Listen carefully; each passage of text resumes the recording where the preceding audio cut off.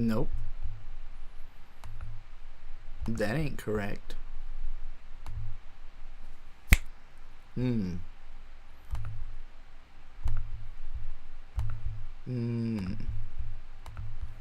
Okay.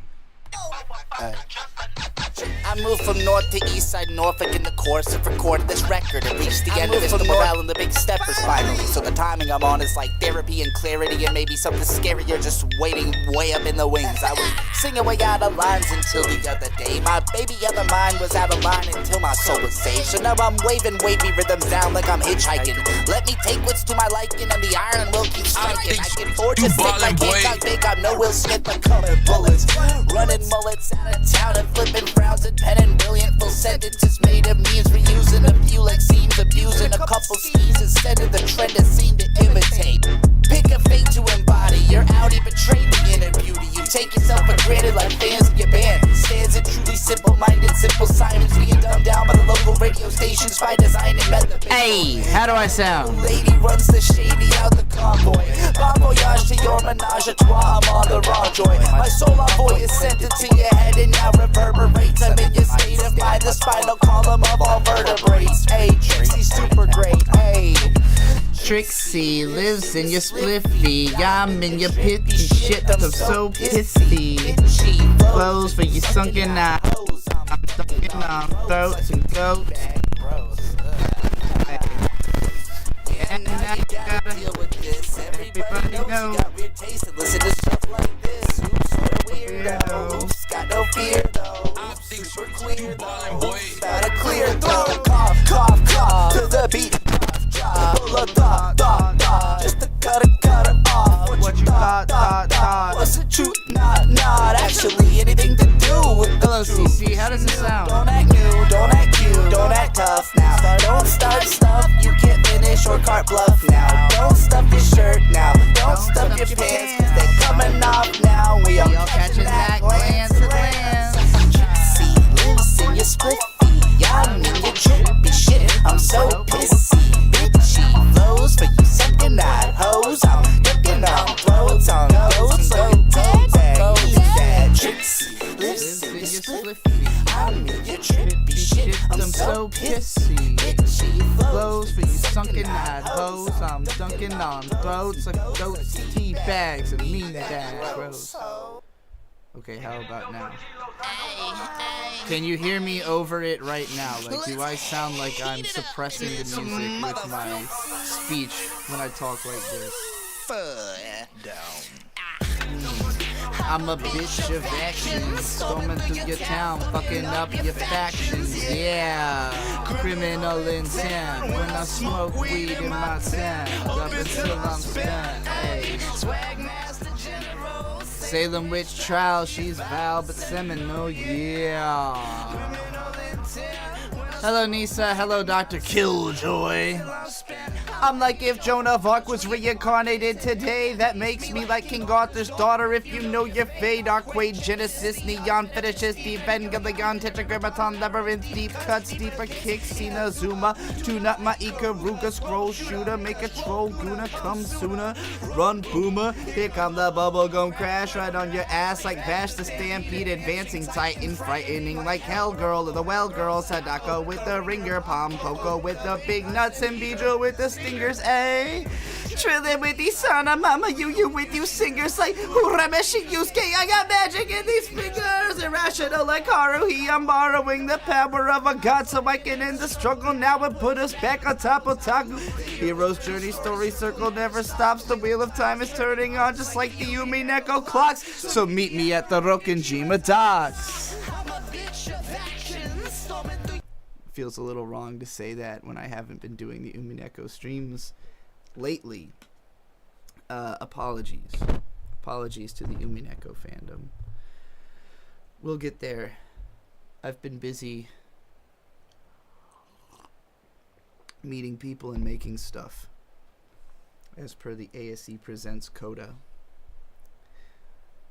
Gonna have y'all on my second screen while I'm playing Dark Souls 2. Shout out Alex. I assume you mean Dark Souls 2 when I see DS2. I don't know what else it could mean, but it's always interesting to see Dark Souls 2 fans in the wild, you know.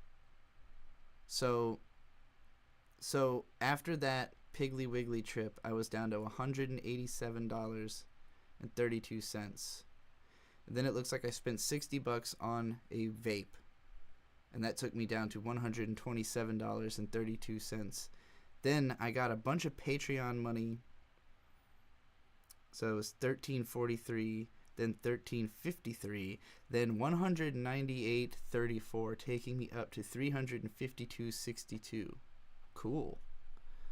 I remember this. I went to Wawa that one night because I was trying to get coffee, but all the coffee shops were closed by the time I was ready to get coffee for Bird in the morning. And I also got myself a Wawa sub. It was $18.17. I must have got something else too. I spent $19.07 on beer, and then I spent $150 on my portion of the rent, taking me down to $164.73 on May 5th. Then it looks like I got $30 in what it says is a refund or adjustment from Cash App, which I assume is just me sending myself $30 that someone had given me on Cash App. And then it looks like I, on May 6th, once again withdrew $60 to purchase a vape. Spent $30 at the Piggly Wiggly grocery store, which is a cheap grocery store nearby. The next day, $23.34 at Watergate 2, delicious food store. Let's see, $80.56 comes in from Cash App. I know specifically this is Nisa sent me $80 for the sake of buying alcohol, because I was crying about being too broke to buy alcohol. So receiving this $80.56 from Nisa took me up to $162.60. I then received $4.50 from Venmo, $20 from Venmo, a $42.50 from Stripe. Now I believe that is Lapucia paying me through Itch.io. When Lapucia bought the magazine through Itch.io. Somewhere in this time frame that I just described to you, Lapucia paid me $90 on Bandcamp, and it simply never showed up. And I still don't know why. But so I was up to $229 on May 9th. Then I went to Wawa, spent $25.32. Just says groceries. That was probably, what did I get at Wawa that day? Is it beer? I think I got maybe, I don't know, because it says I spent $31.68 at the Virginia Department of Alcoholic Beverage Control. That's definitely me buying gin for Bird. And then I spent $50.85 at Lidl, picking up snacks I would need for the weekend that just passed. So that took me down to $121.75 at the start of the weekend, going into knowing I was going to have a friend over, you know. So then it says I received $14.74 from another Cash App adjustment, $5 Venmo cash out, $10 Venmo cash out, $18 at the Tiny Giant, which is beer at the local place. We went to a Mexican food place finally, because Bird had been dying for Mexican food, all week pretty much. That was $45.68. I do believe Krona paid me back $15 for that. That probably hasn't reached my bank account yet because it was sent through Cash App or something. And then I spent $30 at Jollibee because I took Krona on a date. She also bought me plenty of food and even bought gas at one point. And then $18 spent on Spotify this morning, taking me down to a grand total of $39.15 in my bank account at present.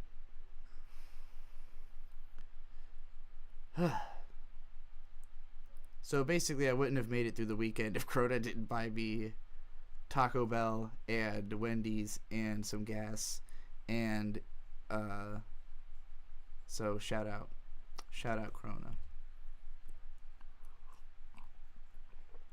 You're gonna get doxxed. I literally don't care, but you know,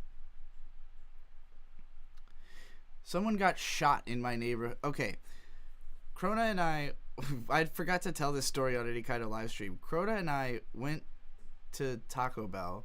We're sitting in the parking lot, and she is placing a mobile order, and I just hear like pop, pop, pop, pop, like unmistakable gunshot fire from like just down the road. I immediately booked it across town to a different Taco Bell, in a safer neighborhood, and I was like, wow, it really is like that.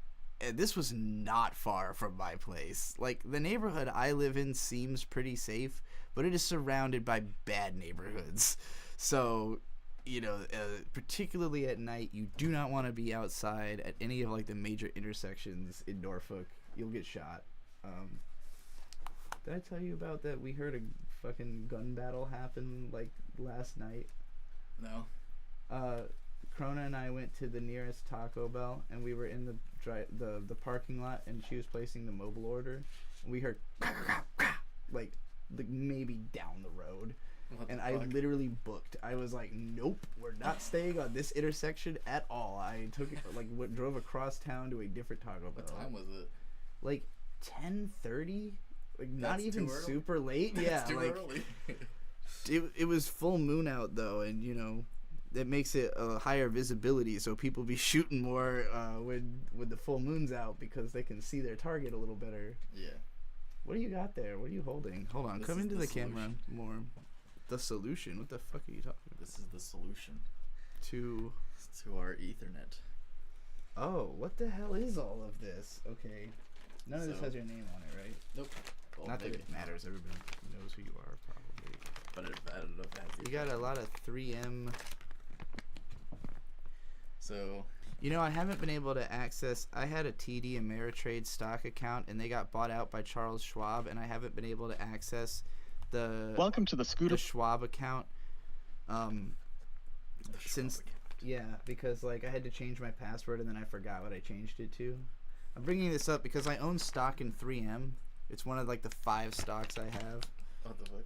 So you know, buy 3M appliances. I guess it that's another way you could see through the mega corporations I So own that's a stock in. 50-foot Ethernet cable. Oh, that holy will plug shit! into this. Fits into this little box. I guess so. It says it's 50 foot on the box. So That's cray. What is that? A 5-port gigabit desktop yeah. So this switch. is a switch. And then this is an extension cable to power the switch. This is because there are so many computers in this house that don't have Wi-Fi capability, and we didn't have And enough just long. Ethernet is good. Yeah, also Ethernet's obviously just beneficial in And general. then, these are both 20-foot Ethernets, and then these are both, I think, 15. So You these already are getting going paid to- for your new job or something? You got all this got all this stuff. How much did this cost? like all of this stuff right here, Yeah. the tech stuff. I think like $70, $80 maybe. I see. I see. It's a super thin cord. That's why it's so long. Interesting. Ethernet. It's got Hopefully a that nice doesn't make texture too to hard it. to fucking route over the ceiling. I hope Should make makes it easier. Yeah, you can just staple. I actually think that's probably what it's Well, that's what these were made for. for. Oh, Yeah. those are to hold it up. I see. Yep. I see. So you don't have to staples in the walls. Yeah. Neat. And then this I'll probably just double-sided tape to the. Wait, what's in the big box? Those. So these are the other Ethernet cables. Oh, all 4 of those. Yeah. Okay. That's a lot of Ethernet. So that's the solution. So yeah, it'll go from the router all the way over there, across the ceiling, over to this spot, and then from that spot it's gonna be like a web. Anyway, my point about It's the telling two-step this solution. the story about the gunfire was that, like, if I were to be doxxed and you were to try coming down to my neighborhood, you know, I'd like to see you try. You won't feel safe here. You'll be like, I'm gonna die. People are getting shot, like, just casually on the fucking, just outside. I'll don't make it sound like it's that crazy of a place. I don't want motherfuckers coming down here where I live. Like, I guess that's true. if you were, I'm just trying to say, if you come down here and you're like walking or like skulking the block, hoping to find Trixie outside, like you're gonna find violence outside. I'm not out there. I ain't fucking around out there. Yeah, Like, I don't work around here, and I don't. I'm not in the eat around streets. here, and I don't play around here. I just live here. I am indoors. It's nice in the daytime. I'm just saying. You know, it's Norfolk. It's like one of the top cities for gun violence in the country. 10:30 is indeed too early for gunplay. Taco Bell, what did you order? They have like on mobile this like box where you can get. It's like $6.50 and you get like a bigger item, 2 smaller items, and a drink. And honestly, it was like a shockingly good deal. I was surprised there is a fast food deal that is even that good, because I had been telling Tetsuko, the train witch, that that like Taco Bell was too expensive because they're not in the United States anymore, and they were like, oh, I miss Taco Bell, and I was like, no, it's not even cheap, it's not worth it. And then turns out they actually do have kind of a low-cost option again. Kind of. I got like a Crunchwrap Supreme and the cheesy potato wedges and I think like a soft taco or something like that. And then I had fucked up nightmares and took like the nastiest shit imaginable the next day. So, you know, it tasted surprisingly good, but it was still Taco Bell, and it still had a Taco Bell effect on my body. Hello, Kamugi. Hey, Trixie. Or I should say, hello, Genki and Sienna, in the form of that one Lucario fan pre-cured anime. Hey, Trixie, I'm almost done drawing you. Hell yes. Every rude boy. Every rude boy? Eddie Rude? I don't know how to read your name. Every rude boy? I'd be wondering, do all white people have the ability to grow long hair and just choose not to? Yes. Yes, literally they do. And I will tell you that as, like, growing up assigned male at birth, I was bullied about having long hair most of my upbringing. I have a certain resilience that is the product of having narcissistic parents who, you know, don't realize they are that way. They just think they're right about everything. So, you know, my dad had long hair up until... let me restart. My dad's from California. In California, it's normal for boys to have long hair. Because they have a surfer culture and there's lots of the surfer dude like kind of stereotype out there. That does not exist on the East Coast. I grew up in a military town. Not really understanding that as a kid, but like everybody who lives here is military, practically speaking. So it was definitely not cool to have long hair here. And even though my dad had been in the Navy when I was born, as soon as he got out, he grew his hair back out. But then he started balding very young, you know, and he started shaving his head pretty much as soon as he started balding. So even though my mental image of my dad is mostly a bald guy, you know, I know that from a young age, I had it in my head that guys not only can have long hair, but my mom only ever dated guys with long hair and only ever liked guys with long hair. So from her perspective, that is the correct way for guys to be. Everyone else just disagrees, you know? So that played a big role in my mind of me not really recognizing myself potentially as a trans woman growing up, just because I was very defensive of the idea that I, as a boy, could have long hair and that's okay. And I still am defensive of that idea. I just do think that it would have benefited me more to just like say, no, you're all right, I'm a girl, you know, as opposed to arguing against it the whole time. But nonetheless, yeah, like still, I would say that once I was in high school, it became more normal. There were other guys with long hair, but most of them were like heavy metal kids who, you know, maybe do have a soft heart, not unlike myself, but have at that point learned to project like a fearsome aura so that people are not going to fuck with them about the long hair. You know, I had kind of a school shooter aura, and particularly in the later years of high school, that kept people the fuck away from me because I was just tired of getting fucked with. You know, like it was beneficial, even if it like wasn't, even if I had no violent tendencies whatsoever. It helps for people to think that I might. You know. And the long hair definitely contributed to that because that is part of the school shooter stereotype since Columbine. Long hair and trench coat, you know. And I did, in fact, wear a trench coat for part of high school. To evoke that kind of imagery to keep, you know, to keep people away from me. But I had people go so far as even in like the 10th grade, one of the like weirder like sociopathic bully type kids at school tried to set my hair on fire, like on, not for very long, because he immediately I think realized what he had done and put it out. But it was like we were going up the stairs and he was behind me and he straight up like with a lighter, you know, like people do not like it. They do not like when you go against what they think is acceptable and don't seem to regret doing so.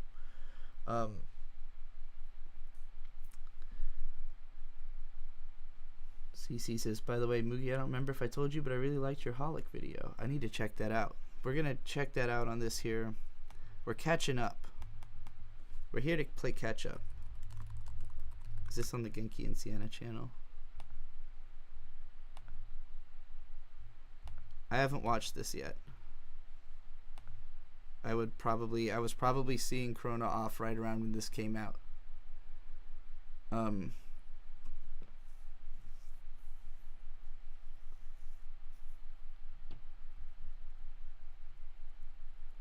You made this for college and you wanted to find it and show it off. You finally found it today. And yeah, I haven't actually started watching that podcast yet. I just had it open as one of the tabs, but we might get to it because I'm going to be streaming as long as I can. I really just, need money. So if I can provide any kind of entertainment product that people will go, wow, that was so enlightening and worthwhile and made me feel good about myself, I'm going to throw money at you because I don't need money as much as I need my self-worth. And my self-worth isn't tied to money. It's tied to how much I like the Golden Witch, Trixie, and her golden butterflies. Anyway, non-Americans can give you money? Yeah, absolutely. The best way right now, although I keep forgetting to actually set up the ability to buy more than one thing on my Itch.io page, is my Itch.io page because it seems to pay out fairly quick.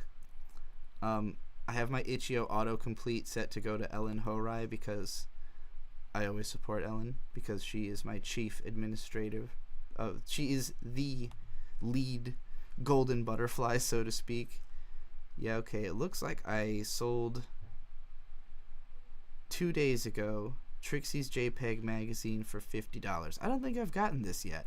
I think I received this and not this yet, so that'll be interesting. Maybe I've got $50 on the way. Anyways, if you go here, it says $3 or more, but you can just buy it for whatever. This is linked on the link tree, which is should be on screen actually, I think. You go to Trixie's JPEG magazine. There we go. That's the same thing. This seems to be the best way for people in Australia specifically to send me request money because you can name your price.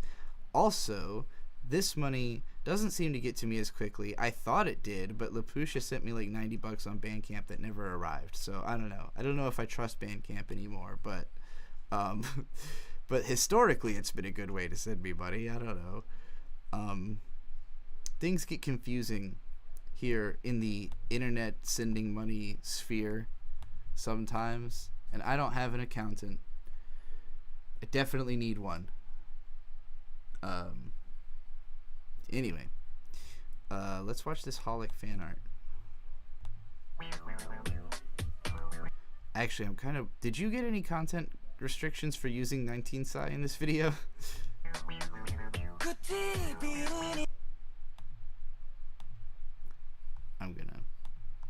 I'm just gonna speed it up so that we don't have that problem.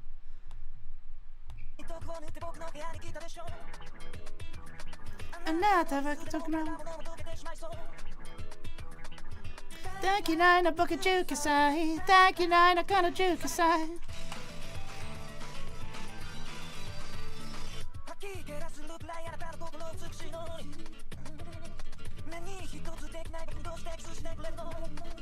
Hey, thank you, nine, jukasai. Thank you, nine, jukasai. Kukukukadona kachononi. Kukukukadamanite. Oh, that little guy! Ah! Hold on. Who was that?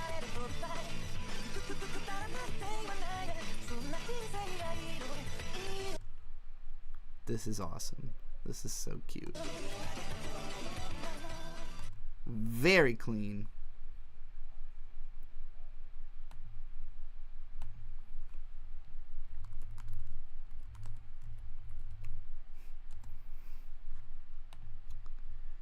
Yeah, that song will always take you back to being 19, even though I heard it when I was like probably 16 for the first time. Best way to send me money is through Cash App, right? Absolutely. Cash App and Venmo, I have never had any problems with whatsoever. They're just simply not available to a lot of foreign countries. But every time I've received stuff there, with Cash App and Venmo, it gives you the option for like a very small fee to just instant transfer the money to your bank account. So anytime that you send me money through, if like for instance when Nisa sent me like $80, so I just instant transferred that so I could spend it right then. I typically will do that if somebody sends like a large amount and I need it. If people send smaller amounts, I will usually put it on the 1 to 3 business day delay, because then there's no charge. But again, the charges are usually pretty tiny, so it's not like a big deal. It's like 1% maybe, or if even that.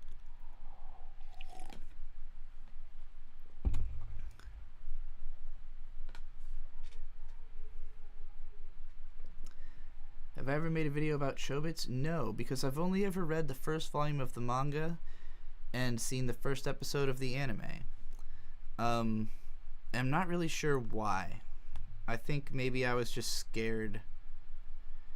At the age that I read Chobits, I was like curious about romance, but kind of afraid of like finding out. Like I was afraid of reading far enough into a romance to find out that it wasn't going to work out, or that it would be like different from my expectations or something like that. I think this was when I was literally 14, by the way, like when I had Chobits Volume 1. That was one of the like the very early manga that has tits in it that I had, like as a kid who was afraid of porn for the most part. Chobits and Ranma were like the, closest thing I had to pornography in my collection. But anyway, most importantly, the first drawing of Trixie, myself, and Tirami is in We Make Art. Okay, let's go look at it. We Make Art. Oh, hey, look, Nisa's art is right here on this thumbnail too.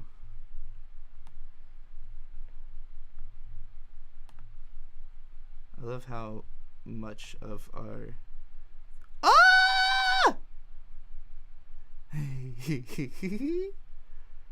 moments before Komu and I cuddle the ever-loving fuck out of this creature. We cuddle this thing until its head explodes. All the blood rushes to its head and it goes pop, like Beating Angel Dokuro-chan. Oh no, that's gore of my comfort character. Sorry. This is adorable. I love this. I love the way you drew me.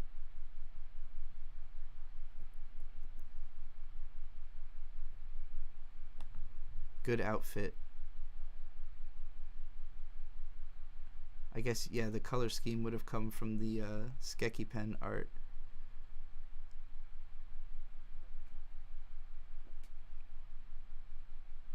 I love this art, Nisa. I hate that whenever I fucking scroll over it, it goes away. I'm trying to highlight it by drawing a circle around it, but every time I hover over the video, it zooms in.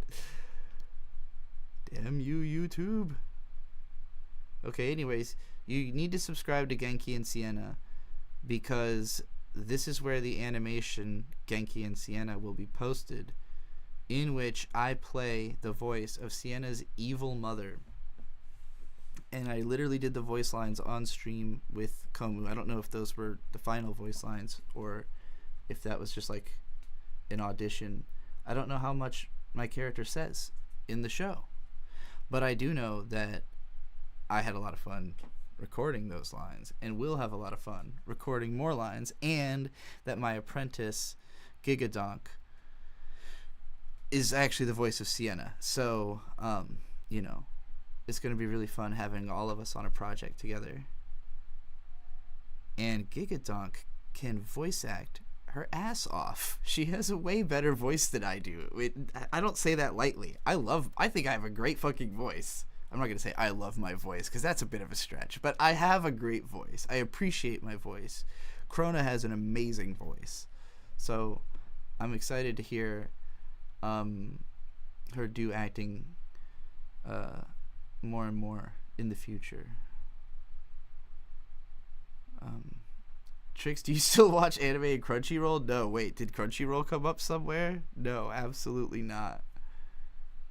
I watch watch cartoon online a lot of the time, or like, I don't know, literally whatever I find, whatever comes up in the search. Chrono's range is absolutely insane. It's gotta be, I mean, I have like a 2.5 octave range, which is not bad. Krona has to have at least 3, maybe 4, because she can go into deep bass. I can't get below, like, this is the deepest voice, the deepest voice I can do, and it sounds ridiculous.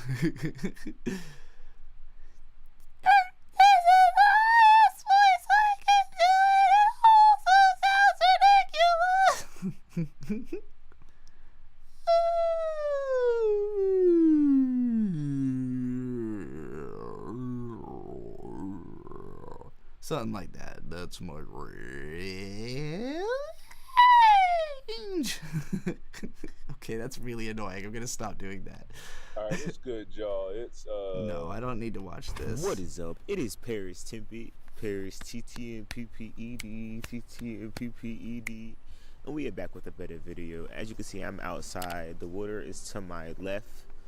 It is beautiful. Like, this is the weather I've been missing. Spring. 100%. I was in my cocoon. Fuck that. Hell no. I was high. Exactly what I was saying. All winter. Weather the era. Expand after winter's end.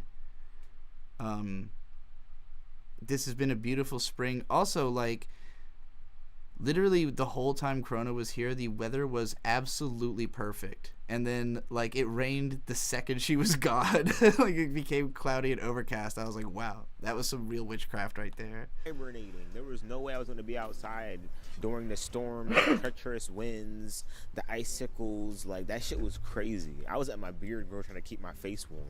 As you can see, I got my handy dandy notebook. So LagX says, I sent you 25 to fight sobriety. It's John, by the way. Oh, hey, John. Word up. And IDK with a cracky bass, you can do some sick screamo. Absolutely true. What's the sickest screamo I can think of off the top of my head? Wash it down the drain. Long it out. I don't know why Dillinger Escape Plan came into my head as screamo, but all right. I smell that whore. Ah! So recently, I made a video. I'm saying recently, it was a few months back. I had to stop myself because I'm like, I'm going to be streaming for hours. I cannot throw my voice out right now. Made a video about just working at not completely racist environment, but it wasn't an environment that was meant for people like me. If y'all hear a bird chirping, we're outside. That's just gonna have to be what it is. But yeah, it wasn't an environment that was. Pluto is a celestial dwarf. You know, I don't working even at the know what that job, means. Like at the time, you know, I didn't have. Nisa also sent some monies. Thank you so much. Oh my God, y'all sent like 120. Damn. Thank you, Nisa. You really are taking care of me. Nisa is the absolute big sis. Chikapong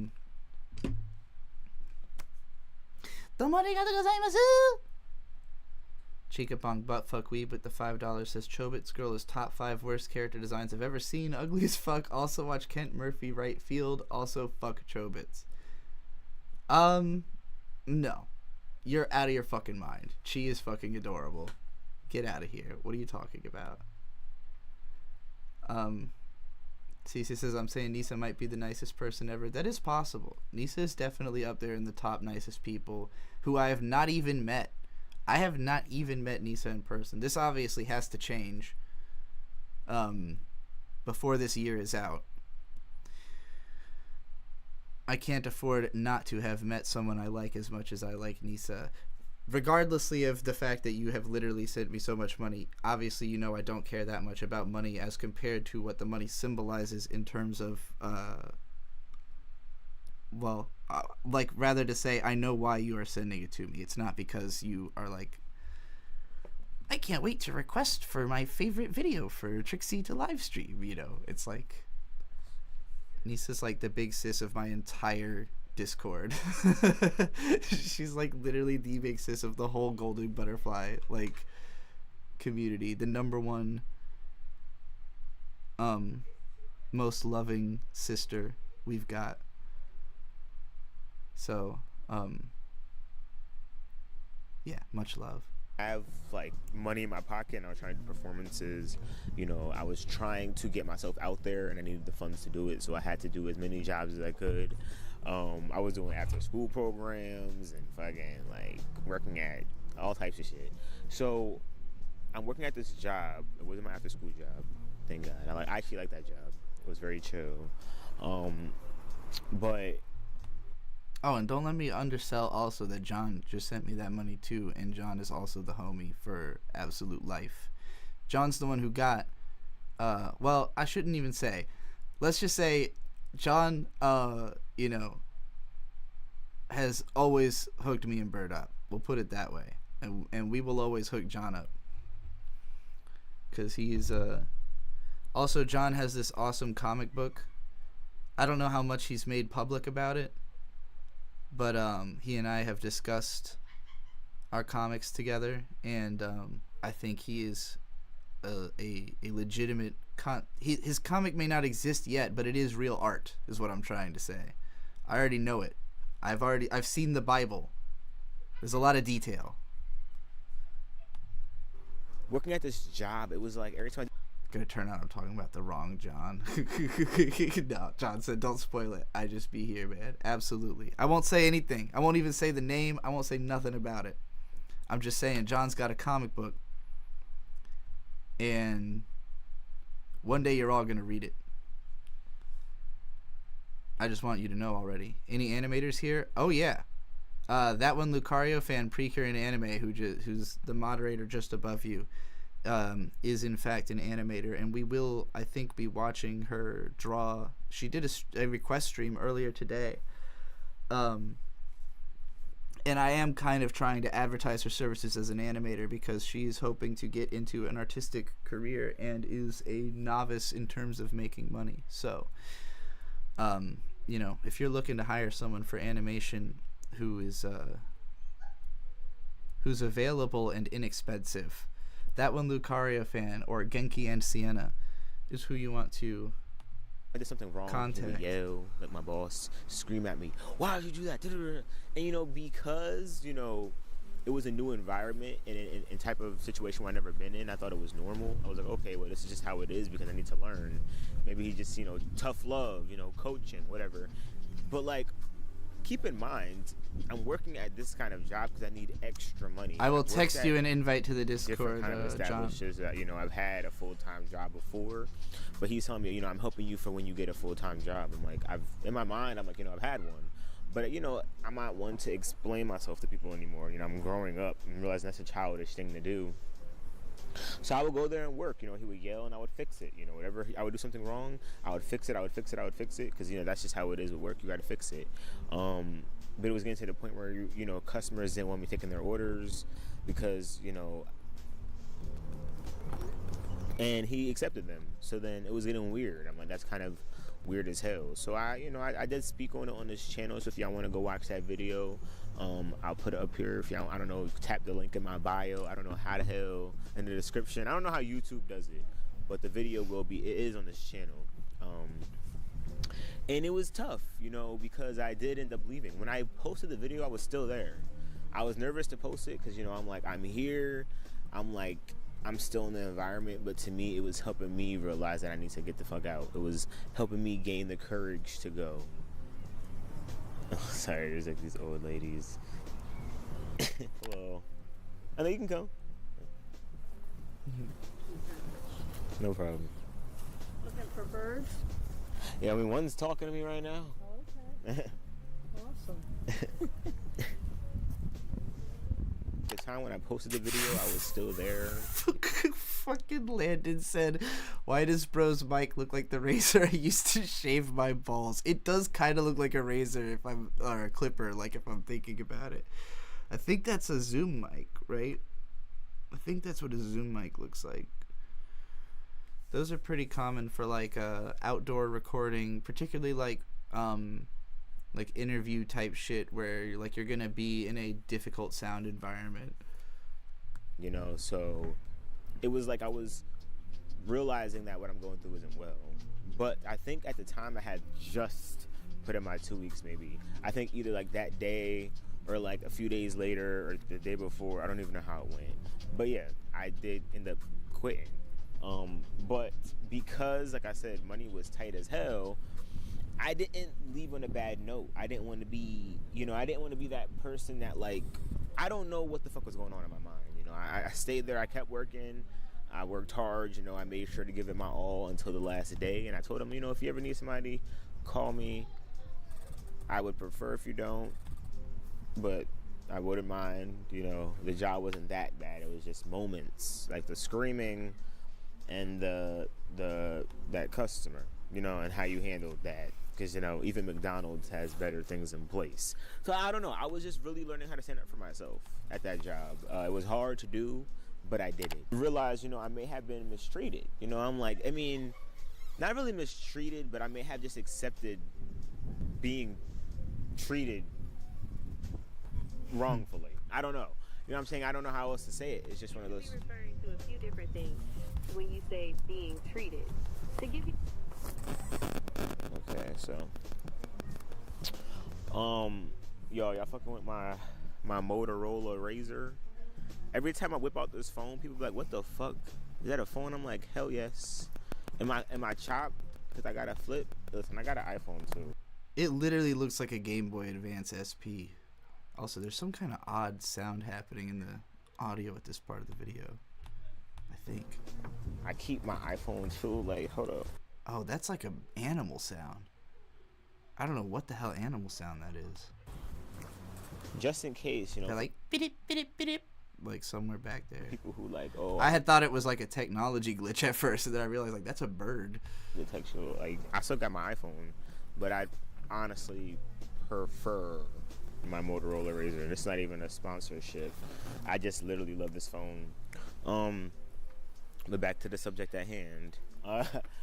No, I literally had to come to the terms that, because I didn't stand up for myself and because I didn't just realize this isn't the environment for me, and because I was so worried and broke as hell and in my head about a lot of shit, I feel like I just accepted a lot of shit.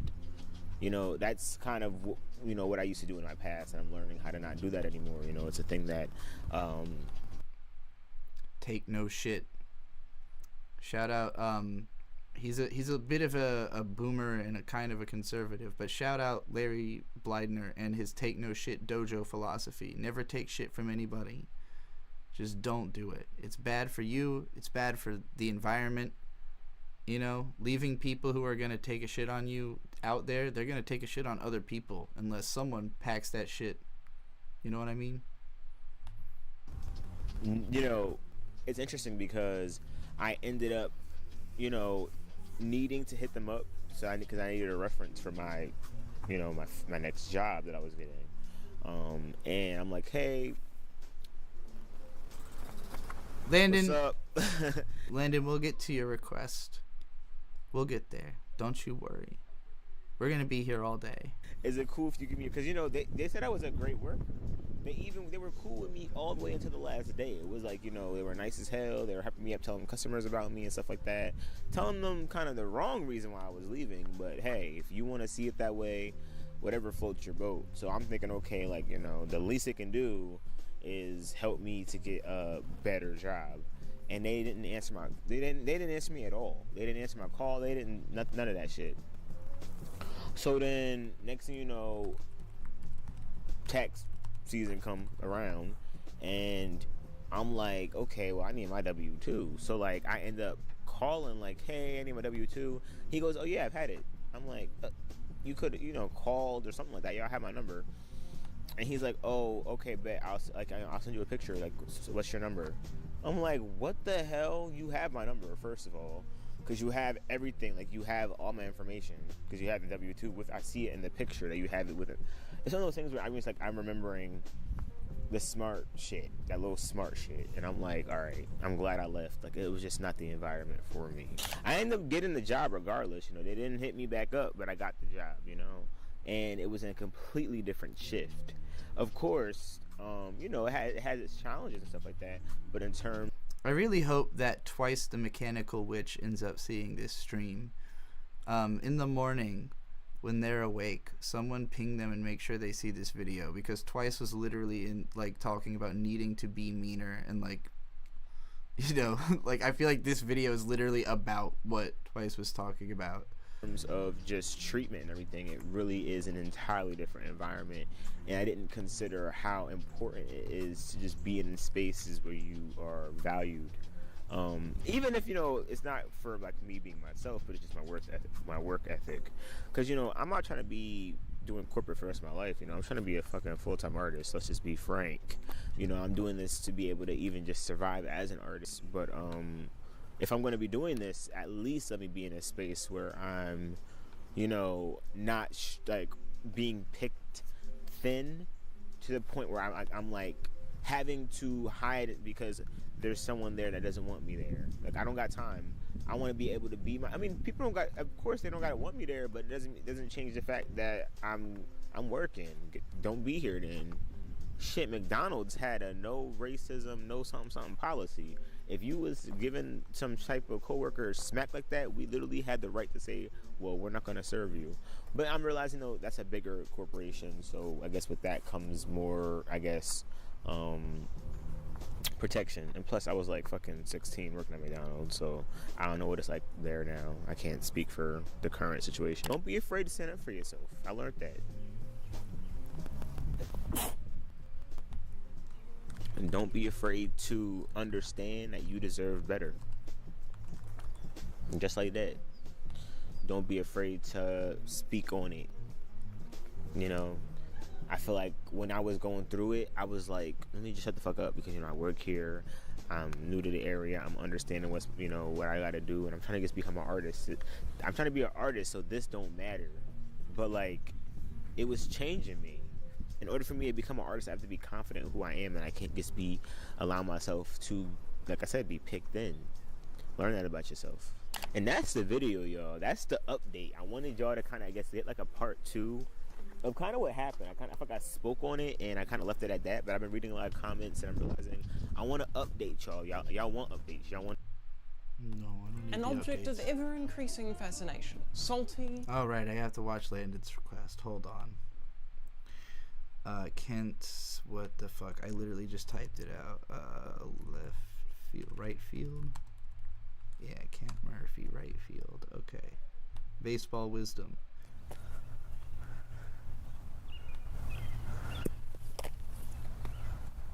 Welcome back, kids and coaches. I'm Coach Kent Murphy. Today we're going to talk about playing right field and the proper things to do while you're out here. Now, if you're under 13 years old and you're still playing right field, that's because you're the worst fucking player on the team. So make sure you take good notes, because I'm not going to tell you this shit twice. Literally me, by the way. Literally me. I played right field for 3 years. I literally was the worst player on the team. I literally played right field for 3 years. From, like, well, it would have been kindergarten, first and second grade, I think. So, yeah, no. Can 100% confirm. When I tell you to throw me the ball, fucking throw it to my glove. Go get it, stupid. We're making TV here. God damn.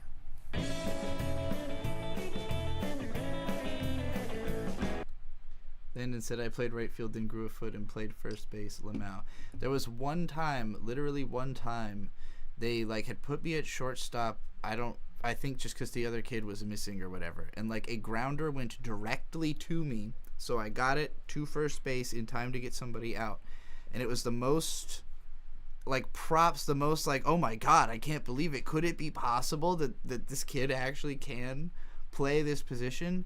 And then I think they put me in there like 1 or 2 more times and nothing like that ever happened. And, you know, the usual thing that would have happened if a ball goes directly by me and I have to chase after it is what happened instead. And they were like, no, you're going right back out to right field to pick grass like you were doing. Now, right field is the most boring fucking place on the face of the earth. I mean, nothing really good happens out here most of the time. Now, you can either stand out here and knock your dick around for 9 innings, or you can do what I do. The first thing I like to do Pick when I get grass. out here is I like to identify where the best looking women are sitting, and then I kind of just, I show myself off a little bit, lets him know what I'm working with. You know, and then from there, your center fielder, he's dumb. He's probably gonna do something like, hey man, 2 down. Flip him right off, because you don't care about that. You know, you're not out here to talk about how many outs there are. So that's kind of what I... Oh yeah, there was also the only other play I remember having made was that I pitched one time, I think, and the batter hit it and it came directly for my face, and so just on instinct to protect my face, I managed to catch the ball, and everybody was like, oh, and I was like, I didn't even realize really what had happened because I had just done it out of fear, you know, like it wasn't an attempt to catch it at all. It was like, oh shit, it's coming right at me. I do, you know, to get started, to get situated out here in right field. So let's go ahead and break this down from a...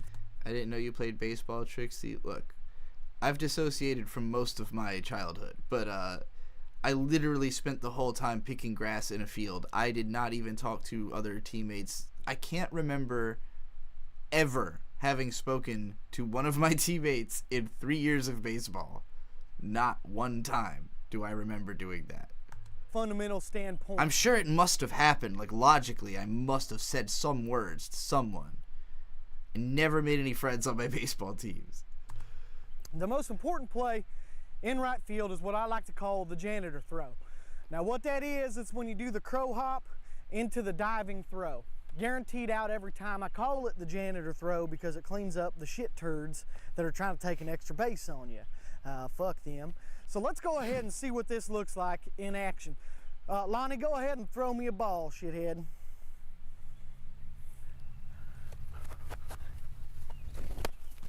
Very clean. Woo! Fucking got him out right there, 100% of the time. Oh, goddamn. Goddamn. Oh, I got a little grass stain on my best white shirt. Now, you saw what I did there, kids. I dove for the ball. That's something I didn't bring up earlier, but dive for every ball. You know, it's boring. Dive for every otherwise. ball. Plus, It's hard. boring You know, otherwise. gets the chick's panties a little bit wetter, if you know what I mean. But, you know, from there, just make sure you're practicing the janitor throw. Do it with your friends. It's a guaranteed out every time. I wouldn't be teaching this shit if it didn't work. So, you know, until next time, fire that thing in there. I'm Kent Murphy. Did you guys ever fucking cut this goddamn camera? Hey kids, I didn't hurt my shoulder on that last video, so don't even act like I... Yeah, you did. Okay, what am I in the mood for now? Yeah, that kind of did leave me in the mood for. I bought the biggest pickle in New Zealand. Delicious, suspiciously phallic. Humans and pickles go way back. I'm talking far. There is archaeological evidence of cucumbers being pickled in the Tigris Valley as far back as 2030 BCE. That means Jesus probably saw a pickle. And by glort, I know just what he must have felt in that moment, because the other day I saw something that made me stop in my tracks. With considerable haste, I grabbed Chloe and hit the road. I'm on a fucking mission, honestly. I'm really excited about it. If you don't end the game covered in grass, you didn't play. I ended the game covered in grass that I had picked out of the ground and sprinkled onto myself, probably. Come on, let's go. Chat, you would not fucking believe the size of this pickle I just found. I must have one. Of course, when I say just found, I actually mean I saw it once about 4 months ago, and I really hope it's still there. So come on, let's fucking go before it's gone. It was absolutely mind-blowing. The sheer importance of this moment. I'm gonna go grab more coffee. My comprehension of reality. I knew what I had to do. All right, so context. A few months ago, I was in a place called Avondale in Auckland for my job, which I no longer have. I lost it because I played too much poker on shift. I saw something that bewildered me. In fact, quite frankly, I was befuddled, discombobulated even. It was, and I'm not even exaggerating here, the biggest pickle I've seen in my entire fucking life. I'm so shocked I almost had a car accident. And essentially, I did nothing about it for a long time. But recently I thought, you know what? Think of the good it could do. If trans girls could get their fill of pickle salt with one pickle instead of an entire jar, this could change the world. So that's what we're doing today. That's right, ladies and gentlepeople. We were going to go and buy the biggest commercially available pickle in the entirety of New Zealand, and we were going to taste test it for you. We're going from the North Shore all the way fucking down to West Auckland. Gary said, I've heard the I Was Born and Green Day is My Unk stories 1,000 times. I think I've heard you talk about baseball twice ever. That's literally how little impact it had on my life. I did not... starting school felt like it was putting, my life on pause for 12 years, basically. It felt like my sense of self was completely interrupted from the point before beginning elementary school, and then I feel like I had an oddly strong sense of self before that, but my whole life was just kind of hanging out with my mom and watching VHS tapes and playing Sega Pico, and oh god, not much else. VHS tapes and Sega Pico was most of my life at age 4 or 5, And then I started school, and not long after that, my mom got pregnant with Shade, and so there became a disconnect between that whole lifestyle and where I was at now. Is okay, now I go to some place full of fucking strangers for hours out of every day, and I changed schools every grade in those first 3 grades. Also, well, no, first and second grade I was at the same school. So those 2 years of baseball I was at the same school, but I did not make any friends through that. So yeah, it had no impact on me. It was a period of time I basically zoned out through. 3 years of just why is life sucky now? Why do I have to go through all of this shit instead? Is VVC with $2 says, The Great and Gambling Trixie by Penny Stowers, please. I've never heard of that. Let's go find out what that is.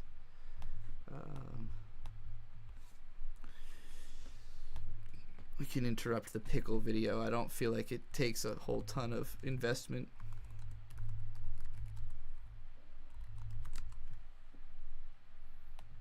Yeah! Oh my fucking Jesus Christ. That started off hot. Oh my God almighty. Oh my gosh almighty. Fucking listening to In Too Deep by Sub 41. I'm gonna speed it up a little bit just because I'm worried about the copyright on that song. And I have to be more militant about my copyright protection for this type of shit. Let's fucking go! Yeah! Yes, dude! Yes! What the fuck is this? What is this game? What form of gambling even is this? Games / I'm trying to read like the URL, but it's cut off by this. What is this shit? Yes, yes! Let's fucking go! This is not even comprehensible to me, but the excitement is infectious. Let's fucking go! Oh my god, guys! Oh my gosh, guys! Oh my gosh, guys! Oh my gosh, yeah, I'm calling my dude back. I'm calling my dude back! What the flying fuck? The Trixie faces are hilarious, and the fact that she's like wrapped in the cape like it's like a t-shirt or robe or something. Oh my fucking god, dude. Holy fucking shit, dude. Oh my, what was I down to? I think I was down to 6. Yeah. Yes, sir. Hey, what's up, bro? Nice. All right, last one, 32 hit. No, one more. One more. One more, I'm leaving at 200. No, dude, I needed that. Oh no. Nothing in this world can get me to this type of emotional state, I don't think. I don't think it's even possible. I think I might be too numb to reality to ever be on like a gambler's high. Like, obviously that's healthy. This is insane. This is not something you should do, but this is like I almost feel jealous of like how much humanity is exploding out of this madness, but I know that it's a temptation not to be given into. What the fuck, man? Oh no, what the fuck did I just do? Oh my god, what the fuck did I just do? The fucking music switch. like it does like progressively more depressing punk music. Oh my gosh, dude. Bro, I'm...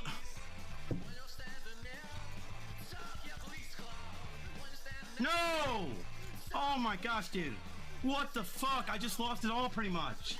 Oh no. You were so happy like 30 seconds ago. What the fuck this is again. Like, it's like, do you not know what happens? This is what gambling is. This is what happens. Like, how do you convince yourself that it's not going to go this way? Oh my fucking god, dude. Why would I fucking do that to myself, dude? Exactly. Why do you fucking do that to yourself? Man, I fucking get so mad at myself, dude. I get so mad at Yeah, well, I mean, okay, it's not you being mad at yourself that's the problem. It's the fact that you won't stop fucking gambling. Giving yourself a reason to be mad at yourself. Myself, dude. Oh my god, I'm such a fucking moron, dude.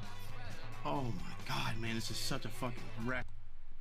At least gamble on the fucking NASDAQ or whatever. Like, something.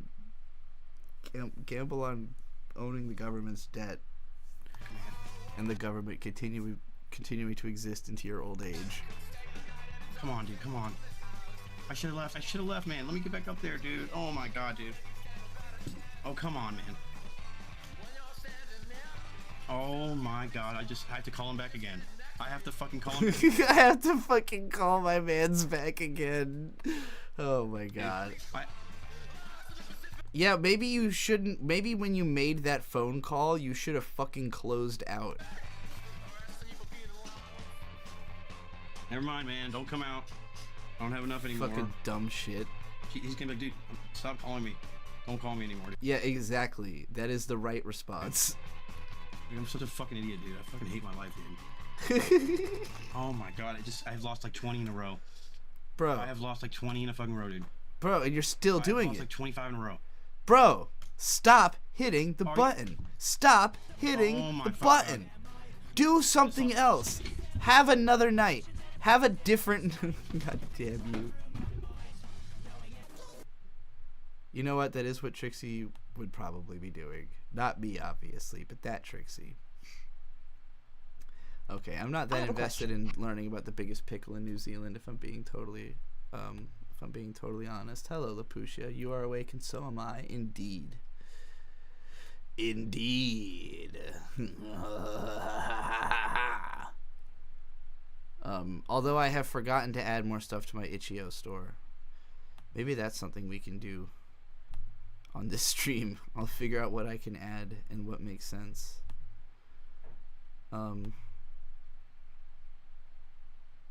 That video made me feel such a range of emotions, but most of it was like secondhand embarrassment for... I don't remember what this channel even is, actually.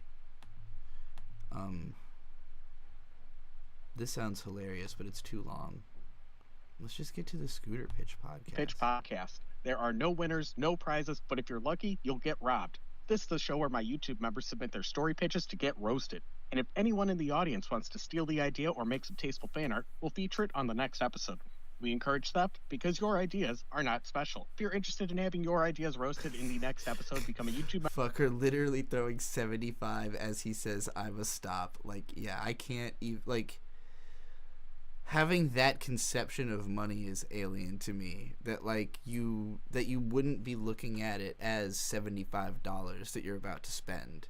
You know, like, to me, that when I hit that button, that is me thinking, I just spent $75 on a chance to potentially make money. But the money is spent. You know, like, I don't think that guy looked at it that way.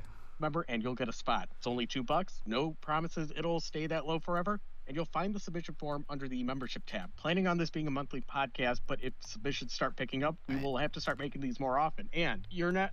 I'm going to be, as I play this, I'm going to off-screen get into Itch.io, and I'm afraid of, I haven't used Itch.io enough to know, like, what information is in the back room or whatever, if it's going to be, like, my mailing address is listed on some random fucking page or something, so I'm going to handle that off-screen while I play this. Not going to believe this, but we got 3 submissions this time, just like the last 2 times. Guys, you know, you can submit 1 per month when you're a member. Like, it's not like a... And also, yes, I did hear about Innuendo Studios. I watched that retirement video, which was, like, pretty fucking sad. And it definitely made me feel like...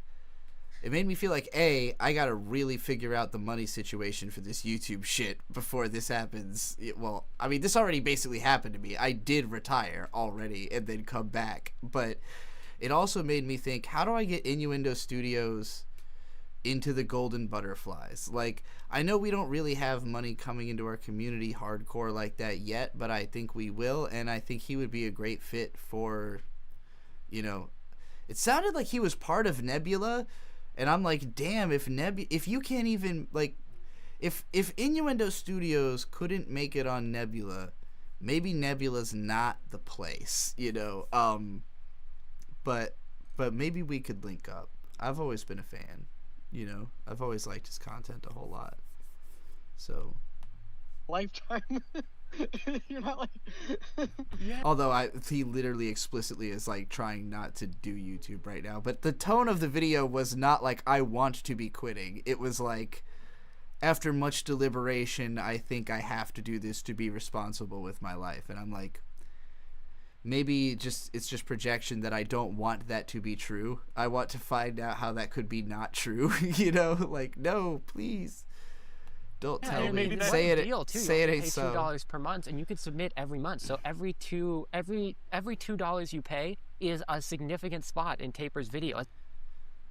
Will Walls said, "I'm currently in search of an old clip where you mentioned the Mars Volta, and I just noticed you're live right now. I'm curious which mentioning of them you are looking for specifically. But I love the Mars Volta so much. Their new album is really good. If you have not heard the new Lucro Sucio, I don't know how to pronounce it. I don't know Spanish that well. Sucio, Lucro I don't know, Lucro Sucio, something like that. It's a Spanish phrase, and it's a really good album. Especially because we only get 3 per video, so we talk about them a lot. Right. Yeah. I guess everyone here, they want to cook up the perfect idea for this podcast. Maybe that's what's holding them back. That's a really good point. I bet there probably is like a bit of people who are like me, where it's like an idea I create in my head. I already feel like I've done so much thinking about that idea. I feel like I've already made it. It's like a phenomenon that several of our friends have talked about, where if I've got like this pitch and I'm like thinking about, oh, this character does this and it ends like this, it's like, whoop, I don't need to make it now, so I don't have to write anything down. Like, it happened in my head and I experienced it. I'll be right back. I have to pee. See, like, I feel like I kind of have I have like an opposite problem where it's just kind of hard for me to generate ideas. Like there's been like a recent trend on different manga submission websites of different like 4-page manga prompts. Like they will give a prompt and you just have to make a short manga based on that. And once they started moving towards that, it was just such a sigh of relief of like, oh, thank God, I don't have to think. Like, that's a really complicated situation that you've got yourself in. That's way more complicated than mine. I'm just hesitant to make things, but you've got this complicated stuff going on. So for visual stimuli, I am going to show a speed draw of my newest manga one-shot, and I did finish the manga one-shot I was working on last time. I'm so happy for that. The one with Yuji Everlead. Okay, I want to talk about that before we get started. Please do. Oh gosh. So while I was working on this manga, the tentative title was The Hero with the Unwanted Harem. I'm renaming it to the 5 Rejections. 5 Rejections to get that, so it will numerically be first. Because while I was working on it, I saw that Japan Expo in Paris, that they are having a manga contest, and like that just like lit such a fire under my ass of like, oh shit, if I do 2.5 pages a day, I will make this manga contest. So they are doing a manga contest in collaboration with Shonen Jump Plus, the digital magazine edition of Shonen Jump, and so on May 20th they will announce the 10 finalists. Hopefully I make it. I've never really gotten I've never gotten that far with a manga contest. So on May 20th, either you will see who I lost to, and I will expect no shortage of bullying and teasing for for whatever manga I lost to, or that will be the time to share my stuff with everyone. Hey, I think it's gonna be awesome, and there's some stuff in Shonen Jump that I think is not too great, drama queen. So I feel like you would really give something wonderful in there. And I feel like, hey, I mean, regardless of it, it's a really good experience, right? Like to get to submit something this and like have a chance at that, that's really cool. And even better, that it's not like we'll take your IP and you get a prize money, like a shout out to our certain other podcast that we do where something like that happens. It's a real deal, and I really hope it happens for you. And it's been done. There's been a lot of American mangaka who have made it like big, and they've done stuff in Japan. It's very cool. Now that's kind of my hesitation is this is for French manga. I am not French. I missed this part of this. What you said, Shonen Jump, right? How is Shonen Jump French? Yeah, they're partnering with Jump Plus. It's a anime convention in France, Japan Expo, and they're partnering with Shonen Jump to do this manga contest to promote French manga. However, I am not French, so I am a little afraid that like a judge for this manga contest will find my little podcast with under 500 views an episode and be like, I knew something was fishy about this entry. So wait, did you write it in French? Yes. That's I had to do I used. I'm doing such a good job on this stream that Bird let me have his vape. An AI translator for this manga, which I did not want to do, but I literally submitted it within 10 minutes of the deadline. If I had a day more, I would have hired a guy. Please, I am begging you, please don't cancel me. Oh, don't sweat it. When it comes to translation, it's basically the same as like using Google Translate, except you're guaranteed it's a little bit more accurate by using the artificial way. That's totally fine. That's not bad. That's doing the same thing that Google Translate would do, but not inaccurate. Yeah, I saw that there was a manga contest working in affiliation with the Silent Manga Audition, and that one was specifically looking for international mangaka, but you still had to submit in Japanese, and they added the asterisk that you are completely in the clear to use machine translation. And that is an interesting I'm working on it, Pusha. I'll try to get that done in the next 10 minutes. Like if you use AI, let us know what parts were AI.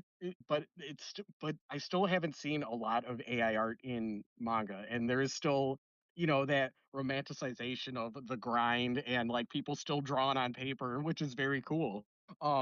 But yeah, I had to do machine translation for my Yuji Everylead manga, and I changed. Oh yeah, I changed his name from Yuji Everylead. He is now you. I don't know how to pronounce it. You have better French pronunciation, so let me just send you the screen cap. But his name translates to Yuji Common Star because it's alliterative in French. And I just like one of the reasons why I love Yuji Everylead as a name is it's alliterative, it's funny. Like, and I'm like, okay, I need to find something that kind of works in French, and hopefully that works in French. Oh, right here. This looks like a really freaking good manga. I had no idea that there was interspecies like characters. I thought it was all humans. This is really cool. Oh yeah, I had to make the main girl, the bear girl, I had to make her more furry so she stands out more.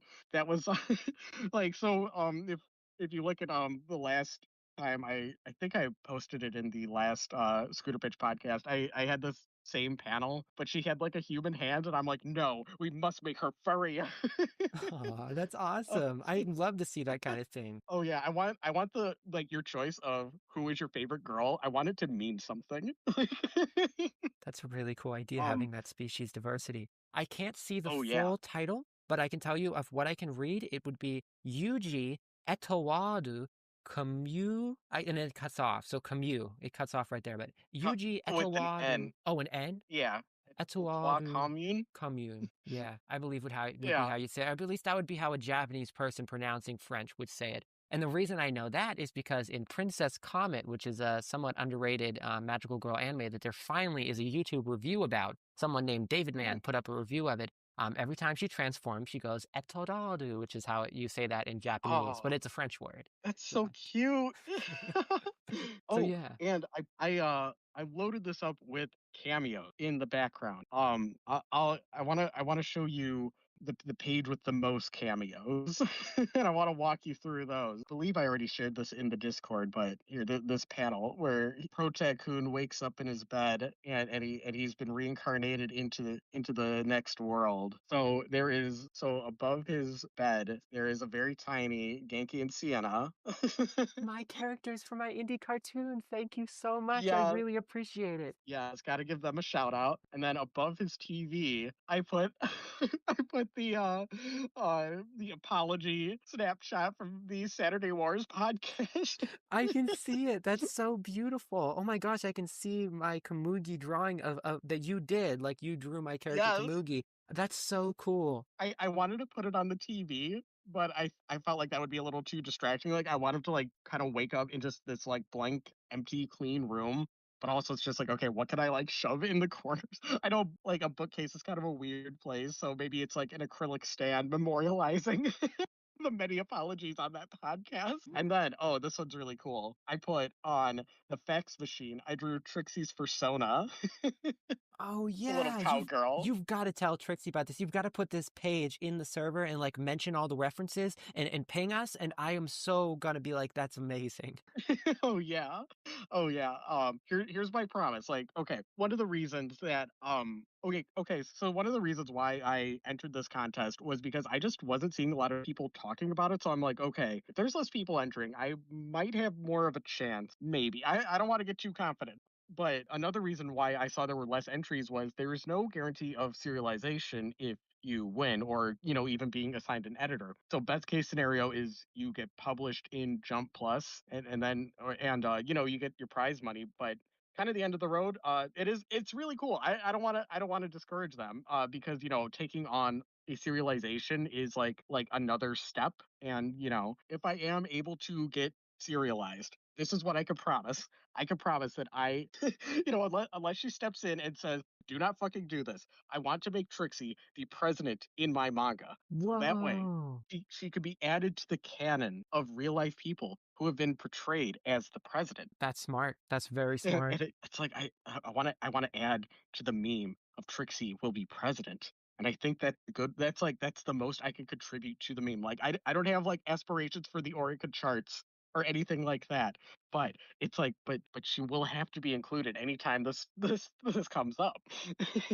I absolutely think that's a great idea. And if you want me to, I can help ask her for you since I talk with her on calls. I could pitch the idea to her. I'm sure she's going to love that. And she's going to love knowing that you snuck her persona design character into the comic as well, or the manga. Sorry, I don't know why I said comic. I call things Oh Japanese no, it's all good. comics. But It's all anyway, good. I meant to say about Yeah. your manga. Thank you so much for the shout out for Genki and Sienna. I'm meaning to comment and respond to all the lovely people who commented on Scooter Pitch Podcast episode 2, because so many lovely comments were there, and there are people that I really want to get in contact with, like people who submitted their pitches.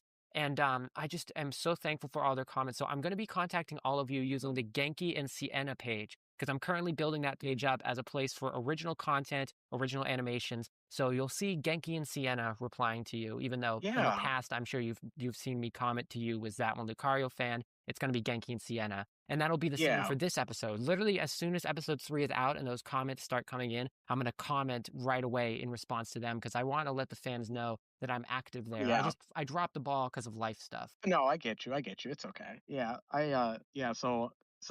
That's the most I could show this one shot for now. Hopefully it'll make the top 10.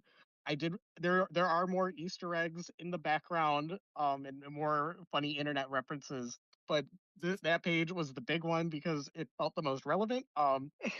And for the speed draw that, oh right, oh, then there was one more thing about this, because it was because I had to do like not the best translation. There was a page in here that when I wrote it, I was like, okay, I need to make a page that people like kind of like a rage bait, that people will repost. Oh, And that's deep. and so let me send you I'll send you the French one, and then I'll also try to find the English one, because I don't know how this would, because like I did my best to translate this into French, but the girl is saying, stop, Yuji-kun, you can't unaliving's not very skibbity. Just think of all of your friends, or no, just think of all of your nakama that you'll leave behind if you unalive, and like, and just trying to make her sound as like brain rot as possible. and and so I gave it my best shot.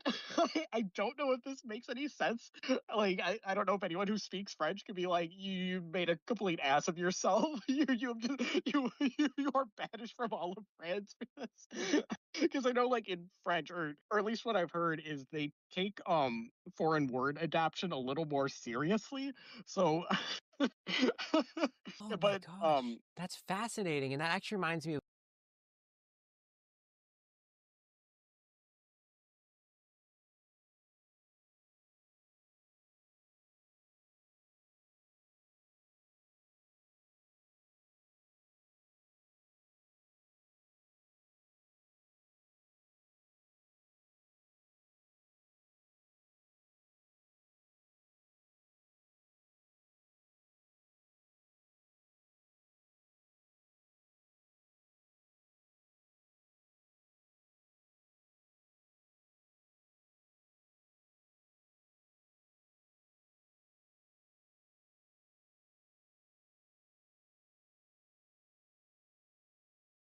I forgot I muted myself.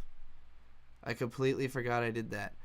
Luckily, I wasn't talking most of that time. Anyways, what I was saying just now was that I had been working on this on the other screen. And it's so that Laputia can buy something, because you can only buy each thing on Itch.io once. So I need to keep making more listings, because it's just the easiest way for her in Australia to get money to me relatively quickly, is by buying things on here. And this song I have not actually released anywhere else. I've played it on stream a couple times, but now you can actually buy the .wav file for the sake of just making a request for me to watch something completely else. Let's go ahead and listen to that song while we're at it, shall we? And this is, try before you buy is my motto. I personally never buy anything media-wise that I didn't already become a fan of before I purchased it, so Feeling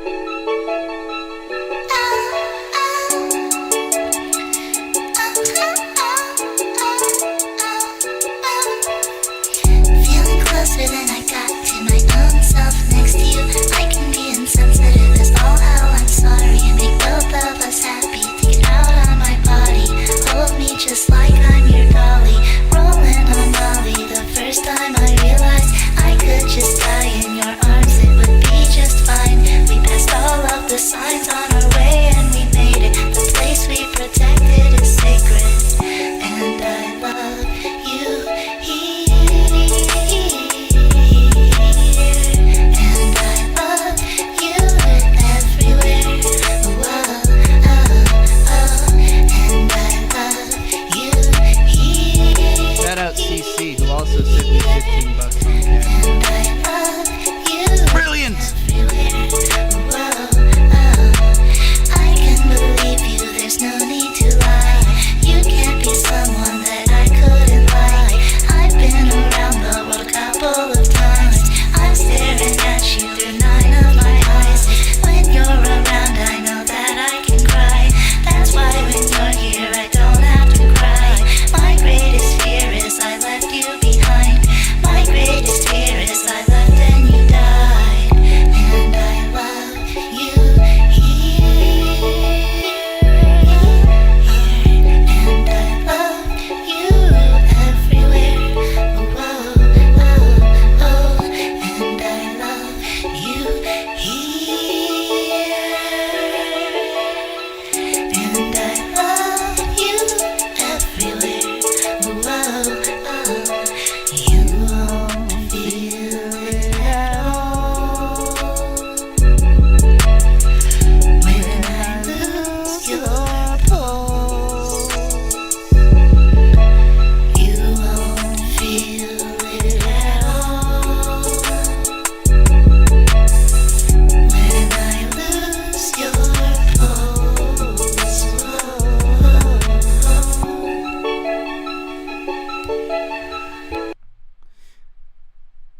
Alex said, I can hear the Twigs influence. Interesting comparison. I hadn't thought about that one in this case. I think this is most obviously Juice WRLD inspired in terms of like the melody, like the da da da da da da da da da da is just something he would do, you know, like, but his voice would be more like you know, I could just die in your arms, it would be just fine. You know, like more of an emo. And I love you here. You know, like you can kind of imagine it. But yeah, I was definitely going for more of a like cutesy baby mode Juice WRLD sound. And Coheed and Cambria also, particularly towards the end with the like the when I lose your pulse, whoa, oh, oh.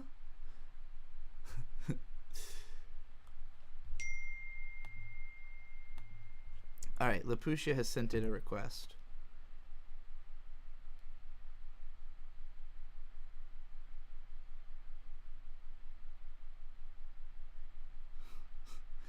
I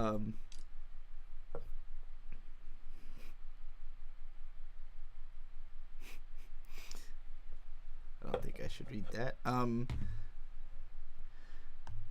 Lapucia requested the Saber Spark response video, which I have to say, presentationally, a video called Response, and the thumbnail is just a black screen with white text that says Response, is like the most YouTube thing I've ever seen in my life. What I love about this is that there is no possible way that the controversy was as big as this response is. Like, this has like 700,000 views, and it's obviously because it is so non-specific. Like, it's not response to I Love Kim Possible a lot's accusation. It's just response. So even if you have no earthly clue what the drama is, you're just like, whoa. You can tell at a glance Saberspark is involved in drama. You know, just seeing the word response presented this way in a YouTube thumbnail is all you need to be like, oh, something happened. Something's happening, you know. What's going on? Hold me, I'm scared. Okay. Everyone can hear me fine, right? As I saw that for a second, it looks like you couldn't. Still playing Dark Souls 2 and just had a dragon and a big fuck off night both show up and disappear. What the fuck is this game? No one knows. Hello, I'm Stephen Carver, and I go by the name of Saberspark. You know it's fucking serious when they start off with their full fucking name at the start of the video. On YouTube. For the sake of transparency, I will be on camera for this video. I also have some notes over here I will be referencing for Deliver Democracy. We've got like One Punch Man, Hank Hill as the Scream, Samurai Jack. Looks like Mommy from Madoka Magica or something. I'm not quite sure what this is. Silver play button. Shelf with some what looks like they could. Oh, they're Bionicles, of course. Another Hank Hill. Rainbow Dash. Whatever the fuck this helmet is. Doom Guy helmet? Okay. For this response. Now, some of you may have seen the recent 2-hour video by the YouTuber I Live Kim Possible a lot. Putting aside on the No Cartoon Sona, we're all in big trouble. That's really funny. Yeah, and I saw people saying that like they were jump scared by the face, but I'm used to Saberspark being originally a face, because how I knew Saberspark back in the Brony days was he made the first like fan-made attempts at a Brony documentary. You know, he was the first person to be like, here's why this is happening, and here's why I'm into it. So in that way, he was kind of the most influential Brony YouTuber. He had the first like really big like video about bronies on you, and by really big I mean like a couple 100,000 views, but like at the time that was quite big. And you know, his face was always on screen in that, and he also was in all the Bronies React videos, which were like probably the most popular videos in the community. These highly edited, like, you know, basically taking all of the popular Brony YouTubers and editing their reactions to popular episodes together. And he's not trans? Well, I don't know. He must have something going on, right? He talks about cartoons for a living. Let's see if he talks about it. What it was, which we'll talk about here in a moment.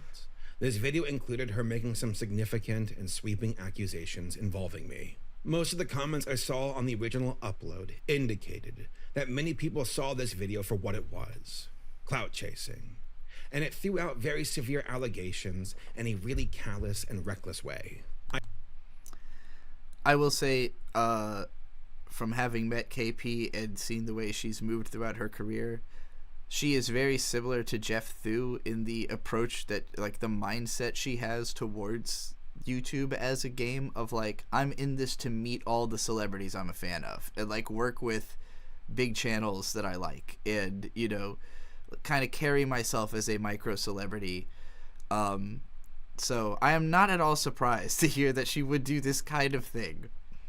Saberspark has carried himself with the energy of, I am strictly here to do my thing. Like, I'm here to do my work because I really just, like, am trying to make this thing that I care about, you know, and hang out with my friends. Where, like, every time I ever saw him at cons, it was him and AC Race Best running around with cameras, you know, doing the vlogger thing and, like, just collecting footage.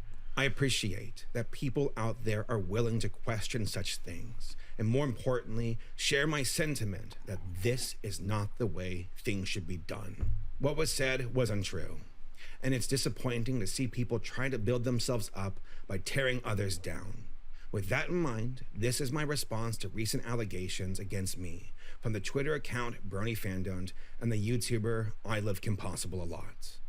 Before I begin, I want to give a content warning for the following things on screen.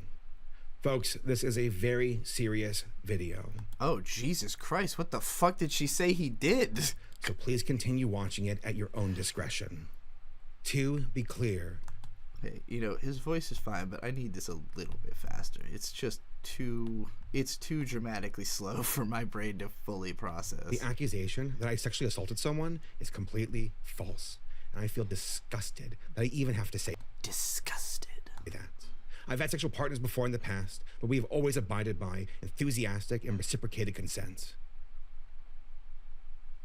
The actual reality of the situation I believe him. He does not seem like the kind of guy who would commit any kind of sexual assault. It just doesn't seem like his aura to me. I don't know. appears to be the result of what I believe to be a hit piece. From what I've seen, it seems that KP and a person by the username of Brony Fandom were working together to push this story, and I have evidence to prove that. But more than that, what KP's video actually does is extremely dangerous. It hurts those who are truly victims out there. And this is not how you do things when it comes to people's lives. The following section will be about I Love Kim Possible a lot, my history with her, and what appears to be her attempt to falsely accuse me for her own gain. To make it easy, I will be This is like kind of fun. Like, I'm not really like a Saberspark fan or anything. You know, my brother openly makes fun of him constantly for his shitty takes on cartoons. But I love YouTube drama, and especially watching someone with righteous indignation pack somebody out who's trying to fuck with them. So it's possible I will come out really heavily sounding like I'm on Saber's side just because I'm getting excited about, like, if I was in his position, I would be fucking giddy to do this video. I would not be able to take it seriously like he is. I would be like, and this bitch said this about me, even though she be like this motherfucker, right? Like, I would be going off, all the way off, if this happened with me. So I like seeing a soft, sensitive approach to somebody who obviously is feeling what I'm describing, but being very, very chill about it and very professional about it, because he knows he's going to make 1 million views and make a shitload of money off of being this way about it, keeping his cool. referring to her as KP for the remainder of this video. I met KP in 2014. We lived in the same state and eventually became friends. This was mainly because we shared common When am I going to read Gunham? Maybe when it fucking ends. interest, as we were both part of the Brony Fandom and were both YouTubers as well. She came to me asking for advice on her videos and connections to go to conventions. At the end of 2014, I started a new job and entered a new relationship with someone. For the next 5 months, I was extremely busy. KP would occasionally reach out to me, but I did not have time to hang with her. It was nothing personal, and we naturally drifted apart. Yeah, and also Saberspark's never been like a super available guy. He's never been the dude you hit up for that kind of shit. Like, that to me is a little, even for me who's like almost never talked to this guy, because I got that vibe off of him so much that like this isn't a guy who's out to like try to schmooze with random fucking YouTubers he doesn't know. That's just not his. Again, she moves around like Mother's Basement, which is like, I'm contacting literally everyone. Like, everything is an opportunity, you know? Ball's always in your court. 8 years pass, and in August of 2023, a friend of mine messaged me on KP's behalf. He told me that according to KP, one of the editors on my team allegedly did something inappropriate to her back in 2015. I immediately addressed this with my editor, and he told me that the matter was settled between him and KP. I took his word on that and assumed that KP would reach out to me. God, Aficionado Chris, I feel like I've heard that fucking name before. Ugh, the internet is so weird because nobody ever, like, unless you die, you are never gone. You're always around, and I can forget about you for like 12 years and then see your name and be like, wait a minute, I'm pretty sure I've heard that name, but I have no idea why, no idea what context. To me directly if that was not the case. On November 12th, 2024, KP made a tweet where she was upset that Chris was still working on my projects. She then posted, video coming soon. On January 6th, 2025, KP emailed me demanding I take action due to Chris and what she claimed he did nearly 10 years ago. Due to a leaked call between Chris and KP, they recalled the full story. Chris made a sex joke in regards to KP, and she found out about it many years later. What shocked me was when I was informed, this call was recorded without Chris's knowledge or consent. Chris profusely begged for forgiveness at the end of the call, and it looked like both KP and Chris ended on amicable terms, which matches what I was told by Chris when I initially confronted him about the situation. Yeah, Chris, you want to say anything? I guess I'd go first, yeah. Go for it. All right. Well, first, I think it's the obvious thing is one, just want to profusely apologize for that terrible fucking thing I did. Mm-hmm. And that, God, was an absolute horrible person. So many. I can't imagine finding myself in this type of a scenario. This is the kind of thing that makes me particularly laugh, gets me geeked about watching videos like this. It's like I could not even begin to imagine ending up in a recorded call where I'm apologizing to some fucking YouTuber for some dumb shit joke I made. Absolutely never would this happen to me. Many years ago, and you didn't deserve that. So All right. So I don't really have anything else that I feel comfortable saying at this point, but you know, I'll just leave with good luck and may God have mercy on your soul. And you know, this too shall pass. Okay. Oh my God. Fucking Jesus Christ. Sorry. People who speak in like generic quotations to try to sound cool, that shit makes me like cringe on the deepest level. All those things. So yeah. Okay. It takes me back to I've talked about before that I went to an inner city school in Richmond for a little while, and the only class where I had really gotten the chance to talk to other students was Japanese class, like other students who were obviously into anime and a little bit autistic. And there was this one girl who I really wanted to be friends with, but I kind of got the impression that she thought I was dumb and therefore did not like me that much. And on the last day I had at that school, I like told her I was leaving, and it was like, you know, the end of that period or whatever, and she literally looked at me and said, I'm just gonna say dead name, "Oh, dead name, parting is such sweet sorrow, but I have to get to the next class," and then just fucked off. And I was like, and I had not at that point read Romeo and Juliet yet, so I did not realize that it was a quote from Shakespeare at all. I was just like, wow, what a fucking thing to have been said to me. Hearing KP just like list off like 3 like generic fucking what do you call it, aphorisms as like a response to someone sincerely apologizing, that is just like incredibly inauthentic to me. Thank you. All right. Well, have a good night. And I think this is. I'm gonna limit my. Yeah, Alex, I'm also curious how this escalates from Saberspark's editor made one bad joke 10 years ago that he apologized for to Saberspark is a rapist. I'm very curious about that too. My communication with you for obvious reasons. Yeah, Gary, geez, she might as well have said go fuck yourself. Yeah, pretty much. But no, that's perfectly reasonable, and I understand. In addition, after listening to this call, it appears KP was asking Chris intrusive questions in order to find more information about me. So as far as your relationship with Saber, like, is it like, just so I know, is it something? Are you guys like friendly, or is he just giving you? Hey, is it possible that I can like use you against your friend? Kind of contract work, and that's it. I mean, I guess you could say it's. How much can I use you against your friend exactly? Both, but I don't have like long conversations with him because he's so busy.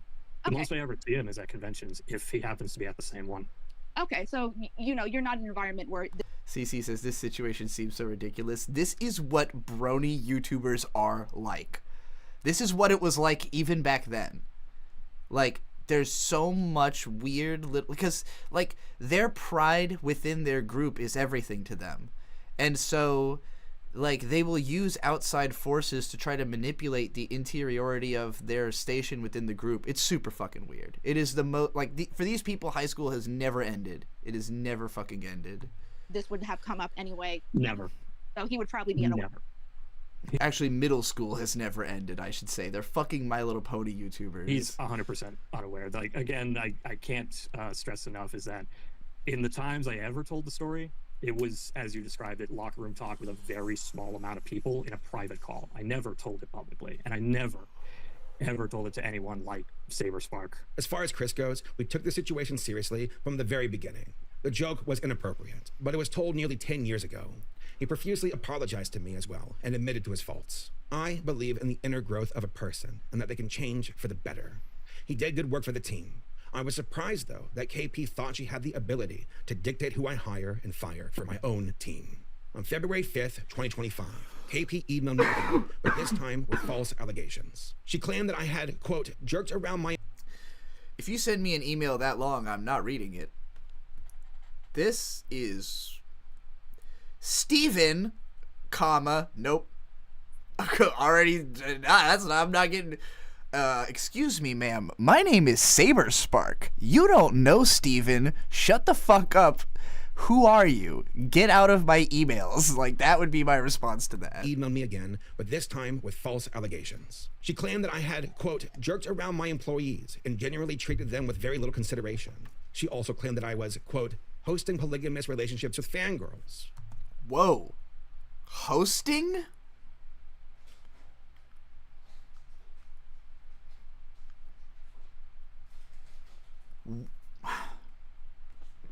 What is the accusation here? She's not accusing him of having a polygamous relationship with fangirls. She's accusing him of hosting. So does that mean there was like... Okay, first of all, polygamy is not legal and therefore like not strictly... I don't know how you even do... I don't know how you can marry more than one person. So I don't know if she literally means polygamous or if she means polyamorous and she's just a fucking idiot. But is she saying that he had polyamorous relationships in his house? Because how the fuck is that an accusation? What, hosting? What in the fuck are you talking about? Which is as ridiculous as it sounds. On February 25th, it is indeed ridiculous sounding. 2025, KP sent her final email to me. In it, she said, quote, to add on to this, I will fight you for the truth. Tone. She even put the one misspelling in there. Like, this is what you do to someone you're trolling in a comment section. This is, like, really pathetic to have in a professional email. A whole-ass email, and the Twitter thread is drenched in, undermines the actual issues of the conversation, on top of assuming I'm going to publish falsifiable information. End quote. However, incorrect information and hearsay was included within the release video. She also stated that the reason she messaged my members of my team... Frankly, I do not have the patience or emotional bandwidth for your tone, your constant villainization, or to discuss this further with you at this point for your own perceived direct benefit. Just stop typing. Go take a breather, touch grass. Have a nice day. Eat a sandwich. Eat a bagel sandwich with some fucking sprouts in it and like just have a nice day. Instead of contacting me directly, was that I, quote, triggered the shit out of her. And at the end of the email, she told me to never contact her again. And imagine saying the phrase, you triggered the shit out of me. Like, that is... Like, there's nothing sensitive about describing yourself taking a shit. You can't bake an insensitive phrasing into your cry for sensitivity. You can't be like, I'm so fucking upset that people aren't being nice to me. Like, you're not exhibiting the desire for what you're asking for. You're like flaming the fire by doing that. Following that request, I never contacted her again. Ramses, you brung this up. What is it with her and the quotes? This stuff, stop it. Stop that. Nostalgia Critic ruined a whole generation of YouTubers. I never contacted her again. At this point, I was bracing myself for a hit piece video from KP, but I never imagined she would use false sexual assault allegations against me. I also noticed this particular Twitter exchange the day following KP's final email to me. Leading up to the release of KP's video, she was telegraphing her intentions. The quotes are a narcissist thing. That makes sense. Like, all wisdom must flow through me. Let me prove... Like, if you don't believe in how smart I am, listen to these quotes I have from other smart people whose situation reflects mine, you know? And who they were against. She advertised a video schedule. For what it's worth, I too thrive on aphorisms, and maybe it is a bit narcissistic, but I really try my best to come up with my fucking own. Like, romance is finding a billion ways to say the same thing, or the rice when cooked is double how it looked. I had another one I came up with earlier. Oh yeah, Your money is worth the tiniest fraction of your loyalty. I need to write that one up here. I skeeted that one earlier. Those are my aphorisms. A watch party, a YouTube premiere, and a slew of other posts in order to build up hype for her expose. Bernie fandom was involved too, foreshadowing the release of the video on their Twitter leading up to the release. According to KP, the anonymous story would be posted on Twitter by Bernie fandom at 10 a.m., with her video premiere about my false allegations 2 hours later. What was to follow would be a video that was not just tone deaf, but dangerously reckless with the lives of others. KP has gone on record saying that the video was originally intended for DA Games, but included me in the allegations a month prior to the release of the... Is the rice one a metaphor for anything or literally about rice? Both. I mean, rice literally does double in size when you cook it. You can take it as a sexual metaphor. You can take it as an artistic metaphor. You know, like, basically when you have an idea, it's like uncooked rice. And once you've cooked it, you realize it's a lot more than you thought it was. I have a bad habit of underestimating how much rice I'm going to end up with after it's cooked and making too much rice. So, and I mean that both literally and metaphorically. Upload. The video itself was titled, What Ruined Saberspark in DA Games, and was over 2 hours long. It was primarily advertised as breaking the news of my false allegations, but the section in question was only 5 minutes and 40 seconds long. According to this interview with KP hosted by Slug Entertainment 2, uploaded on May 5th, 2025, KP admits that the story she featured was purely hearsay and had no substantial... Thank you, Leap. I agree that that rice metaphor is good. That's why it made the wall. evidence. So, just to be as objective as possible. It's not literally written on the wall. I have a towel. Hold on. I could probably figure out how to show y'all this real quick. Let me look at my viewfinder. Okay. So you can see romance is finding a brilliant way to say the same thing on the right. The rice when cooked is double how it looked on the left. And I plan to just, you know, I have these towels up. I need to put that soundproofing back up, but, you know. Whoa, studio tour all of a sudden. Okay.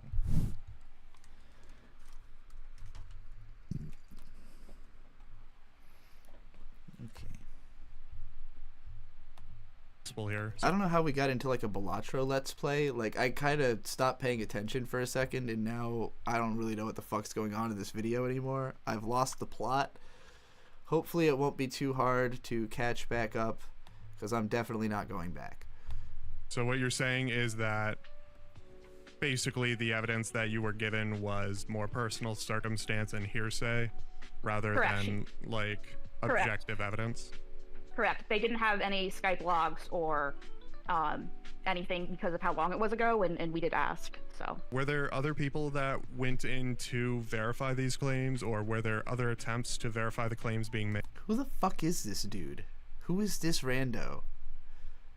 Why the fuck is this guy involved, and how did this happen? What the fuck is going on? Who the fuck is he, and why is he involved in this situation? Made? Not to my knowledge. This fucking shit where YouTubers pretend to be cops or lawyers to one another is gross. Everyone needs to stop this shit. If you're not literally a fucking cop or lawyer, I don't need you to do this, ever. Stop it. Talk to a fucking lawyer or a cop. Don't do this. This is stupid.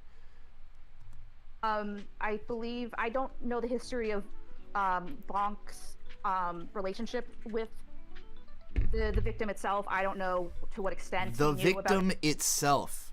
Jesus Christ. Everything before the statement was prepared. But I do know that Amy. CC said, I know the allegations are serious, but this shit is bad funny. I mean, if the allegations aren't real, then they're not serious. Like, they should be treated as a joke.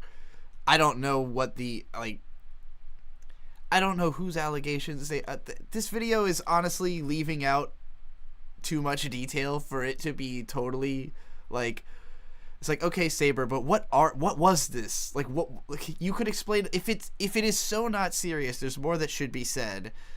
And if it is serious, none of it should be said. You know, like, again, why aren't there just actual lawyers being contacted? Was vouching for them, and that was also because I knew Amy was on or has been on the convention scenes. That's how she met. Peter knew her husband. The video would be unlisted and eventually removed from KP's channel the same day of its premiere, following a I mean, I would assume that Saberspark is just like, none of this has any credence, so the only way to handle this is to talk about it, because there's no sense in...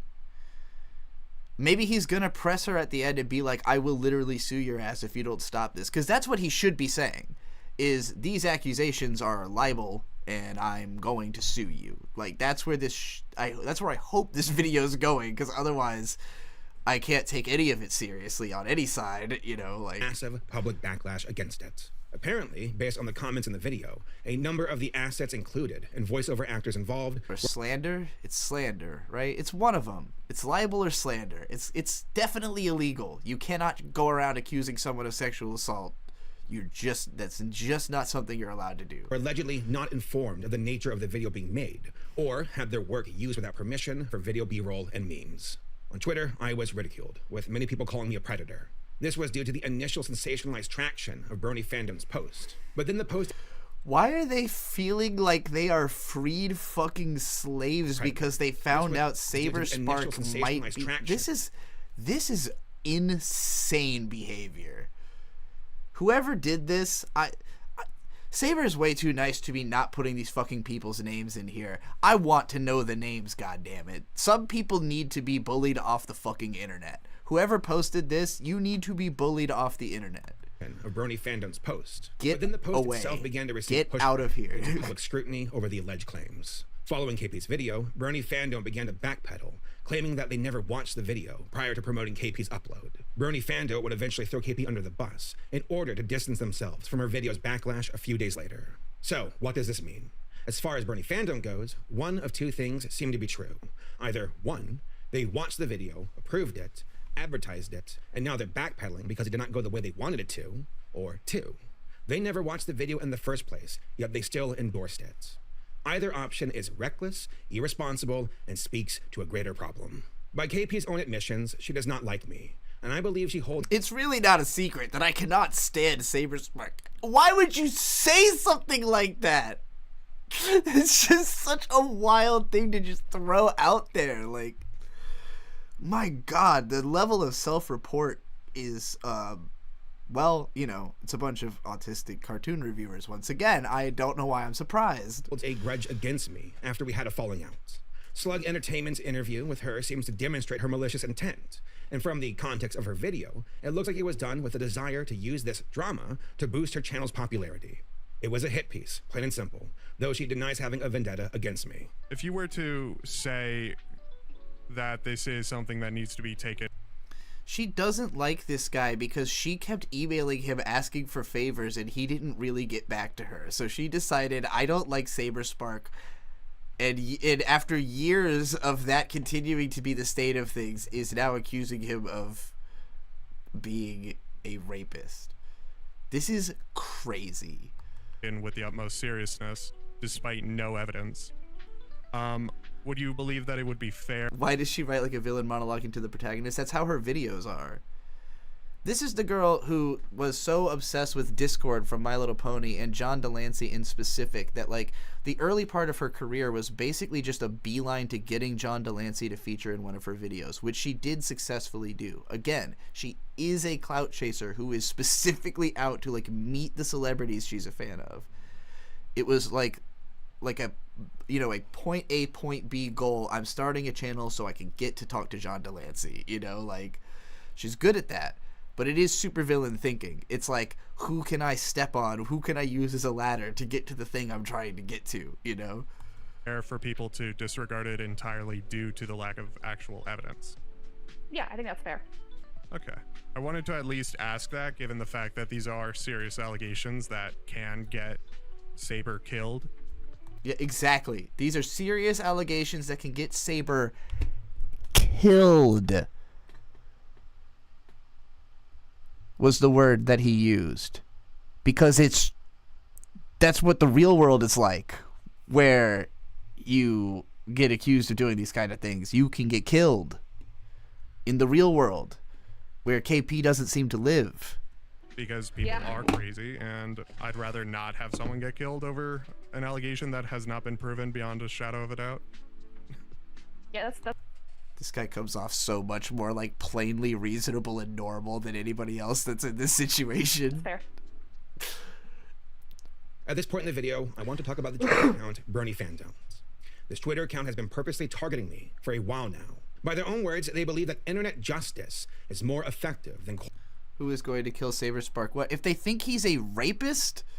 Like, you know, people literally will just beat the fuck out of you because they think that you've done that, especially if you're like a famous person who is being accused of something like that, you know? Like, he could easily get his ass beat in the street and he's a pasty little nerd, you know? Like, it's not gonna go well if that happens to him. He's not built like that. He's not taking blows on the daily. I don't actually know. He could be doing some kind of boxing or something. I have no idea. They seem to see themselves... He does not look like he's ever been in a fight. ...as judge, jury, and executioner, and launch vicious harassment campaigns against multiple online creators, such as Billy Bustup, Prince Whateverer, and Black Griffin. Bernie Fandom has on multiple occasions used falsifiable information to attack people with. According to KP's post, Bernie Fandom was in her Discord server, and according to this person, they were allegedly friends. On May 1st... Ops run together. You want? Oh shit, brownie. Thank you. It's good. Very good, yes. 2025, Bernie Fandom shared KP's false allegations against me. After public backlash for their post, Bernie Fandom was constantly arguing with people in the replies. Some people asked if he suggested professional organizations to the victim prior to reaching out to KP, and he said no. Many were inquiring about RAIN, and he had no idea what that was. At the time of recording this video, the post is still up on Twitter and has not been corrected, despite being false and unsubstantiated. Finally, I want to bring up Sophie Scruggs. She is a comic artist for IDW and is on record sharing the Brony Fandom account. She was friends with KP prior to the premiere of the video. Oh boy. On record sharing the Brony Fandom account. She was friends with KP prior to the premiere of the video. She looks like a friend of KP. And even collaborated on other drama videos with her. She even makes an appearance in said video. That's a kind of cool design, though.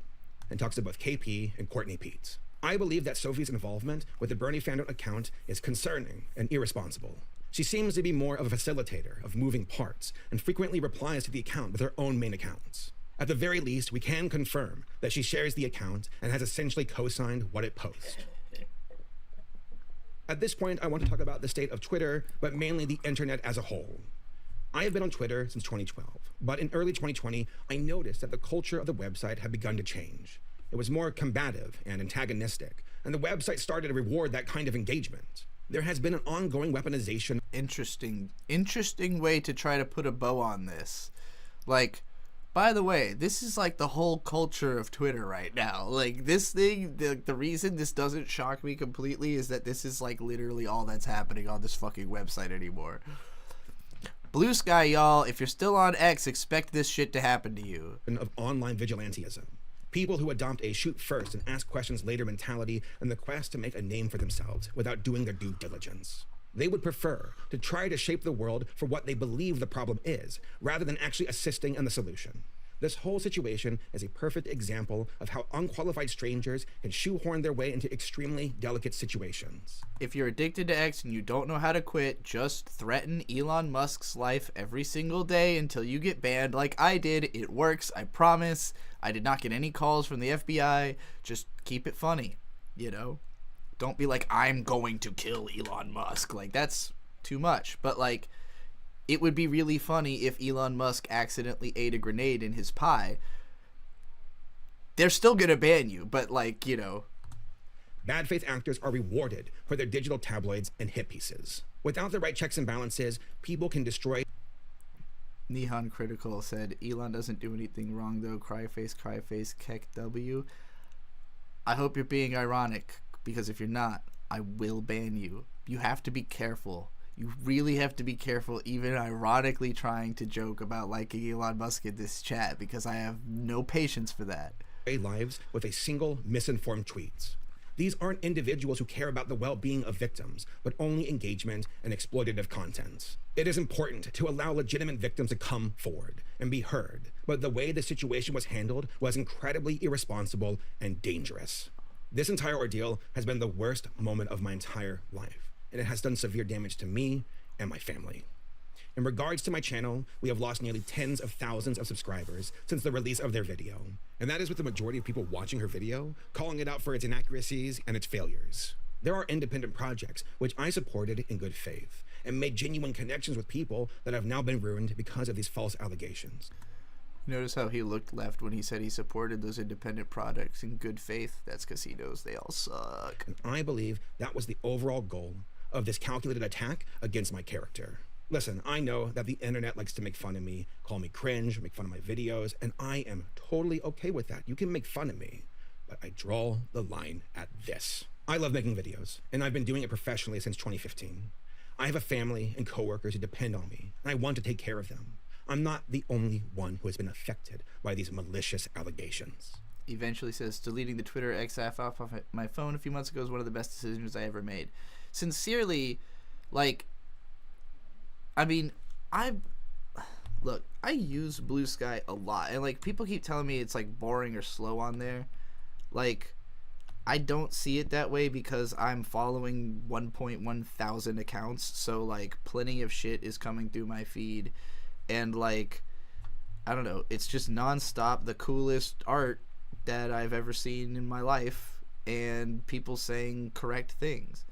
Big fan of when people go, yeah, but you don't like actually think you're a dog, like that's crazy, and then look at me and for the first time realize exactly who they're dealing with. Cute, hot, cool, hot, cute, ultra cute.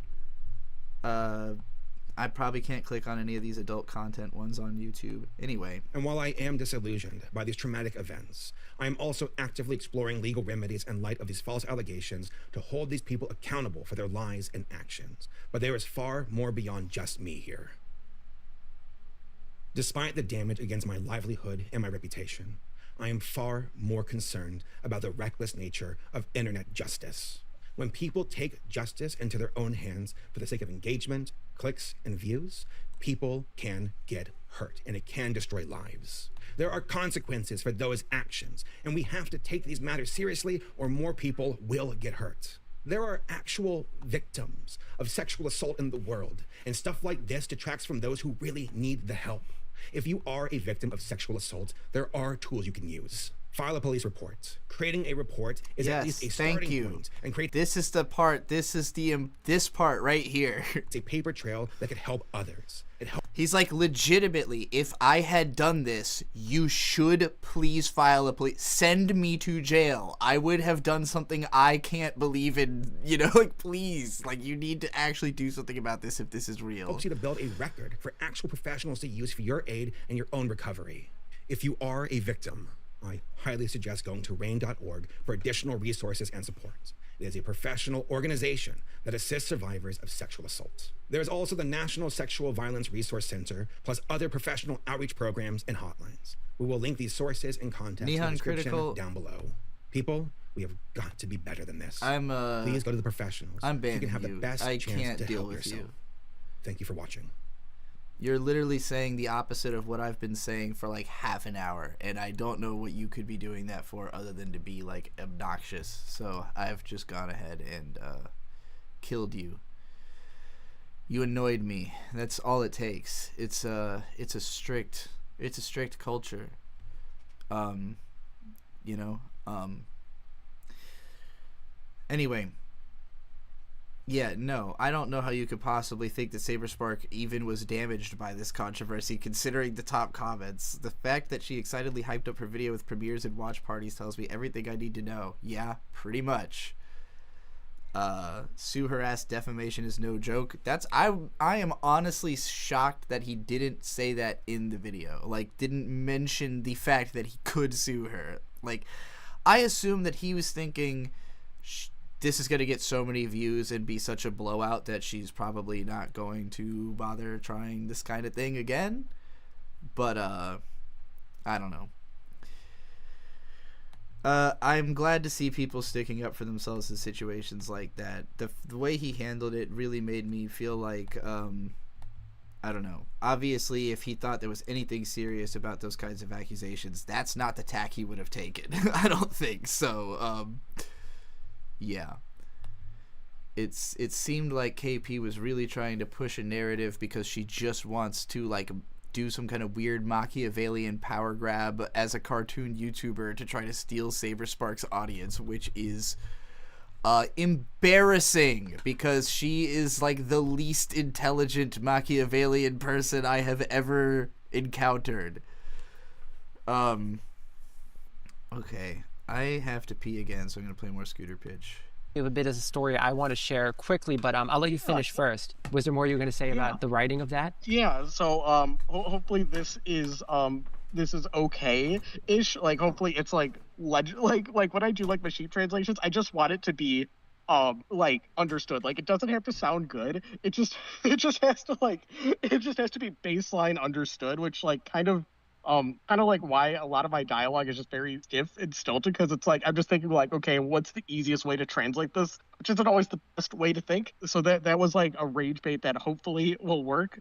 Then there was like another moment that oh my gosh, because in the storyboards for this manga, I realized like the final scene of this manga, I didn't put a distinct location for this. So I'm like, wait a second, I could set this in Paris. Oh, this is perfect. That is awesome. What a cool idea. Yeah, good physics. Like I felt the light bulb go off in my head when I realized like, oh my gosh, I could draw them in France. And I made one of the girls like make a reference to the anime convention that is hosting this contest. So hopefully this is the most like, please, for the love of God, please notice me, please. I hope this makes it and hopefully it pays off.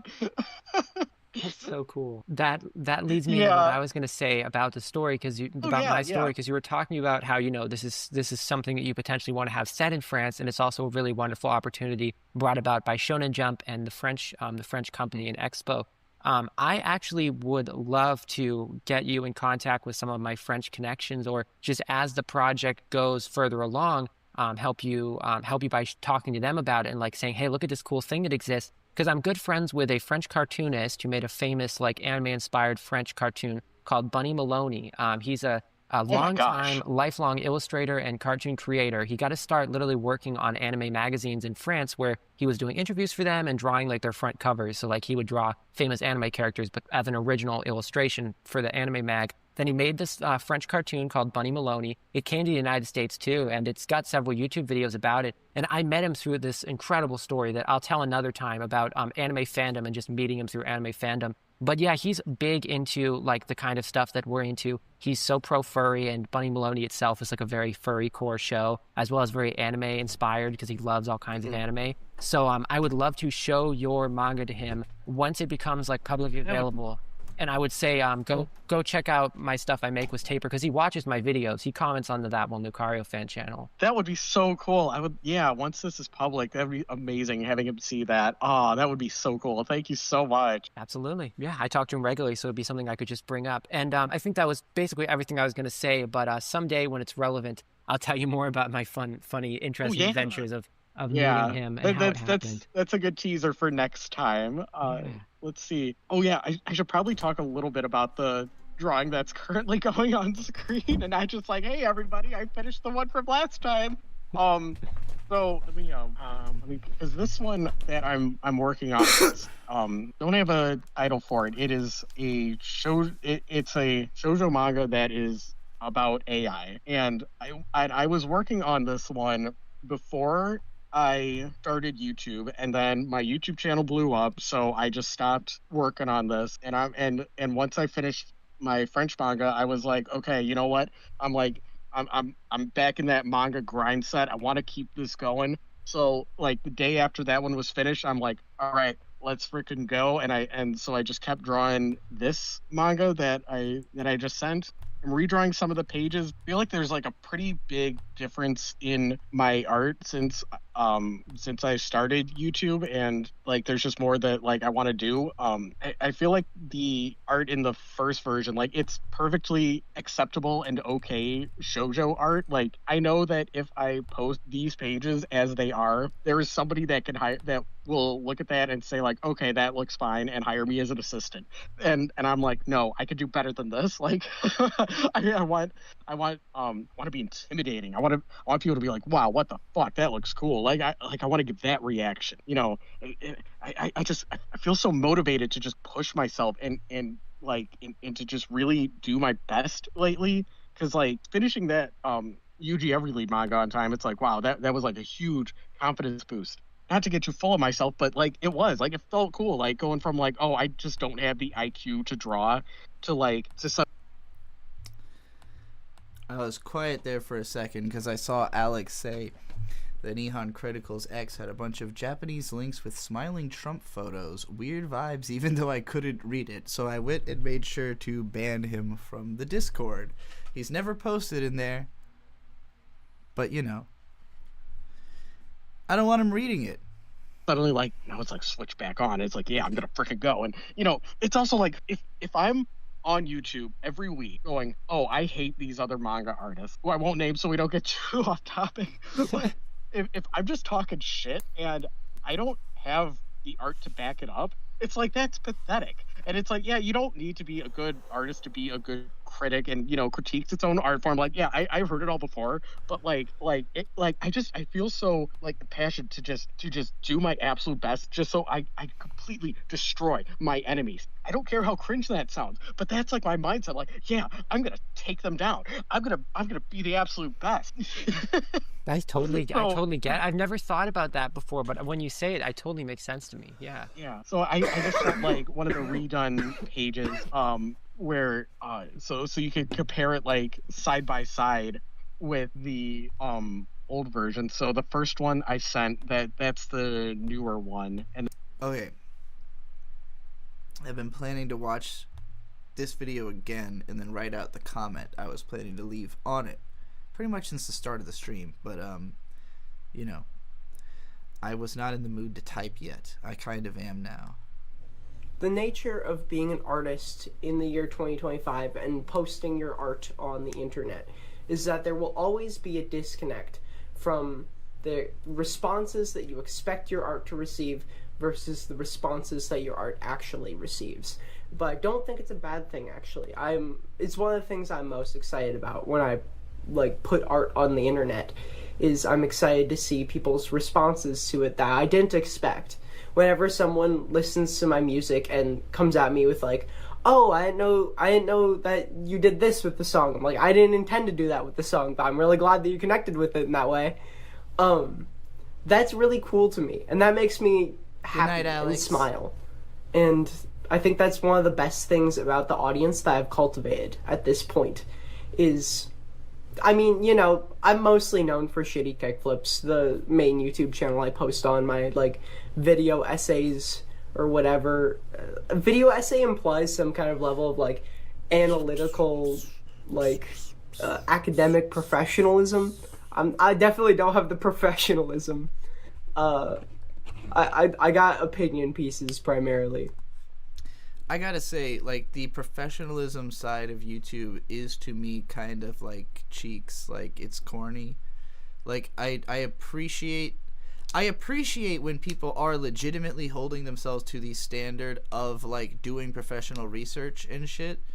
But like when the video is trying to give off the vibe of like, you know, look how intelligent this is and deep this is, it always like puts me off of it. Like, I want it to be presented conversationally. I want it to be, and it's funny to me that like I've been accused of being pretentious in my own script writing sometimes, and I kind of get it. I do just throw around like big words like they're nothing, but it's just like I like the words, you know. So for me it's more out of fun than like trying to sound smart, and I say so much preposterous shit that would like piss off anyone who actually is in academia, you know. Like, I go out of my way to use my own spelling. Like, I don't, nothing about my writing would be accepted in a college format. You know, it is entirely like a form fitted to rebellion.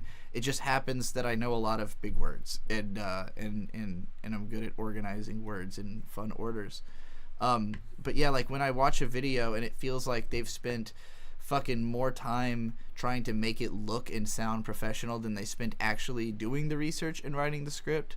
Like, when I think professionalism, and I think that she's talking about like sincere professionalism, which to me is like someone like Super Bunny Hop. It's like, when I think about journalistic YouTubers or the Company Man, those are like the two most legitimate journalists I've ever seen on YouTube.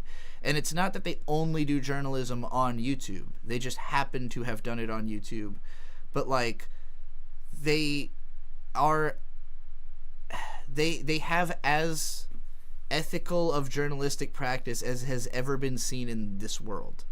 You know, like in a world where most of what we call journalism is not ethical at all at this point, like there's, and much less on YouTube where like the ethics disappear. And again, it's about looking professional. It's not about actual ethical journalism.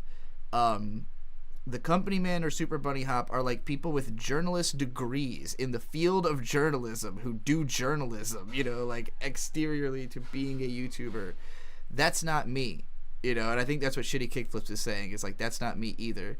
She's not saying like, oh, I don't wear the aesthetic of professionalism. She's saying like, no, I straight up am not like out on the ground doing interviews and shit. And like, I'm not a literal journalist. I am like a musician, you know, who happens to have a charismatic screen presence and a lot of opinions. But yeah, I'm mostly known Shitty Kickflips video essay lady, right? But the freedom that comes with being known for my YouTube videos is that I got this shit down, right? I have a workflow. I know exactly how to make a Shitty Kickflips video in a way that makes me satisfied with the end result and connects with my audience in a way that they really like. So that's like a huge benefit, is that I know the process now. And there is still like a disparity of response between what I expect and what people actually like say. But you know, it's I am very curious about that because she never quite goes into, she never elaborates like what is the difference. Like, I would love specific examples if you see this rhyme. Like, it would be interesting for you to maybe like break down a specific case where maybe the response you got was interesting but not the same as what you expected, and like explain why you expected what you did. It's a lot smaller.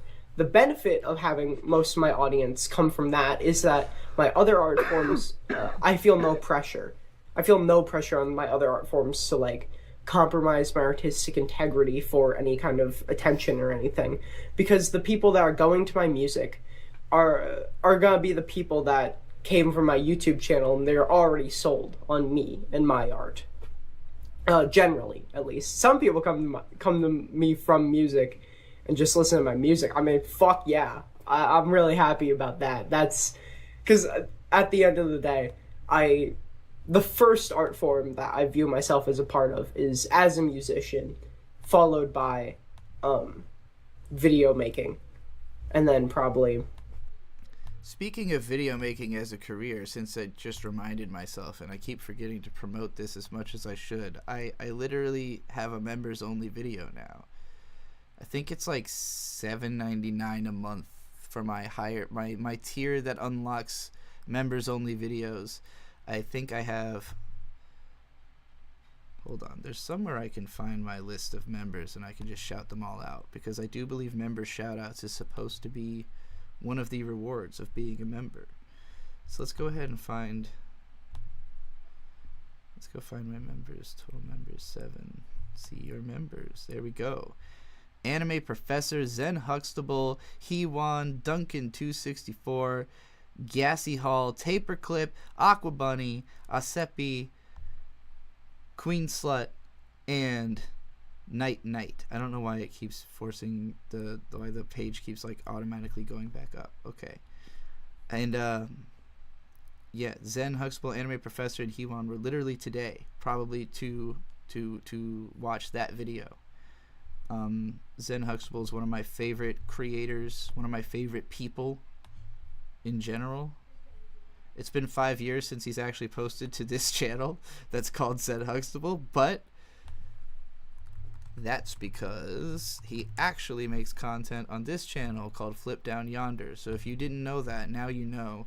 Flip Down Yonder is updated pretty regularly. You would not have come back for the flu, Abby. He fainted.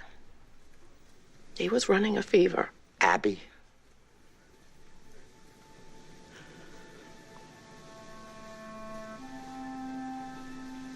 He has multiple sclerosis, Leo.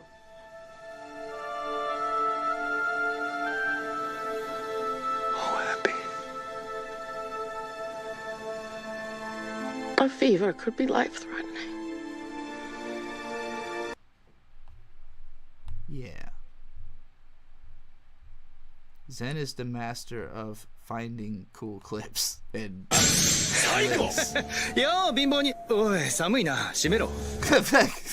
okay. Why was that a psych? Oh, I guess that audio is probably from Psyche K. I see. Let's watch this. This is so good. There's a McDonald's in the Pentagon. I look at the McDonald's in the Pentagon. Yeah, there's not a bunch of spots for lunch, but it's a killer kickback flipping up the Big Mac. Serve them in the Pentagon. Serve them in the Pentagon. The other vendors came and went there. It did not go well for talk. That was definitely a shot from Jujutsu Kaisen OP, right? Not well, and there was all that stress at the old Panda Express. So stick with us in your set. Our cooking standard straight from corporate. It'll be like any other location, except no small talk about your occupation. Not allowed at the McDonald's in the Pentagon. McDonald's in the Pentagon. Great eating nuggets, we put plenty. And our faces flush through every rush. The beef gets so distorted. That fucking perspective was lit. But your work is so important. Working at the Pentagon. I'm an employee at the Pentagon. We're all working at the Pentagon. All the DoorDash drivers get confused, cause users blew through the clues, didn't per user reviews. Cause like, you just dropped a check on McDonald's, not checking which one that you spent it on. Bitch, you hit the Pentagon. Yeah. That song, by the way, that song's from Silly Stew. Video unavailable.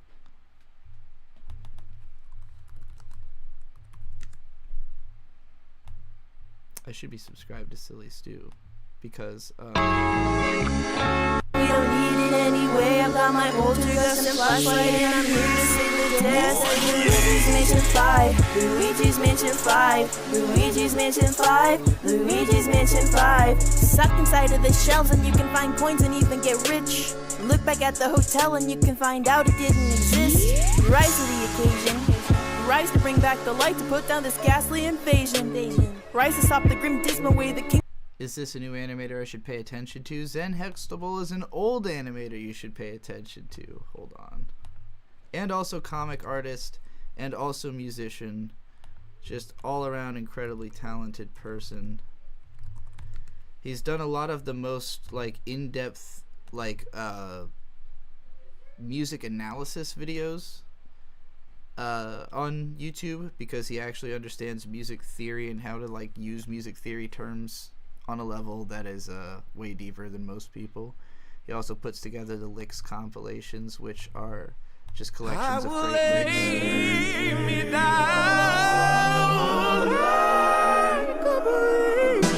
You're the one I'm living for. You're my everlasting fire.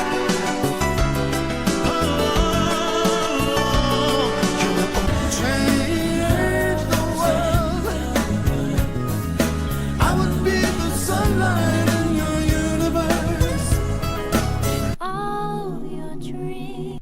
Yeah, so Is because I can, depending on what direction the eyes are looking at, I can sort of extrapolate the rest of the body from that. So after that, I will sort of do the hands as well, and I can position the hands sort of intuitively where I want them to be, and the arms will follow. So instead of sort of having the arms go out from the body into the extremities, I will have the hands in dynamic positions so I can sort of naturally have that creativity inherent in like what I am doing in my drawing flow. It's still the case for me that I like doing long flowing lines. I try to use as few lines as possible.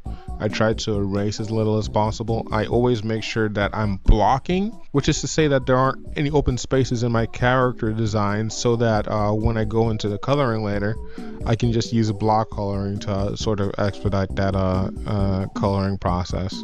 Because you got to keep in mind that what I'm doing is a lot of drawings for a comic or an animation. So anything that makes that process faster is hunky-dory for me. And lastly, for the shading, I really like that textured shading that I have here. That's really swell to me. It's something that gives it a little more dimension. And it's also another thing that's really quick, you know? I also feel that it lends itself to my art style, and that's pretty much the finished product. So this is sort of indicative of what I will be doing with my new comic, and these are the main characters of my new comic. I don't know if I'm gonna change the designs or anything like that, but this is what they look like as at the current time. We'll see if I update them anymore, and we'll see when the comic comes out. Wow. Okay. I went down a bit of a rabbit hole here. Boo is trying to paint things, to trap ghosts and paintings. Scared and I'm flinching, fainting. With the darkness I'm reacquainting. Hard to see straight through the smoke and the fog. Scared of my TV and scared of my dog. Scared of the zombies that hide in the crypt. Scared of the mummies all deep in the bog. I can't keep being a coward like this. Year of the Ouija all over again. June 27th, dark move for the switch. June 27th, dark move for the switch. I can clear the stages. I can go and collect the gems like they're Slenderman pages. Went to ESRB. I can go and collect the gems like there's Slenderman holes. I can clear the stages. Collect the gems like they're. I can go and collect the gems like they're Slenderman pages. The Slenderman pages. Went to ESRB, they gave me an E for all ages. To me, that's amazing. The ghouls trapped in the art with all of my heart. Let me say this. I am a plumber. Who's probably gonna plumb again. Mamma mia. Mamma mia. I cannot understand why ghosts just won't leave me alone. Luigi's Mansion 5. Luigi's Mansion 5. I can clean a sink like you don't even wanna know. I got my poltergeist and flashlight. Now I'm yelling, let's go. That's right, Luigi's Mansion 5. Luigi's Mansion 5. Luigi's Mansion 5. Luigi's Mansion 5. Okay. Lifted. Alright, back to this. Writing, and then, like, everything else below that. Lapusha sent another request for the new Brandon Rogers video. Alright, let's do that before we get back.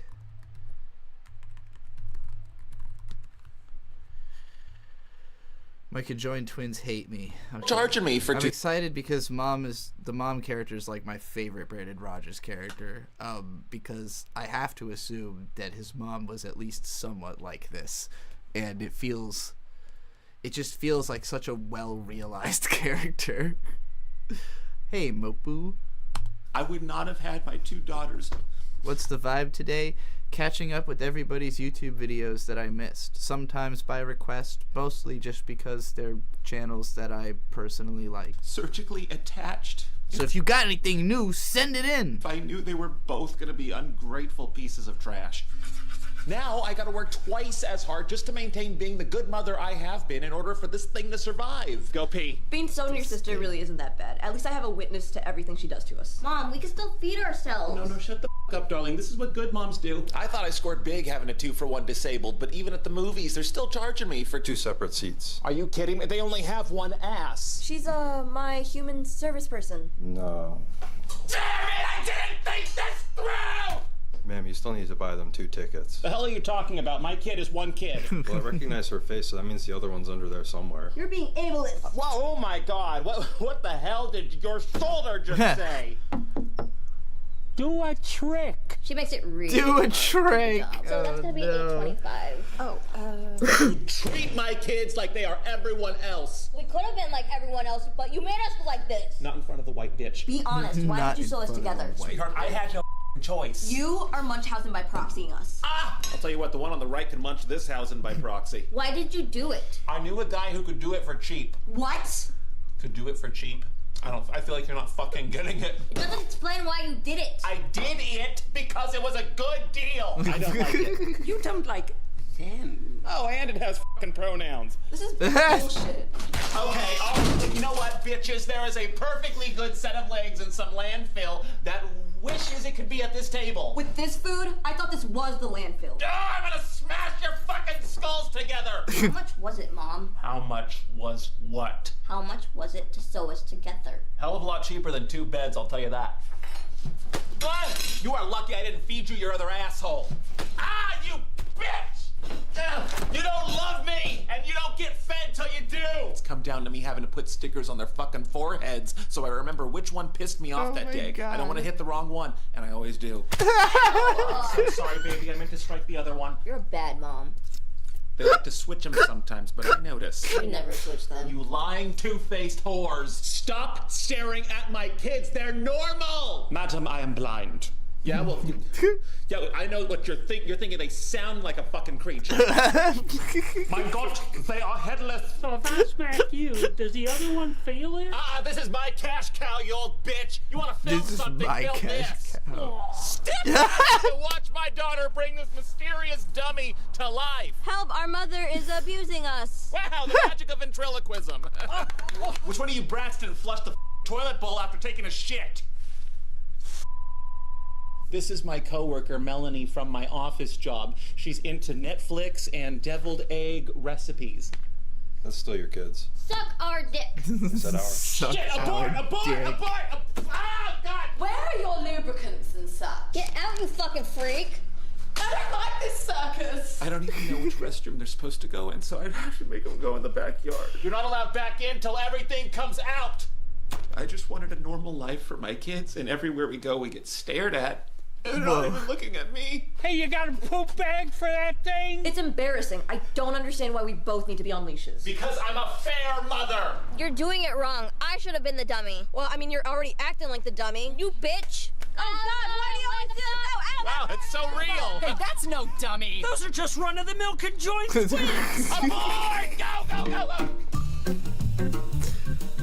Just run of the mill. Carmen and Lupe Andrade. Yeah, two becomes one. That's fantastic. I love it. Brandon Rogers is always fucking hilarious. And then right now I'm gonna send the one from about 7 months ago. You know, it's the same dialogue, same scene, newer version. Like we weren't watching this, but we were on watching the topic this of writing. Hey, I just released a visual novel. You should go. Oh yeah, let's do that. Good thinking, Rhyme. What perfect timing in the video. It's almost like somewhere in the back of my brain, the part of me that already watched this video before is DJing my experience.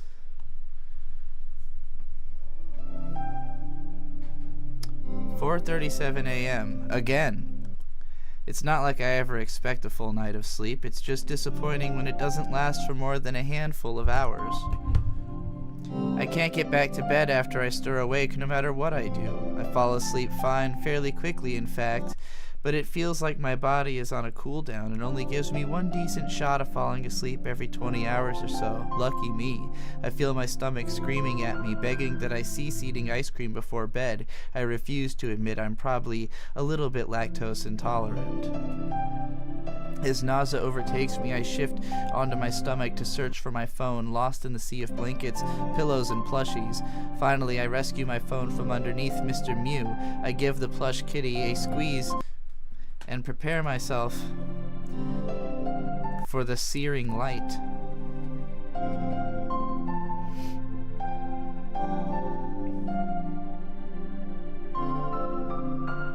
My phone background flashbangs me, and the only way to describe the feeling is like when a pathetic, weak Dracula is forced into daylight. Mercifully, my eyes adjust and I can finally view the torture device that I, in my infinite wisdom, decided to check as if it would improve my silly little insomniac brain. It's actually really cool because I have 3 notifications, 2 of them from Discord servers I leave notifications on, 1 from my phone doing shit I didn't ask it to do, and exactly none of them concerning me. A headache enters my ever-growing list of complaints. As I enter my lock screen password, I fuck it up twice, take a mental deep breath, and enter in my code right on the 3rd time. One must picture Sisyphus as happy and that he probably derives pleasure from the endless scroll. I don't need to regurgitate my Tumblr feed at you. You know what it looks like. Who wants to take a bet? Hi Trixie, it's definitely full moons. I woke up because there's a bat in my room. My cat caught it so I could escape. Holy shit. Shout out Max Potion. Funny joke post, cool art, very specific fetish porn, distressing world news, less specific fetish porn, another funny post, etc. Everyone understands how horrible the social media Skinner box is, yada yada. I don't need to waste more punctuation on shit we already know. There's no period there, you notice. Sit up, pull yourself away from the torture device, and put your glasses on. Put your glasses on, nothing will be wrong. Me and Chrono just burst out and started singing that whole OP the other day. I don't think that was on any kind of video. I think that just happened while we were watching Free Rent, but I needed you all to know about it. Do it now. Okay, do it after one last good post. That wasn't funny enough. One more. Okay, that's good. Now get up. In 10 seconds, get up. In 1 minute, get up. Just get up. Please? Thank God. I make my way to the bathroom. Currently, I'm still operating under the illusion that maybe I can get back to sleep if I empty my bladder, walk around a few minutes, and return to my bed. I'm just gonna say, by the way, what has helped me to get myself to sleep better, because I suffered insomnia most of my life. It's not that big of a problem right now. And the reason for that is that I just simply physically exhaust myself every day. And doing 6 hours of live streaming is one great way to do that. Physically and mentally exhaust yourself. You know, going out for like a long walk in like a park in like a sunny time of day. You know, any kind of exercise. I mean, this is, I think, the biggest reason that a lot of people do exercise is that like it will guaranteed mean that you are gonna get knocked out at some point. You know, like you're not gonna make it deep into the night if you seriously did something strenuous earlier in the day. So that's my recommendation, is if you're suffering insomnia, just like find a reason to wear yourself out during the day. I feel around the wall and flip a switch. And if that doesn't work, consult a doctor. Another blinding white light shoots a series of knives into my cute little forehead. Welcome to the bathroom, dickhead. My cute little forehead and the rest of my slightly less cute face greet me in the mirror, which is chill. No.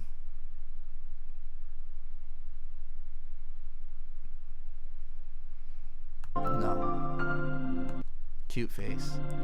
But I also look like I'm about to barf 7 ways to Sunday. My hair is practically vertical, and it appears that I accidentally passed out with my bra on, which doesn't really help you sleep very well. Gifted with bruised self-perception, I sit down on the toilet and start peeing. I return to my beloved torture machine, check some emails, you know the vibes. By the way, the Merzbow Pulse Demon t-shirt, excellent.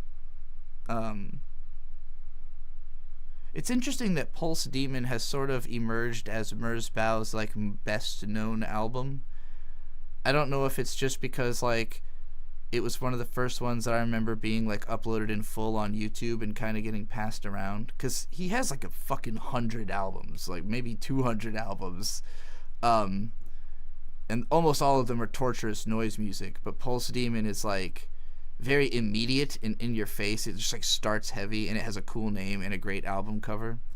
And in this specific drawing, I think because I don't think this is literally what Pulse Demon looks like. I think she's doing this in a way that's meant to reference the Joy Division album cover, because she also has that shirt. She wore it in a different video. Hold on. Let me draw this comparison for y'all so you understand what I'm talking about. Yeah, so this is Merzbow's Pulse Demon.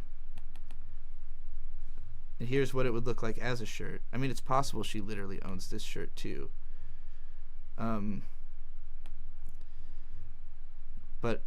But I'm pretty sure she was wearing the Joy Division one in a video. Was the shirt, this one makes me think it's like it's somewhere between them somehow.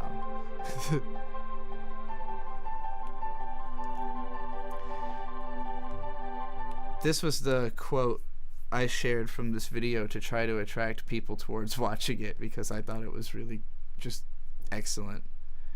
Peeing without your phone is like leaving the house without pants, or kissing a girl without telling her she's beautiful, or working retail without complaining about the customers.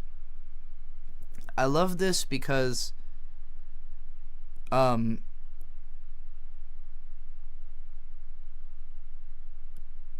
it's like advice almost to remind you that you can't kiss a girl without telling her she's beautiful. You know, like sneakily it's like an instruction in there, a very romantic instruction that I think needs to be said.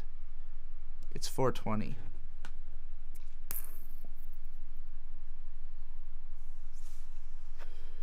I mean, it's 421, but whatever. I consider it to be 420 until it's 4:30.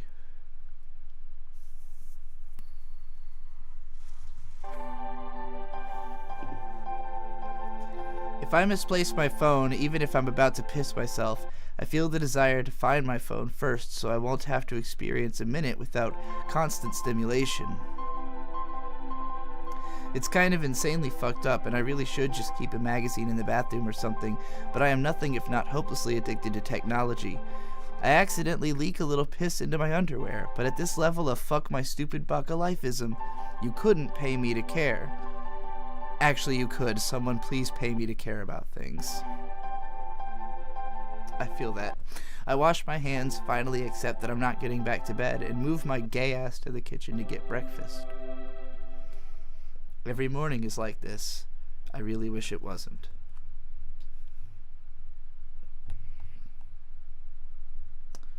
Alright. I wasn't sure if the footnotes were going to be in the video, which is silly because I watched it already, but they're in the description here. Footnotes. This number one, this visual novel will have footnotes like Infinite Jest. I never finished that book. I got a good couple hundred pages in though. Anyways, I have such an uncanny ability to pass out quickly. I often do so sitting down and relaxing. It would be a cute trait if my sleep schedule wasn't so thrown off by it.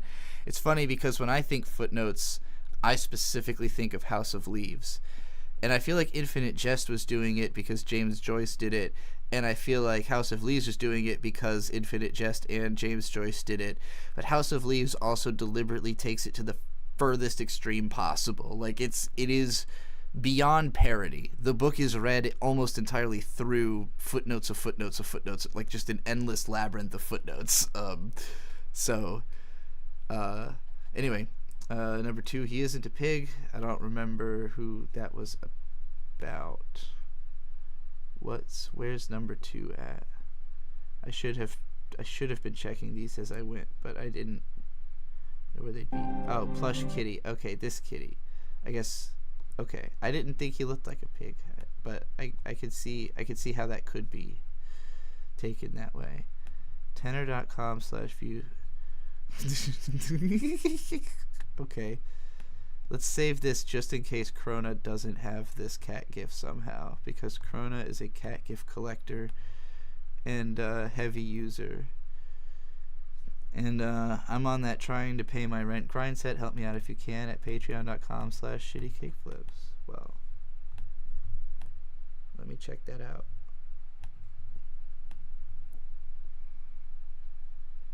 Punk rocker and video maker lady.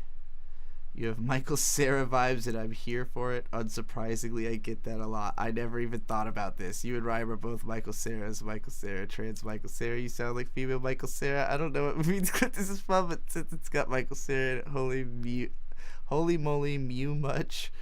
Why do you sound like Michael? I did not catch the Michael Cera at all. I do not get this. Like, if I stretch myself to think about it, I'm like, I guess, but like, it definitely doesn't hit me like, oh yeah, totally. Like, no, not really. I don't. Okay, but that's funny. I make lots of art, and this is just another way you can donate to me. You won't be getting anything special for donating to this. It's literally a give this woman money every month button. Okay. This is the only tier you can give me money. Yay. Sure. I've been given enough money to give $1 to shitty kickflips, I think. I wish it didn't show the last 4 numbers of my card while I'm doing that. That's kind of annoying. Patreon. You don't need to do that for something I'd love to be able to do live. Patreon benefits. Starting for the next video I release, I'll be including patrons in my video credits. If you would rather I not include your name, you can opt out by messaging me. No, I definitely want to be in the credits. You need to update your thing so that it no longer says that there is no reward. There is totally a reward now. Okay. Read that. I did all the writing, I did all the music, I did all the drawing, and all that nonsense. You should go read that. But Max Potion said there is bat blood on my pillow, but I can't find the bat. Can't unhear. Wait, which part can you not unhear? I don't remember what I said. I felt free to release that into the world, that visual novel, A Sleepy Girl. I felt free to release it into the world because I'm like, okay, I already have a guaranteed audience, no matter what. And I know that they're gonna fuck with it because I've cultivated this like audience from the ground up of like, this is the type of person I want. Oh, the Michael Cera thing. I don't know. Maybe I don't know Michael Cera that well. Maybe I haven't listened to him enough. Want to view my other art. Like, from the get-go, crafting my shitty kickflips videos, I was like, okay, I want eyes on my music. How do I get eyes on my music? I make art that if you like shitty kickflips video essays, you're probably also going to like shitty kickflips albums because they're... Yeah, I'm with Leap. I think the energy is too different. Also, Rhyme has, like, an accent. Like, I don't know where it is. It sounds like Northeastern or something, or, like, New York. I don't know where she's from, but, like, she definitely has, like, a very specific accent. Crafted in a very particular way. Like, particular, you know? Like, she kind of hits it in, like, a New Yorker kind of a... I don't know where she's from, you know, but she got a little bit of a New Yorker in the background or something. I don't know. It's a little bit... Maybe it's Bass. I literally don't know where she's from. To weed out the people that I don't think would like that stuff. I think that's just, like, my... You know I'm from the South because I say y'all constantly. Artistic styles come through very strongly in everything that I create. And I think... I don't know. I think it's important for me to reframe like any complaints I might have about my status as like primarily a YouTube person. Because I've been caught, you know, mostly to friends, but sometimes publicly being like, man, I wish people knew me for my music as much as they know me for my YouTube videos. But the benefit is that I can be so much more free with You could tell I'm from the South by my drawl. Yeah. Like, okay, I know I've told this story once before, but you wouldn't have heard it. When I was... The first time I ever became aware of my own accent, which used to be way more thick. Like, if I listen to real old recordings of myself, it's way more drawly and harder to understand what I'm saying. But I've had, like... probably, like, 20,000 hours worth of fucking radio practice at this point. So my voice is totally manufactured. But, like, at one point when I was playing Xbox Live, somebody asked me where I was from, and I said Virginia, and they went, no wonder you sound like a southern faggot. And I was just like, oh, I sound southern? Because I'm used to my grandma who sounds like, well, I don't know what you're talking about. Like, she comes from the Appalachian Mountains, so she sounds... I'm like only a little bit overplaying it. But that's what my grandmother sounds like, you know, so that's my idea of Southern. My mom is somewhere between my voice and that, you know. But my dad's from California, so his voice is, you know, offsets the southernness of my mom's. But like, yeah, hearing it on Xbox Live was the first time I ever even considered that I had a southern accent, because I hadn't really heard, you know, I hadn't communicated with people outside of the South really. Your dad's from California too? Yeah, mine's from San Jose, I believe, from in like the 70s, before it was Silicon Valley. But yeah, like I think I was starting to get further from having a southern accent until like the company, man, this video, I need to credit this video more. Let me go find it real quick, because this was a very influential video on me. It would have been probably on Hip Hop DX back when he was running that Southern Hip Hop Company, man. Is it the D? Will the South ever fall off? Hip Hop DX, I'm just. And it's actually just a quote he plays of someone else. One of the metaphors I always use is a music teacher of mine, and you know, he was just studying the difference between the North and the South. He was like, listen, he's like, you know, if you're ever up for, I call it pretty much like the Matlock theory, in the sense that it's like, listen, he's like, if you are trying to get your record deal negotiated, you know what I'm saying? He said, get you a northern lawyer.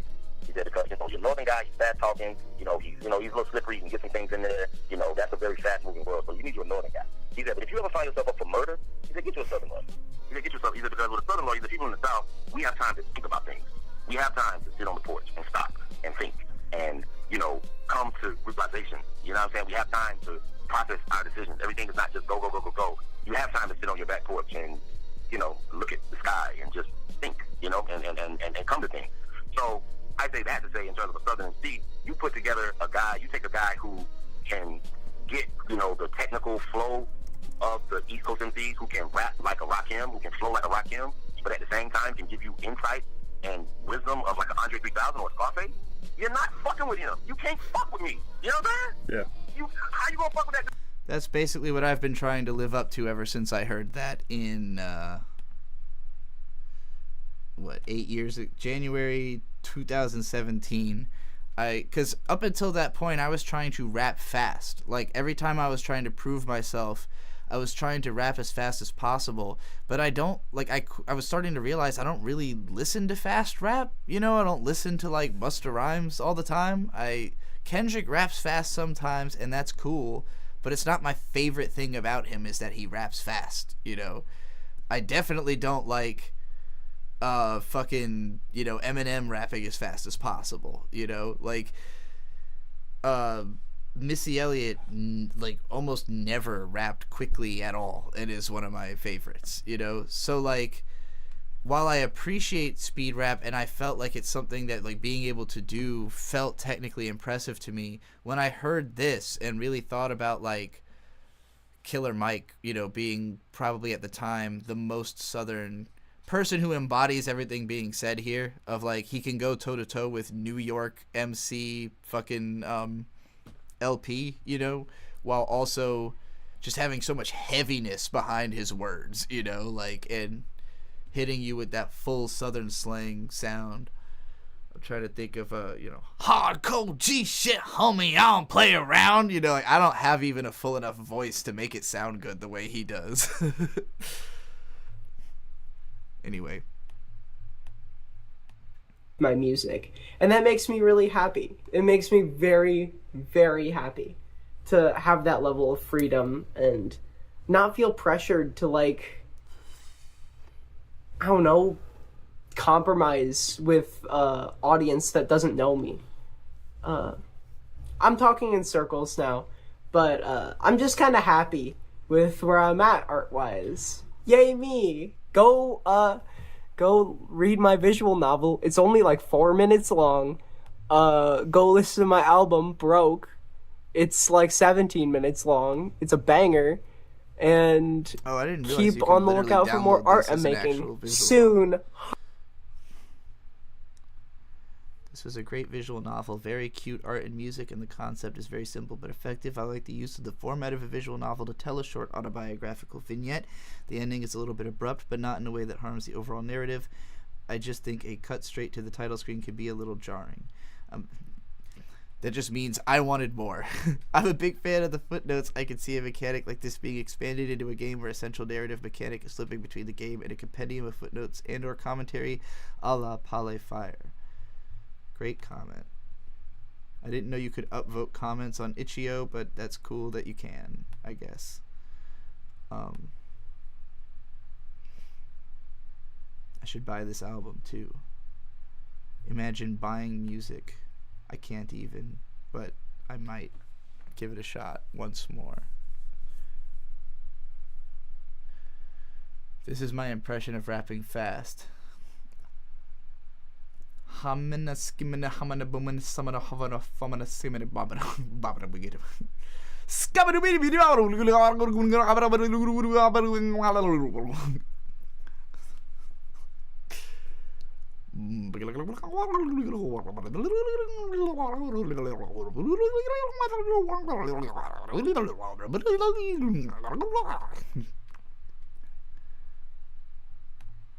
Hey, peep the style and the kids check it for it.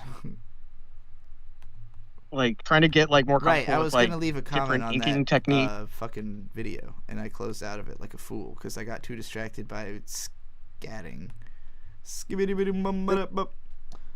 Alright, let's read the other comments on here. Finding both of your channels ended up actually inspiring me to fulfill my lifelong dream of learning guitar and writing music. Now, if only I wasn't broken left-handed. Left-handed too, and it do be like that. Yeah, left-handed guitars exist. The problem is that you can never borrow. Well, I think the point is that they're expensive. Borrow any guitar or lend yours to 90% of other guitarists, but it's worth it. I started out with the shitty classical because I could reverse the strings without paying for a left-handed one. It was good to learn. Played the visual novel as soon as I saw your community post. It was really nice. I liked the real-life photos in contrast to the drawings. It was nice to see uneventful mundane of getting out of bed because you can't sleep. Hope you make more. It's nice to see how satisfied you are with it. Awesome shirt. My first thought. I'm here for the Umbreon plush. I think Shitty Kicklets videos are rants as an art form. My partner tried to get me to come to town to see Internet Kids, but it was hard to get out to Minneapolis. Would have been a huge surprise for me if I ran into you since... Right, she's in Minneapolis. I think this was brought up when we talked, actually. There's a strong contingent of Minneapolis happening in my Discord server because I do believe... I don't know who wants to be doxxed on stream right now, but there's a couple of you I know live in Minneapolis. I don't know how public you are being with it. Clearly, we all need to get to a convention in Minneapolis. We need to figure out what is the furry convention near Minneapolis that's going to have a bunch of trans YouTubers and artists rock up to it and have a big fucking party this year. Rise Up Twin Cities Gang says 2X. That's another one. You're not even in the list of who I was thinking of. Actually, unless that's Twice. Because that would make sense. That's what your name is. I was like, wait, 2X. Have I seen this name before? In which case, good morning. Good morning, Twice. There was a video earlier that I was telling people, we watched earlier on stream, that I was like, tell Twice about this video because you were saying you wanted to, like, learn to be meaner. And that was exactly the problem this guy was having, was like trying to get into like a take no shit mindset about work and like the way that he's being treated. I wish I could remember. Yeah, this one. I made a video about racism at What work. is up? Then they ghosted me. Trans Realness by Paris TTMPP. I don't know how you're supposed to read this. Paris, can you make this less complicated? Can you make your name something a little... I'm not gonna tell people what to do. I'm just saying it would help for SEO. It'd be easier for me to remember. We're a trans safe haven, but we still have had hate crimes this year. I feel really safe here, but I'm not a trans woman. Or you're talking about Minneapolis? Yeah, I mean, a lot of every like big city I've been to anywhere north of where I am has like a significantly more gay and trans population than here. Hampton Roads is a fucking dead zone for gay culture. It is literally just a military town. So it's the like imagine the most DL place that could exist. Like think about it. It's all military. So they're all, you know, doing gay shit on the low, but none of them are talking about it. It's literally like, I know Don't Ask, Don't Tell was repealed, but that is culturally not repealed from the military at all. And what, didn't they reinstill it? I mean, Trump's in charge now, so it's like double down. If you're in the military, that affects you more than the average person. You know, like your mentality is like your literal commander in chief that you've been personally programmed to listen to is like, don't be gay, you know? So yeah, this is like the least gay environment. Now, granted, where I live, I feel pretty at least the business owners seem to like me, you know? I'm like, the places that I shop, I tend to be like the only white person, well, not the only white person there, but, you know, one of the only white people there. But, I have not gotten any kind of hassle about it. And if anything, the people who run the businesses are very kind to me. So I feel safe within my neighborhood, more or less, you know? But, not because I think the culture here is very accepting of gay people, just that like the local business owners are really cool, you know? And they've been around forever. Like they've been rooted here forever, basically. So they're all like really good local businesses. Like they'd have to be good to survive because everything else is like abandoned. You know, if your business wasn't good, it is gone and nothing has replaced it yet. Okay. Was I still reading comments on this? Where's the visual novel? I can't find it on your website. It's literally linked in the description, isn't it? Oh, wow, never mind. It's on this channel for anyone else who couldn't find it. Maybe she added it to the description. I was thinking about how I haven't seen you in my Rex in a while, and here you are. Hi. If you're going to self-promote your album/visual novel, you should provide links in a comment description. Okay, so I'm assuming she added it after people said that more than once. I like to search Joker impressions and sort by upload date. No, I'm not uploading that. What's your main channel called? It's called Shitty Kickflips. Oh, that makes sense. Thank you. First, Amogus. No such thing as creative freedom. That's more or less true. Doomer, but true. Wait, it's not in the description. Oh, it's in the pinned comment. That's what it is. Okay. Yeah, so 9 hours ago, so those comments were made before that comment was made. It all makes sense. What I was going to say in response to that is that, well, actually, I'll just type it out and we'll listen to the Scooter Pitch podcast. That way I can make it thoughtful. And go a lot bold. The nature of being an artist. I think it's good practice to leave thoughtful comments if you have something to say, because it's good for the algorithm and, you know, engagement, and also like good self-promotion. Frankly, if you leave good comments and you're somebody who people can find out about, then it's worth it. But I'm gonna play Scooter Pitch while I write my comment. Older with that. I had one too many people tell me, hey, you got to ease up on the screen tones and a little less glitter. And I'm like, but I love glitter. I was raised by shoujo manga. How do you mean less glitter? I think if you do like different inking and hatching techniques like that, like that's me like trying to ease off the shoujo screen tones and try to like reimagine that. Gary, why did you ask, did you know Nelson Mandela invented the gaslight? Is that just a random joke about the fact that nobody like all the confusion about what is it? The Mandela effect. That's the one I'm looking for. Wow, they're both really beautiful. I actually thank you. I actually read the entire thing just now, and I have a lot of things that really stuck out to me that I thought were beautiful. I think all of this is good. I love how you show different responses from the stream with actual profile pics. It makes it feel more real. Like from what I could see, one guy had it just looked like a Chinese building of some kind, or like a building that was like a monastery of some kind with like the tops. And the other one was a guy, or it was actually a person of an undetermined gender who had two faces, like two people. So it was a profile pic with two people together. Oh, yeah. It reminds me of being on YouTube when you see those people who obviously are commenting with like their account they share with their husband or something. So it's like husband and wife. You don't know who's the one commenting, but someone did. So it makes it more real. Yeah. And I'm going to send these images to the chat as I talk about them. The next thing that immediately got my attention, I really liked it, is that this food legitimately looks really delicious, but it also has that like satirical kind of like I don't know how to describe it, like crude humor culture that Japan like treats have, where like, it's a cute little doggy, but part of the treat is literally his butt was a X mark for the butt, Oh yeah, that was a 3D model that was just, it's like I've been trying to be a little less stingy with what 3D models I use, and that was like one of the things like for making the Yuji Every Lead manga. Should stop calling it that.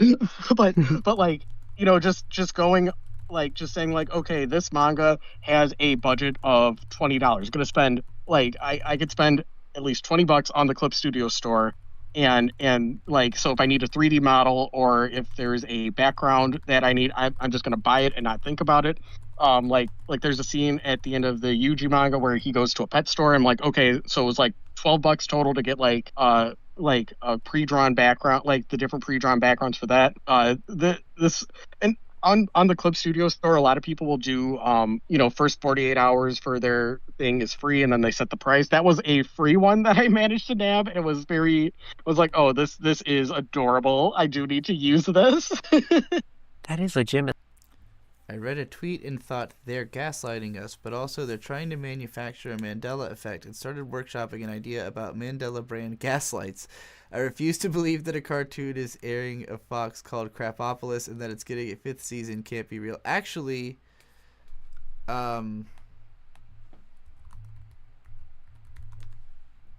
this show. Bird watched all of this. It's not bad. It's not terrible. It's literally a Dan Harmon show. So, I don't think he's like actually capable of making a bad TV show. He's good at doing that. Bird likes it because it's a Greek mythology based thing. It's about the guy who ends up creating the first civilization, and he's like trying to figure out how that works. It's not terrible.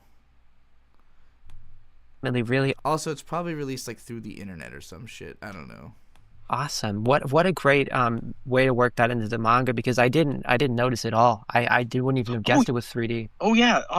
There was as a placeholder name for this new manga about AI, this new shoujo manga, I used Miffy the Rap. That's why I said personally I refuse to believe that someone paid for the new norm. I don't think you have to pay animators. I think you can just tell them that they're allowed to draw and they'll do it. And then they'll at some point realize that they haven't eaten in months. But I'm like, okay, I definitely need to, that's like already a thing. So I need to redesign them and think of a new name. Obviously that was me being like, by the way, that was me being ironic in case any animators thought I was being serious there. I was being the opposite. So I made them a little like, damn, you could make an anime about that, said Ryu. Yeah, you really could. Shirobako, I highly recommend it. If you haven't seen it, it is one of the best anime. I love it. Give them, so he's like a little demon, like weasel or ferret, and I saw the photo. I was about to bring it up. I saw the unfinished version of him. This drawing is so good. I know it's just an unfinished drawing, the one that I just sent to you, but it looks amazing to me. Like, I legitimately love how that looks. It's such a good pose. It's really dynamic. One thing I was going to praise you for how you draw mascot characters, or just like and throw characters in general is that you really understand how to pose them in a way that feels like real and not just like, generic. It's not just like generic concept promo art where they're just standing in a default pose. All of your poses feel like they're real, living, live animals. And without going too much into this in depth, the newest drawing that you drew with Volo had this as well. I could really tell that you love Raichu and you wanted to make an appealing pose for Raichu. Thank you so much. Yeah, I love how you do that. I saw the fully rendered you. image, and that's a really cute mascot design as well. I like the ears a lot. Yeah, like after watching the Precure movie with you, I was like, wait, I gotta make her little her little buddy a little cuter. He can't just be default rabbit. He's got to look more mascot-like. Wow, I am so glad that watching Yes Precure 5 Miracle in the Mirror Kingdom, Miracle no Daiboken, actually made you feel so positively about your own work, and I'm glad it inspired you in that way. I had so much fun showing you and everyone else Yes Precure 5. It's like the most peak anime to me. That's why I'm always mentioning Precure as that one show. Love it. Oh, so in the storyboard, I like there's like a point where her little stuffed animal becomes real, and he gets a giant is what I was initially imagining. But I'm wondering if he should stay mascot size. Like you're more of a mascot connoisseur, so I'm wondering what's your preference. The full-size mascot is a thing that many mascot-related media has done before. In Precure, there's a season called Doki Doki Precure, and one of the I love how I'm like encyclopedic about this. One of the mascots.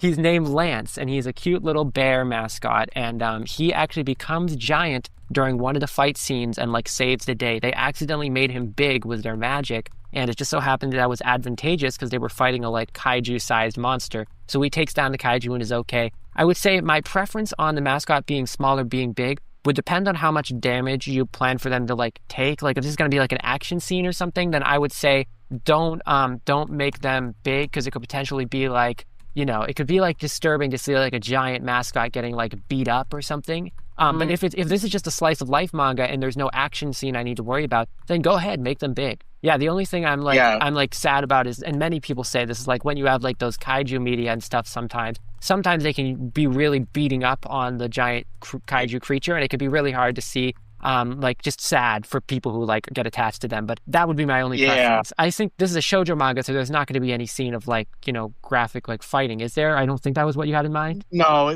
like the bad guy like summons a bunch of little critters, and so then she takes her stuffed animal and makes him real, and he turns giant and takes a giant net and just yeets all of the level 1 goblins into the void. I saw that in the storyboards. Yeah, go through with making him giant. In that case, it's awesome. Okay. Totally do it. That's awesome. Yeah, so oh gosh, I'm so excited about this manga. I'm gonna aim for this one. Manga Lab is they have their annual high speed contest. That one is on the 22nd, and the gimmick of that one is you have 24 hours to submit, and the editors have 24 hours to pick a winner, and everything there will get a reaction. It's really cool. It like they give updates on their social media like minute by minute, and it's really cool because like I go on Manga Lab probably the most out of any social media, because it's cool. Like maybe I should explain what that is. It's a website run by Hakusensha, and it's for amateurs to post their manga one shots in series, and editors, and the gimmick is that editors can leave emoji reactions and comments, but they are the only ones who can leave a comment. And there are other websites like that operate like this, like Manga Meets and blanking on the other ones because they're all shonen based, so I don't really go around that neck of the woods. But I do love Manga Lab because they greenlight a lot. Like the art that they greenlight and the series that they greenlight, they're all like a little bit weirder when compared to other manga amateur websites, and it's really cool like how individualized the comments get and how they really hone in on what that artist needs to do to level up their art. Wow, that is really cool. Yeah, it is. It's a lot of fun. Whereas like a Manga Meet, that one, I know they all have very similar names, I'm very sorry, but Manga Manga Meets is the shoujo website run by Shueisha, and they have a similar mechanism. Like I do post on there too because they have more 4-page contests, which are a lot of fun. Where it's like, okay, I don't know what to draw.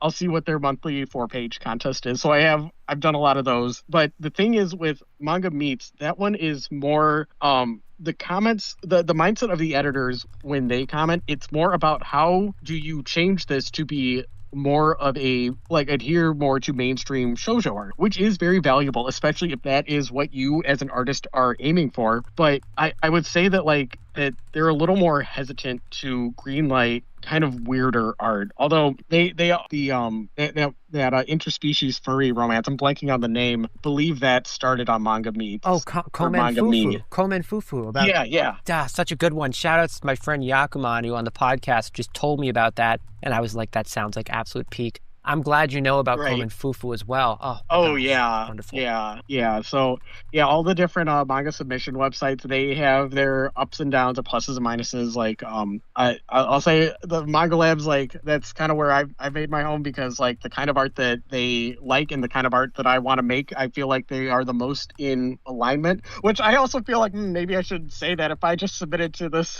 one that's working with Shonen Jump, but hey, not everyone in Shonen Jump is they don't hold it in high reverence. I guess I should say not everyone. I mean, there was Bleach, like if you know that story. Oh yeah, Tight Kubo. Yeah, I know about him. Yeah. How he was just like kind of like, oh, how do you feel about being in Shonen Jump? And he was just kind of shrug emoji about it, which is very cool. Like, yeah, not everyone's gonna have that reverence for the institution. I agree. That makes a lot of sense. And it also is something I wanted to say that's really cool. I love that you're open to shoujo. You're interested in making shoujo. I'm a big shoujo stan myself. I feel so positive about that demographic of media, the shoujo. Okay, before Komu goes in on shoujo, I left my comment on the rhyme video. So I'm going to reread it. I'm glad you figured out how to bridge the creative voice between different aspects of your expression, something I tremendously failed at for years for reasons related to what you describe here in the difficulties of making your music essential to the way you're identified as your other content. Maybe vlogging is just a new enough art form that it isn't approached with the same expectations people bring into music, but I find that often the audience of my content that doesn't carry over to my music simply engages with the whole medium in a way that's unrelatably different to myself. I don't think it would have been hard for me to find an audience for my music if I was really looking for connections strictly inside the field of music, but instead I always treated it like a personal underground side project and only pitching it to the small subset of my audience that happens to engage with music similarly to how I do, and luckily getting to collab with lots of those people and improve. I used to stratify my content in a way where if I thought something had potential to be broadly accessible, I tried to keep it that way and hope that certain people would catch on to the undercurrent vibe of my content and get more deeply involved. And that function has worked, but I've actually gotten the best results from times when I'm not courting a mainstream audience at all, even when I could be. Simply put, you're just going to disappoint those people when you do something they don't like, so there's no need to appeal to them in the first place. I don't need my audience to love every single thing that I do because I have too much energy and I'm always doing something. I try to make things that I have a specific audience in mind for so that there's an almost moralistic guiding principle that I'm going to do it for her. But the ones I want to serve are those who need the most specific things I have to offer most deeply and who will be patient with me when I'm not giving attention to their needs at all times. Cultivating that audience has taken a lot of time and effort, but been so much more worthwhile than I could have dreamed. Finally got that out.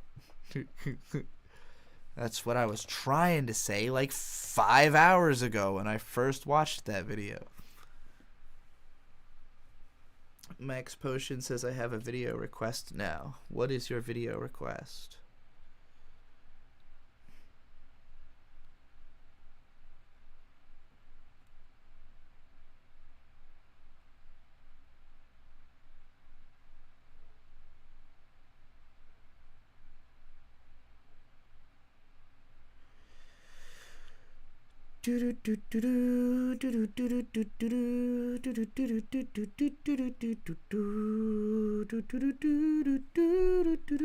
Wow, made for girls because they often as we've covered, are more willing to do stuff like interspecies romance, furry appealing content, LGBT content. Historically, the representation in shoujo manga in comparison to other demographics is just so incredible and ahead of the time, like literal non-binary representation in some of the earliest shoujo manga. But I also wanted to say, perhaps because of my love of shoujo, I had heard of manga meets before. This is a short story, but of all things, at Arby's, I was at Arby's and I knew it because Arby's, they have the manga. Arby's is not good for you. Meats. Oh, sorry, you cut out. Fuck, my joke didn't come through because I cut out. Oh, no. I said, that's almost even funnier. I said Arby's has the manga meats.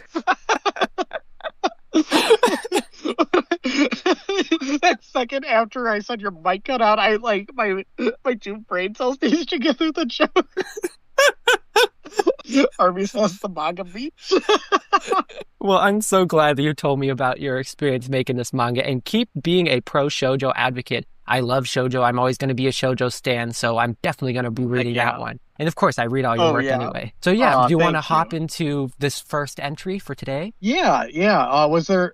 Did you want to share what you've been working on before we get started? Because I just dumped everything, like just nonstop. I want people to know, keep up with you too, definitely. Thank you so much. I very much appreciate that. So I'm creating Genki and Sienna. It is an indie cartoon that will be released on YouTube. Amy, you may notice I have found a clever way of doing both releasing at the same time. Short little animation tests. I'm thinking about what they're going to be called. They're either going to be called animation tests or they're going to be called pencil tests, because what I'm doing them on is I'm doing them on traditional pencil and paper and a light table animation.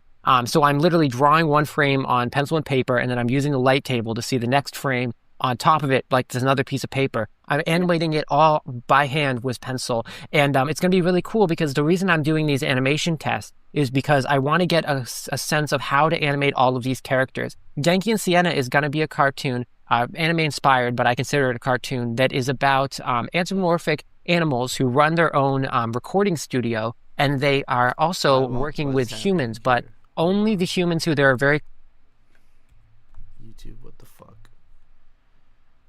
Really cool, because the reason I'm doing these animation tests is because I want to get a sense of how to animate all of these characters. Genki and Sienna is going to be a cartoon, anime inspired, but I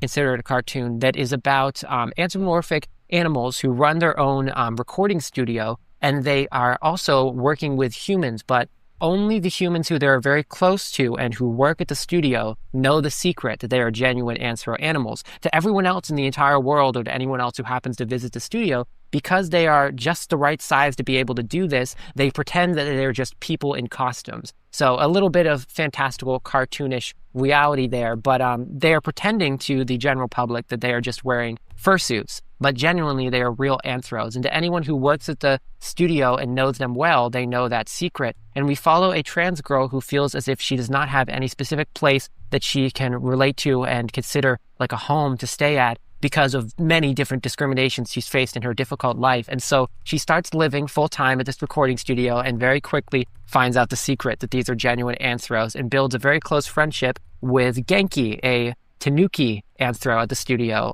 tanuki being a type of Japanese raccoon dog. And he's a talking tanuki, genuine like furry, and they become very close friends. And so it's Genki and Sienna, animation test coming out soon on YouTube at Genki and Sienna, all one word. And on TikTok, we're going to release them too. Oh, that's so cool. I'm so excited to see this. God, YouTube is so fucking broken sometimes for no fucking reason. I know I wasn't saying anything or describing the situation. I was just frustratedly dealing with it, but hopefully you could all tell what was happening there. I love the idea for this. Oh, just this premise could, like, this is like the most U-core, like Komugi core idea for a show. Like, everything about it, it's just, I love it so much. I'm so excited to see this.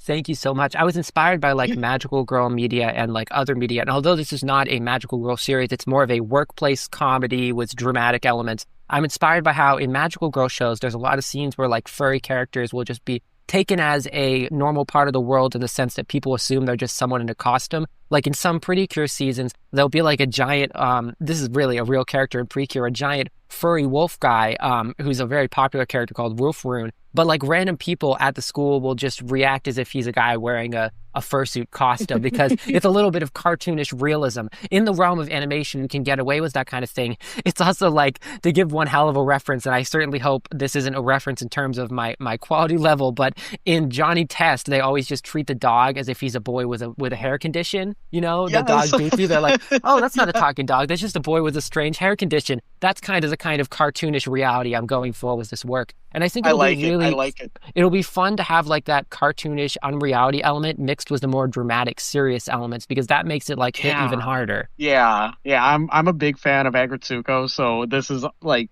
sounds exactly my speed. Where Thank you so much. It's an honor to be compared to a very popular and loved work like Agretsuko that I also love as well. That's everything. That's all I wanted to promote, and look forward to seeing comment responses to all of the comments on your. By the way, I'm a voice in Genki and Sienna, so look forward to it. And so is Corona. She's the main character, actually. Wonderful videos taper clip with Genki and Sienna, because I'm going to be using that account to comment. And so many nice people have been interacting and wanting to connect. Yeah. There wasn't a evil mom. I think I hit all of the there wasn't any too big of comments from last time. I don't want anyone to feel like I skipped over them. Let's see. Because Canadian Turtle left some comments, but they kind of are more about Saturday AM, so I think it's better we respond to those on our... Where can I find that when it comes out? On the Genki and Sienna channel. You'll find them in chat sometimes. It's that one Lucario fan's other channel. We watched the Holic fan animation earlier. There's also a bunch of my reaction clips on here. Basically, she's trying to get up to 100 subscribers before she starts posting stuff more related to the show itself. Just like trying to get together the audience that she thinks would like the show on the basis of, you know, like this cultivation. Like, if you like all of this, you will enjoy Genki and Sienna, as I think the vibe she's trying to sort of build here. But it looks like she's gone up by 4 just in the time that this live stream's been going, so... Our Saturday AM podcast. And I'll be responding to you with my YouTube as well, so you'll get to hear my thoughts. Yeah. Although I do want to point out Jester's comment. They said, hey, thank you guys for entertaining my brain rot. The idea, and this was for their pitch last time, Magical Girl 420.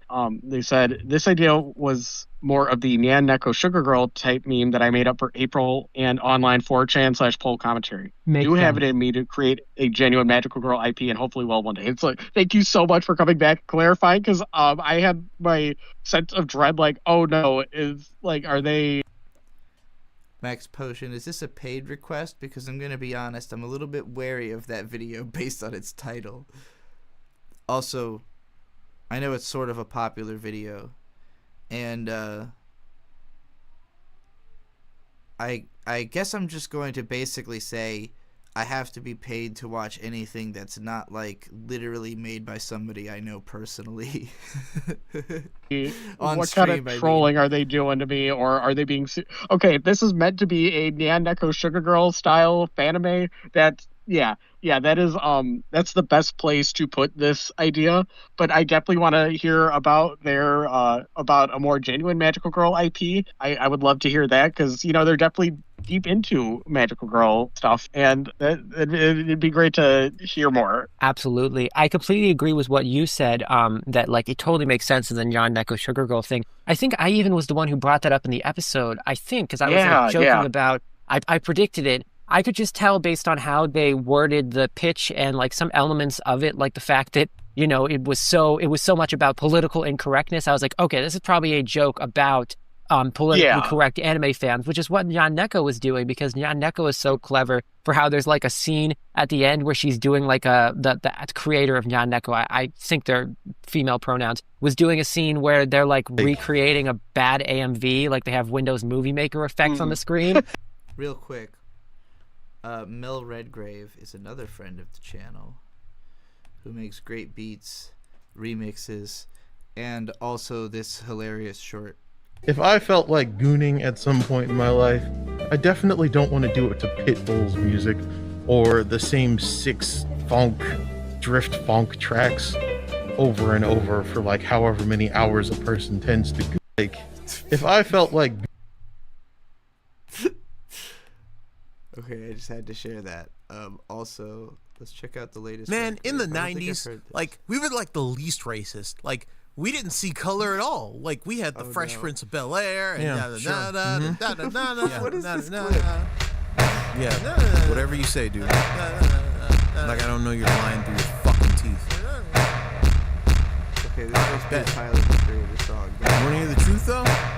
This is how my life was. Everything reminded me of Palos. Oh no, this is like an original rap. I didn't know you did. Wait. Why is it labeled Tyler, the Creator and Odd Future? Bad haircuts on them insufferable white kids. Maui and Sons t-shirts, households full of racists. I hate it. I feel disgust infecting my platelets. Take it with a smile, crooked, full of abscesses. Cause I can't afford the dentist like them aforementioned white kids. Every time I stepped out, I'm reminded that I'm different. And by default rejected cause I'm black and autistic at 9953 South Hill Terrace. 9953 South Hill Terrace. 9953 South Hill Terrace. The cul-de-sac, a monument to suburbs that we're trapped in. Commercials flashing on the screen of Deep River. Max Potion, this Scooter Pitch podcast is longer than balls. There's much more than an hour left in it, so I'm kind of just playing it whenever I'm in between thoughts or like checking on other shit to line up my next thing. The water park, Six Flags and DZ, maybe even Chuck E. Cheese. All the kids would brag about vacations off to Disney. My family was broke, and I think they tried to shield me from the people that would treat me like I'm lesser than I should be. And little did I know the stares from Caucasians were ugly, ridiculed and treated like I'm dirt, and mama couldn't bear to see her child suffer abuses. Living at 9953 South Hill Terrace.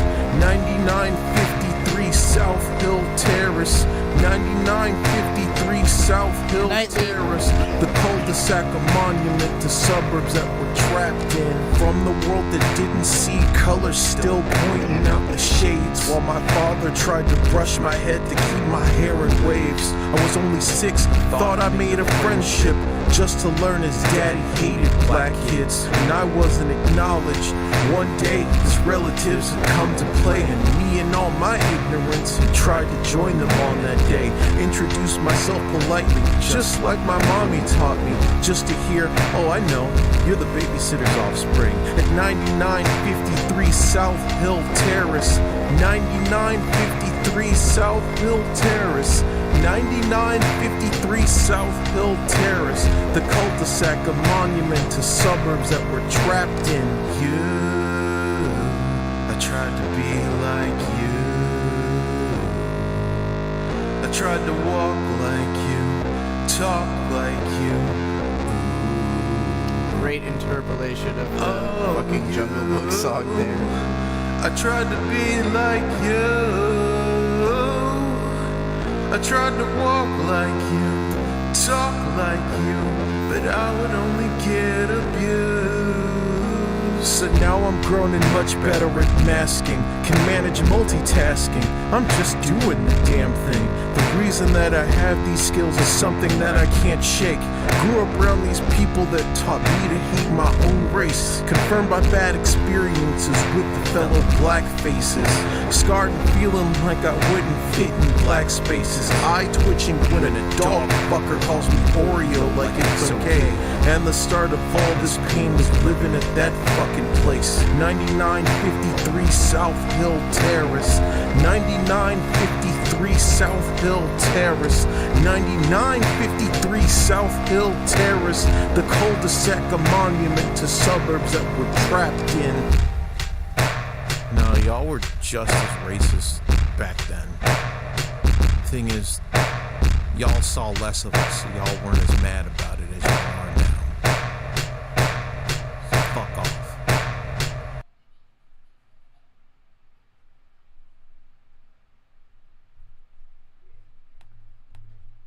So that's the kind of anime satire that's good to see and is very valuable in our modern internet climate. So definitely keep going forward with that idea because I think you have the right mindset there. But if you feel motivated to make a super genuine magical girl series that is really going to touch some hearts, oh my gosh, do it. We're living in a total void of magical girl media when we need more and the people want more. People are like rewatching Sailor Moon for the 10th time. Give them something new to experience. If you want to make it, it will succeed. Yeah. Like with the indie short, I Don't Want to Be a Magical Girl. The only reason that I am not like completely in love with that is because it uses CalArt style. That is the biggest barrier for me. Biggest barrier for me is the way the mascot is like there kind of by necessity. You haven't seen it yet, so I won't go in depth. But the mascot is like I watched an interview with the creator, and she's really cool, and I admire her dedication. But she was talking about how we're inspired by QB, so the mascot's just kind of like they don't want to deal with him, or I think they use they them, so they don't want to deal with them. The mascot because it's just such a annoying mascot. Like he just wants to force you to be a magical girl. I'm like, that's not their role in the genre. That's one show. QB is not every magical girl mascot. I was so disappointed. I think Steven Universe is the only CalArt style show I could get into, and that took a lot because. All right, I've got 20 from Max. Let's go for it. Bringing non-binary people around hood black people. I'm not gonna lie, I'm worried. I'm hopeful though. I'm a little bit of a miscreant. I'm a little bit of a mischief chaos god. Okay, I already like this guy. Might say. I like to bring people around me that would naturally cause drama. I 100% am on. You know what? I feel you though. Because I'll be bored sometimes. So yeah, exactly. What I decided to do was invite 3 of my friends from my youth. And in my youth, I was a little bit of a gangbanger. What a fucking way to say that.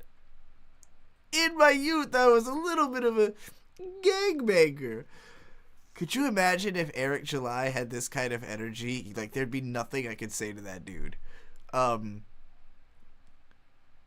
Eric July is like, well, it may be that what it is that when I was inside of my youth, that in the time that when I was young, that it's possible maybe I had been involved in some illicit activities of which I do not speak of any longer. Like, this guy's like, I used to be a little bit of a gangbanger. Like, that's fucking hilarious. That's what the kids call me back in the day. Now, I may not look it now, but back in the day, I used to be doing things that got me my convicted felon charges, because I am a convicted felon. So that's the fun part about me. And I invited 4 other friends. I'm a convicted felon. That's the fun part about me. This guy is really cool, and I would definitely hang out with him. Friends who were in turn.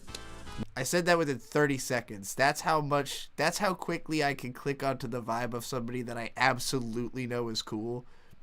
Like, 30 seconds, I was just like, nah, this guy's cool.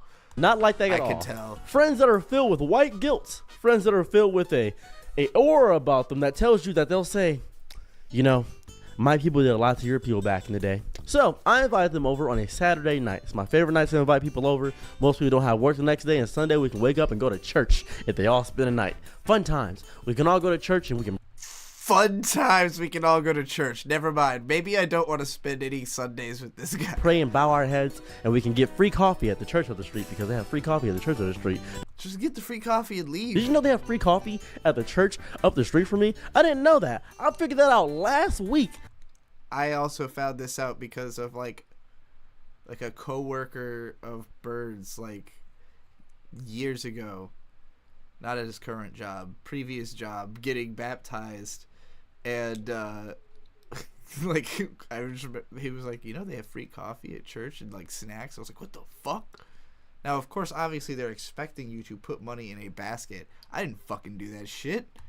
That was amazing. So I decided to go ahead and invite my friends over. So I'm minding my black business. Dude, the 3 hood friends come over. He's like, what's going on, cuz? We do our handshake, our commemorative handshake. Every black person has a handshake. If you don't have a handshake with your fellow black person, I need you to make one right now. Figure it out, because you'll figure it out. Naturally, it'll come to you inside of your mind. If you could lock eyes with another black person, you immediately make a handshake. It's how we operate as human beings. A lot of people don't know that. It's something in our melanin that does that. So my other friends came over, and I'll go do firm handshakes. Just, hello, how are you doing? Pleasure to meet you. Pleasure to meet you. Now, this may seem like a bit of a phenomenon, but all 4 of my friends that came over were all non-binary. All of them. Some of them were AMAB or AFAB, but they were all theys. Collectively, as a Who? Okay, he definitely said they're all theys, and then it says all days in the comments, and I'm wondering. I mean, I assume that's intentional, but at what level? Like, when was that decided? Like, when in the process of making this video did he decide I'm gonna write it that way? Like, group, they were all. Did he do his own subtitling, or did someone mishear it and subtitle it wrongly that he paid to do that? 67 people, all one of them. Now, or an AI.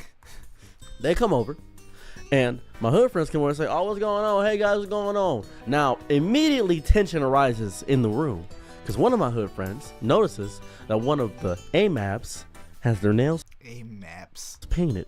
You know, AMAB is assigned male at birth. Who assigned that? Probably God, maybe a doctor, but that was changed later. So, probably God, maybe a doctor, but that was changed later.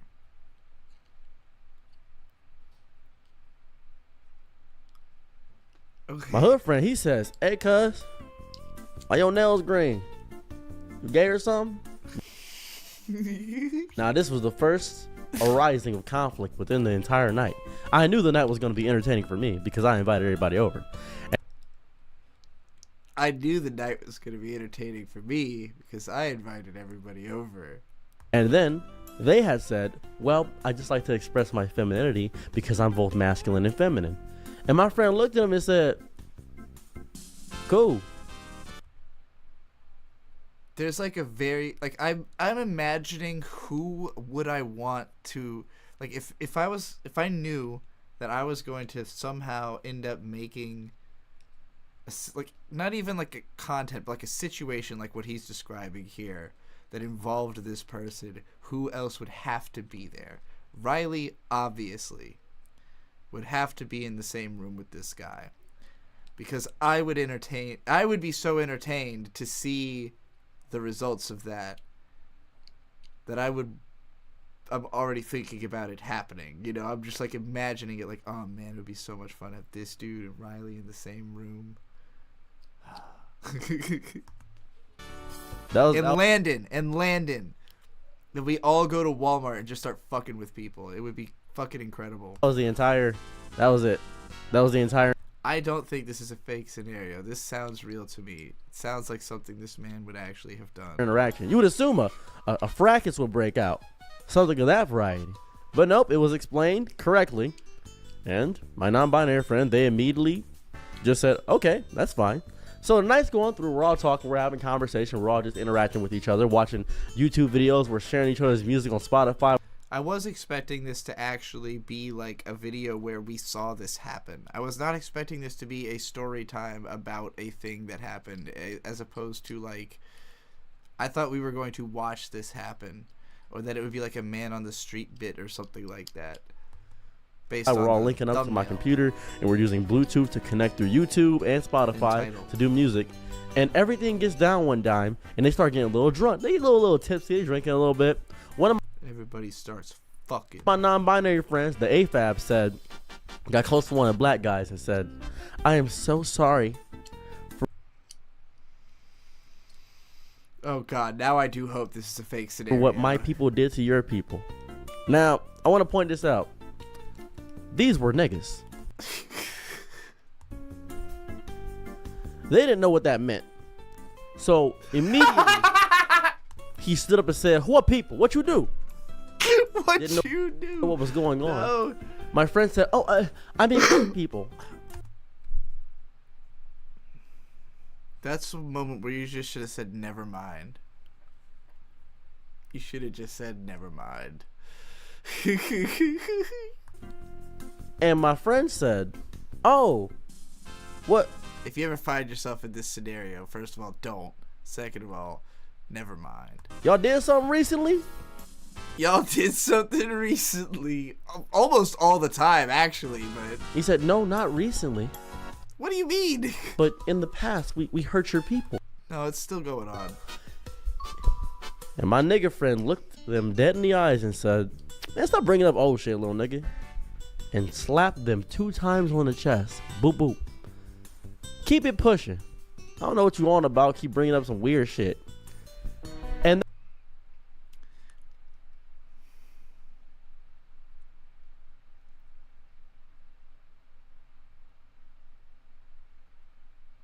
I'm really trying to decide if I think this is real.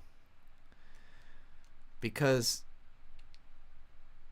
one of my favorite Boondock strips is one where Riley slaps a kid, and then off like panel, Huey shouts Riley, and then you see Riley cross a panel, and then he shows up in the next panel with Huey, and Huey goes, why'd you slap that kid? And Riley goes, man, that was 14 seconds ago. Why are you bringing up old news?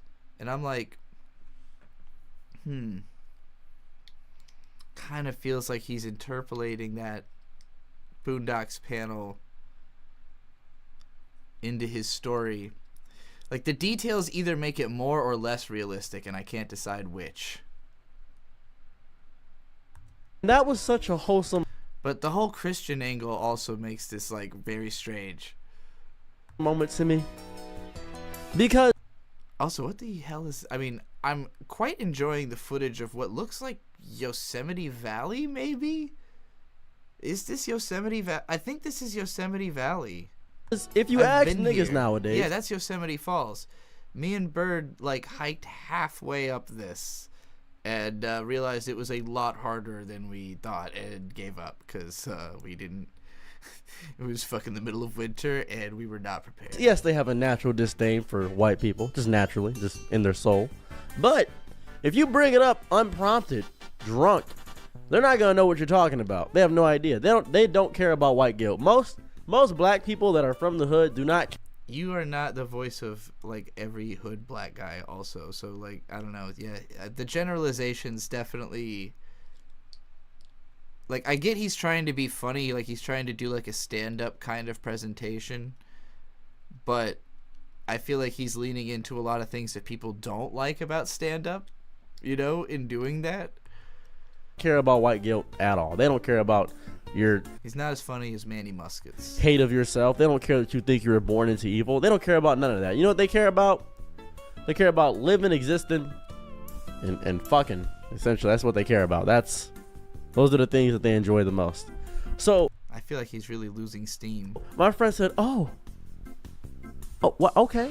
Well, I just assumed that," and immediately my hood friend stopped them and said, "So you assuming too much?"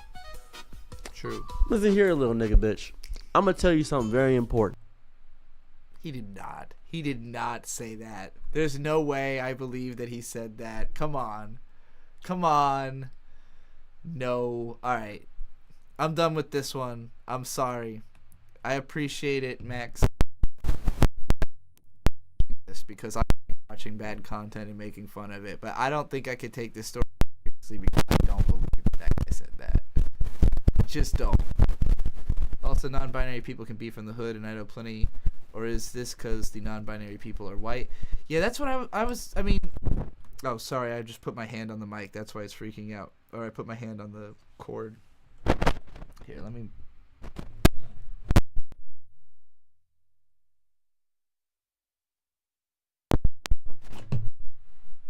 Do I still sound okay? Is anything fucked up now?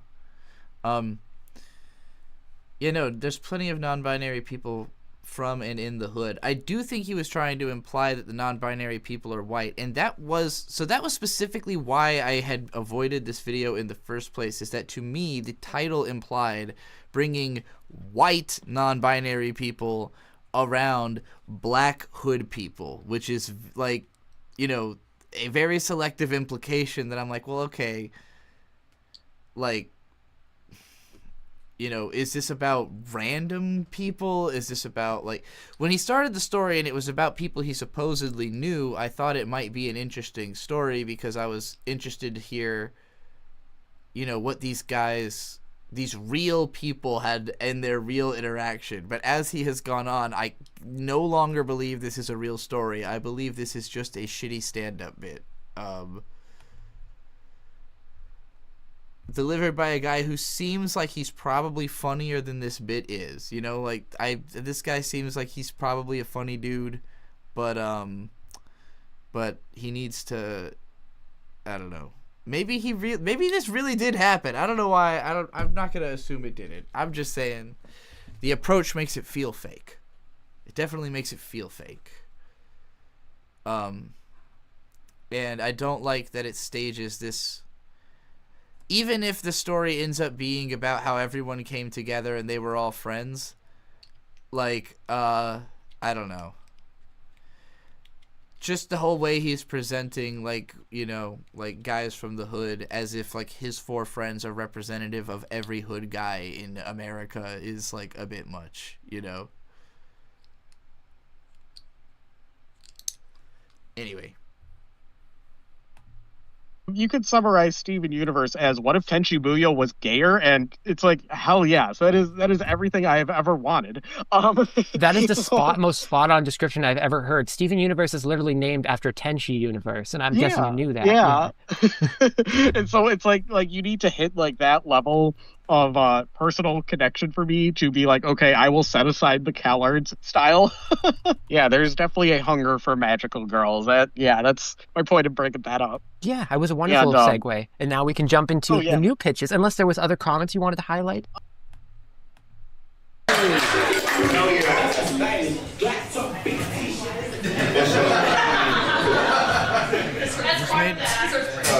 Watching that made me want to watch Manny Muscats do stand-up, because he does racial comedy, and it's edgy, but it's really funny, without having to be a weird fake story framing device to try to tell some kind of I don't know, moralistic undercurrent or whatever he was going for.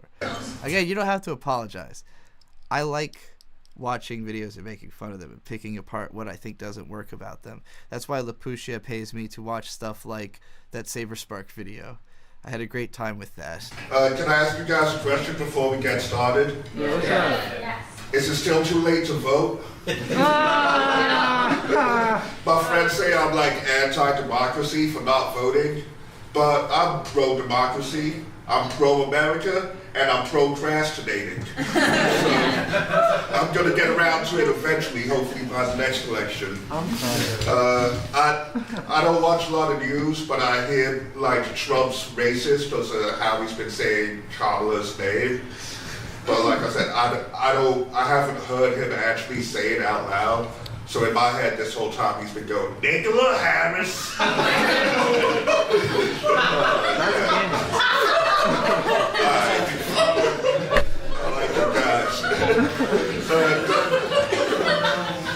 Does anyone here know who Crispus Attucks was?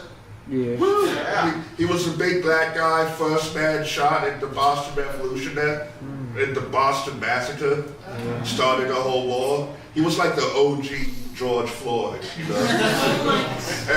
I'm pretty sure for the whole American Revolution, there was loyalists walking around saying, he was high off Chinese hemp when they shot him.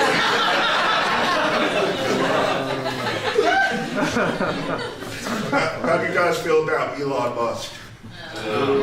That's good. I'm tired of everybody acting like he's some sort of cool genius. Because Game recognized Game. That is just autistic.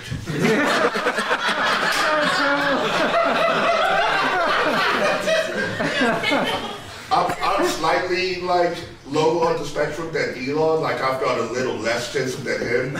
If I was on his level, I'd be making millions too. But I'm happy with the level I'm at because I'm making way too many anime references. Good morning, Krona. You're going to work. Have a good work. I'm crying. You know what's crazy? I need to get my glasses fixed. This whole time I thought you were my next door neighbor. I'm glad you're not, because that would have changed the whole energy of the set. The next part's about how boinking his wife, so. I don't know if you guys have the same algorithm as me, but there's girls online coming up with new inventive ways to call guys gay. Like, I saw a tweet the other day that said, is it just me, or is it zesty when a nigga texts you with correct spelling? And I'm like, grab her aside. Since when does zesty mean gay? Because Cajun food is like, I love Cajun food. Zesty is one of my favorite flavors. But now I need to come up with a whole new adjective just to describe this party in my mouth.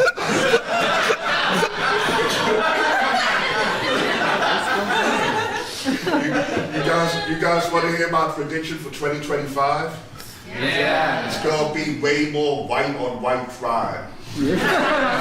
Nisa said, this guy is funny. I have never heard of him before, though. That's because he just happens to be a friend of mine and a longtime fan. And, yeah, 2011. So he's probably literally been a Digibro fan for as long as Digibro existed for. I know him because he is also a Dick Show fan, and he did a set as he had been trying to be noticed by me as senpai for I think a couple of years, and I had kind of not really registered who he was for a while, and he was a little bit salty about it. And then he did a set to open up one of the Dick Show events that was the single funniest thing I have ever seen in my life. I cannot describe the jokes to you in any way, but he also he had personally given out a tremendous amount of chocolate before doing this. So you can imagine the headspace that I was in already. And then he puts on just the sweatiest, most just wrong performance I've ever seen in my life. The whole room fucking died. It's still the funniest thing I've ever seen. And we hung out at Too Many Games last year, and we did some live streams together. I know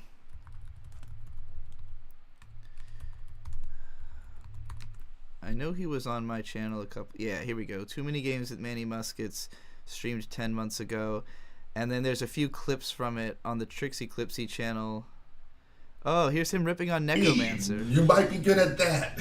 Just go somewhere else, okay? You're not. This isn't the place for you. And that's a good thing. You don't want no parts of this. Actually, we need to start, every time that we ban somebody, we need to send them this video. This is the you just been kicked out of the community video. Just go somewhere else, okay? You're not. This isn't the place for you. And that's a good thing. You don't want no parts of this. I believe in you.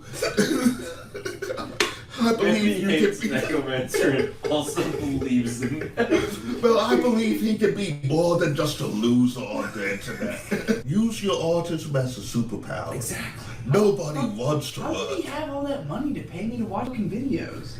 I know you stole it out your mom's purse, and I'm not judging you for it. We all gotta do what we gotta do. But you should do something different, because now you're being a waste of oxygen. And you know that, we all gotta do what we gotta do, but you should do something different. Saw somewhere. that oxygen had potential, so you should have potential.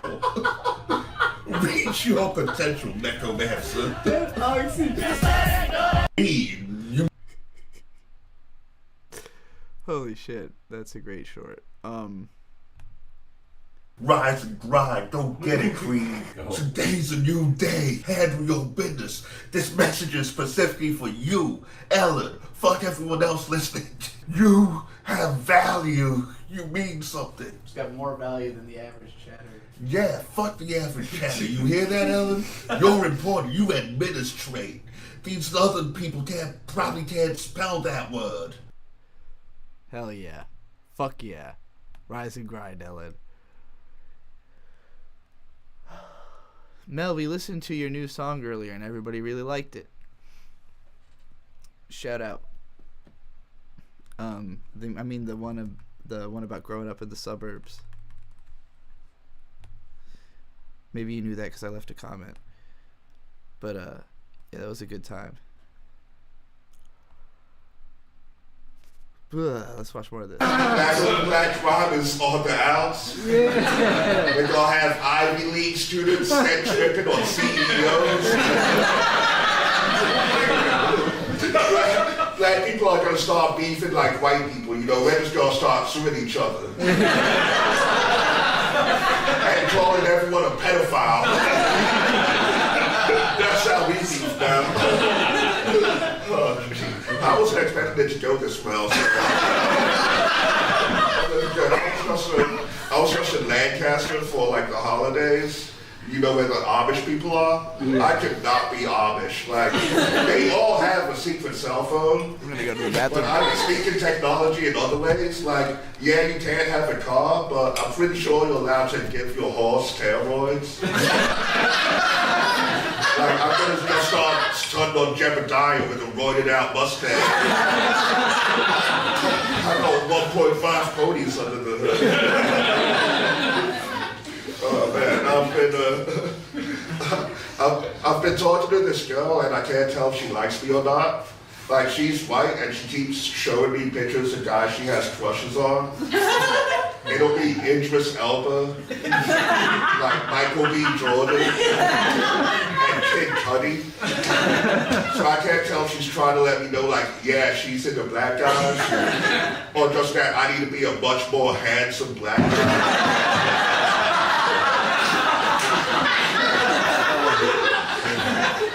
If you want me to get the hit, you need to show a picture of, like, Carl Winslow or Cleveland Brown.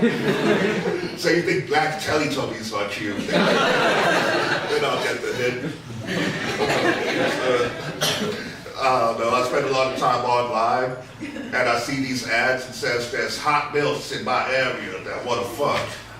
And then I get into weirder parts of the internet, and I get even weirder ads. It's like, there's big BBWs that are craving cock.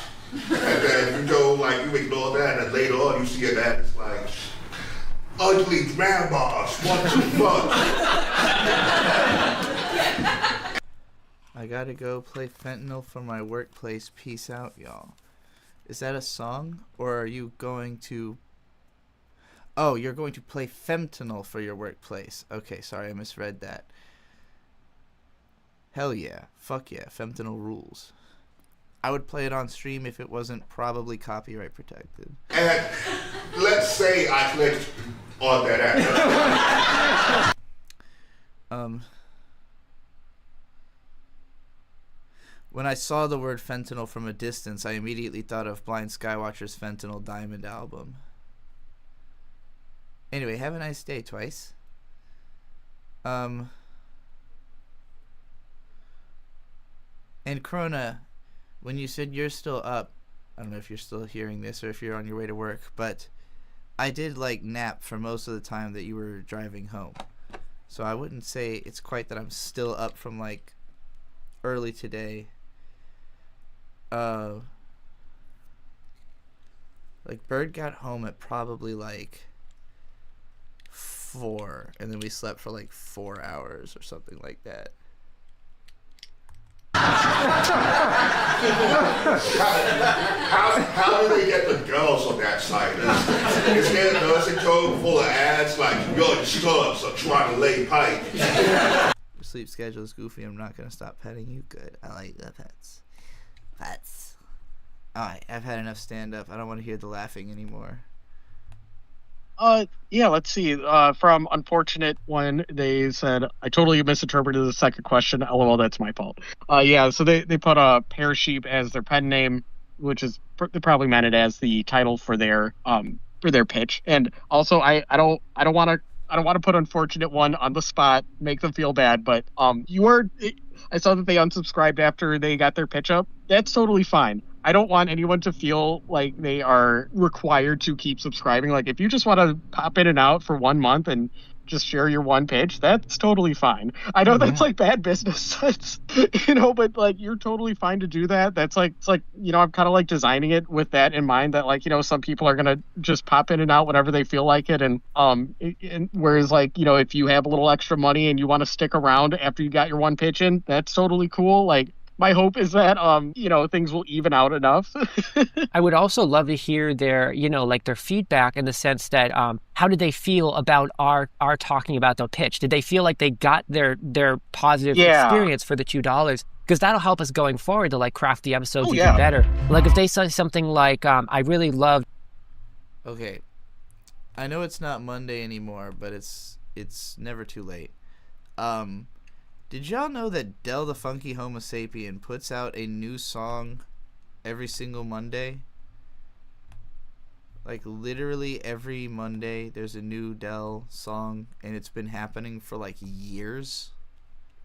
I only found this out recently. I don't know how many people know this, but literally every single fucking Monday for like 2 years there's been, I guess maybe not 2 whole years, at least 1 whole year.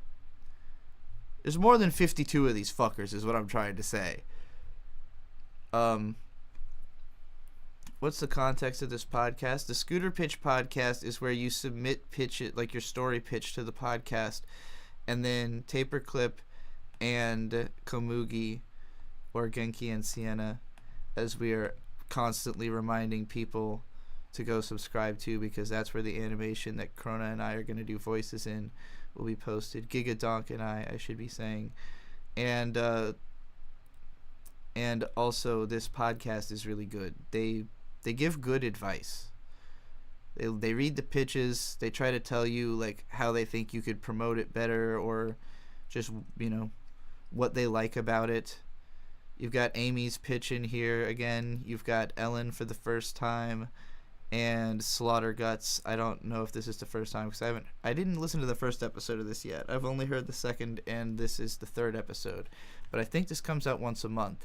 And since this episode just came out, that means there's plenty of time for all of you to get your submissions in, get your pitch in to Scooter Pitch before the next episode if you want advice. We have, as you can see, it's pretty front-loaded with discussion, whatever they're just interested in right now, whatever is being drawn on stream right now, which is the comic that Taperclip is making, which has loaded with references to my content also. So if you're a fan of me, you will definitely be entertained by some of the things that is described here. Also, Komugi updates on what's going on with Genki and Sienna, and then we get into pitch. So that's sort of the format. And I've kind of been using it as like fluff for when I'm in between having things to do on this live stream show, because it's good promotion for a bunch of people who I like personally. Yo, this is Dope Presents Manic Mondays. Last night MC took a line. Now, granted, I said I only care about promoting people I like personally, and then started playing a Del the Funky Homo Sapien song featuring like a bunch of people I don't know in any way, shape, or form, and no, I've never met Del. I have only ever interacted with him on Blue Sky once. But yeah, Del the Funky Homo Sapien has a funky Blue Sky, so if you think you're too good for it, absolutely fuck off. Rockin' it, yes, we last night MC took a line with funky rhyme. Last night MC took a line. Rockin' it, yes, we last night MC took a line with a flow. Took the mic from a sucker, then peeled back his wig. Everybody gathered around just to see what I did. I was hitting them with shots, man, it must have been sin. I murdered him with one verse, then I slaughtered his friend. It must have been something I had, shit, I was mad at the end. I didn't get the crush, these rules I heard bust when I walked in. But if I had a chance, I would've chalked him, and his ass would've dropped, and you wouldn't have caught him. But I grabbed him by the throat, and I squeezed. He looked up at me, unpleased, he begged, I cannot breathe. roses have thorns. An aborted fetus is another loser needless to be born. In a jar in a laboratory with other humans that not yet have taken form but no longer a sperm. Another motherfucker talking shit, nigga, I'm Barcelonius. I remain unconcerned. Challenging challengers must be uninformed to the torturous mannerisms expressed and deployed by. I am Barcelonius, motherfucker, he whom you were destroyed by. My etiquette seem better to see. Hey, garbage pail kid, trust me, it's better to be so distant that you're non-existent. One good thing about me isn't. Last night, MC took a smashing MCs, fee 5 for fun. No witness, stand no business, word to T. Okay, I found it. A fool who uses Spotify, posted the most underrated hip-hop albums of 2024. Black Sheep Plus by Cakes to Kill Us, Sleep Paralysis by Baby Mother, Trench by Audrey Nuna, Gate 13, Del the Funky Homo Sapien plus Amp Live. No, I hadn't heard the goddamn album before, okay? I am perpetually spotty with what I know from artists that I love because I don't try to run out of content. I don't understand why everybody else is like, oh, I love this thing, I'm going to get sick of it immediately on purpose. Like, no, take your fucking time. I did not go binge all 52 Manic Mondays when I found out they existed. I was like, there'll be time, you know. But Del the Funky Homo Sapien, just even through the course of having been the original Gorillaz rapper, is like the most important influence on me as a rapper, period. Like, Clint Eastwood is singularly incomparable, and then also, if you must, you know, being on the Tony Hawk soundtrack was my favorite song that was ever in those games. So, like, Del is like my personal GOAT just on the basis of like 3 fucking songs I grew up with. Nonetheless, he is amazing in every time he writes a verse. I'm just saying, a lot of it I didn't hear till later in life, including this fucking album, which is why I got the date wrong. And he said, I dropped that in 2024. Could have sworn that was like 2014 or some shit. Appreciate you, though. I said, Spotify turns out isn't a reliable source of hip-hop history. He said, who knows? Fools be reissuing shit and whatnot. I said, I appreciate the zen. Your voice has been stuck in my head since Tony Hawk 3. Love it. Very respectful in telling me that I was deeply wrong and 10 years late. GI son, spit mean, shoot clean like a GI's gun. I rock triclops, I'm the 3-eyed son. Shit slamming, programming like it's TV1. I hear him spit, but it don't kick us like a BB gun. Darts dope, up close, they can see him none. Red mics, wild nights, you could be him, son. Top of the bottom, I walk on the surface. I'm here to murder you, bring forth your cervix. Blazing like a furnace for your burnage. I've ended a rapper's rap dreams before I learned this. I don't give a fizz up, what's that you concerned with? I don't take 5 until I take 5 members of your crew down. This I make live, as I be the cause of your death, rapper guy. I saw your girl with you, this time it's about you instead of her. That's why you got ate by the dreadator. Talk of the town held it down. MC took a life. Rockin' it, yes, we all rockin' it. MC took a life with the cover of the book will fool you. Uh-oh, Q shy about his mother's out. I'm here and I hustle, like I spit it for a bubble. Nah, I spit the bust bubbles, heavy yet subtle, and it comes so easy with no struggles. I'm at the vertex, looking down, trying to pound who's next. Q's quick to quake the quacks. Then strip, then slap, then skate. Heavy is the weight I lift. Listen closely to this gift given. I seek like I'm dripping. The bullets keep spinning out the barrels of spitting. Direct hit when I aim. The sights, the scenes the same. MCs get main. These type niggas receive no gain, yet they bleed the same. I wish niggas wouldn't overlook, cause they always get undertook. The cover of the book will fool you. Between the guillotine cleanings, I reminisce about the wars. More yet the battles, how I killed all the families, women and children, and even all the animals. Niggas will try to quick claim that I'm a cannibal, but I'm in the gym practicing genocide. I'm indestructible, kinda crazy, and I drink from both sides. How long is really 100 miles of running when I'm gunning? I'll detach your chest and I wear it like a herringbone. I tear off your legs and feed them to my crocodiles and alligators. I'm the poacher and the vulture. I'm the true exterminator out here on some population control. I'll chop up your body, flush it down the toilet like I'm Joe Kim Krill. I'll even kill my brother who has a disability like I'm Leonard Lake. And I'll cry bloody murder, a sing-songy like Charles Ng. Is it odd that Rick Rash is the overlord? I'm regenerating shit, and I clean my teeth with a samurai sword. MC took a life. Rockin' it, yes, we all rockin' it. MC took a... Anyways, I don't even think Del is actually on this song, but he presents it. So maybe it's not so much that he makes a song every week, so much as that he gathers together like the best rappers who nobody's heard of to make a song together. And okay, I shouldn't insult them by saying that nobody's heard of them, that I have never heard of, and that don't pull in the big views on YouTube is what I should be saying, because I'm sure that there is a place where all of them are deeply heard of. You talked about my pitch, but I feel like scared to submit one again because, you know, I felt like I was on the spot or something. That's valuable feedback that we can consider. Although I highly doubt that we're going to get that feedback because we're so nice. We always talk about that. We're so freaking nice on here. Yeah, too nice. I gotta. I did notice, like, when I was editing that unfortunate one that we spent the least amount of time on theirs. Hopefully they don't feel too stilted by that. And that's another thing. Sorry, which one was the unfortunate one again? Was that the One Piece? That was no, that was the rom-com set in the magic world. I'm so sorry. I felt like we talked about that forever. What? I felt like we talked about that forever because I brought up like Familiar of Zero and stuff. Remember, that's the one, right? The one I compared to Familiar of Zero? Yeah.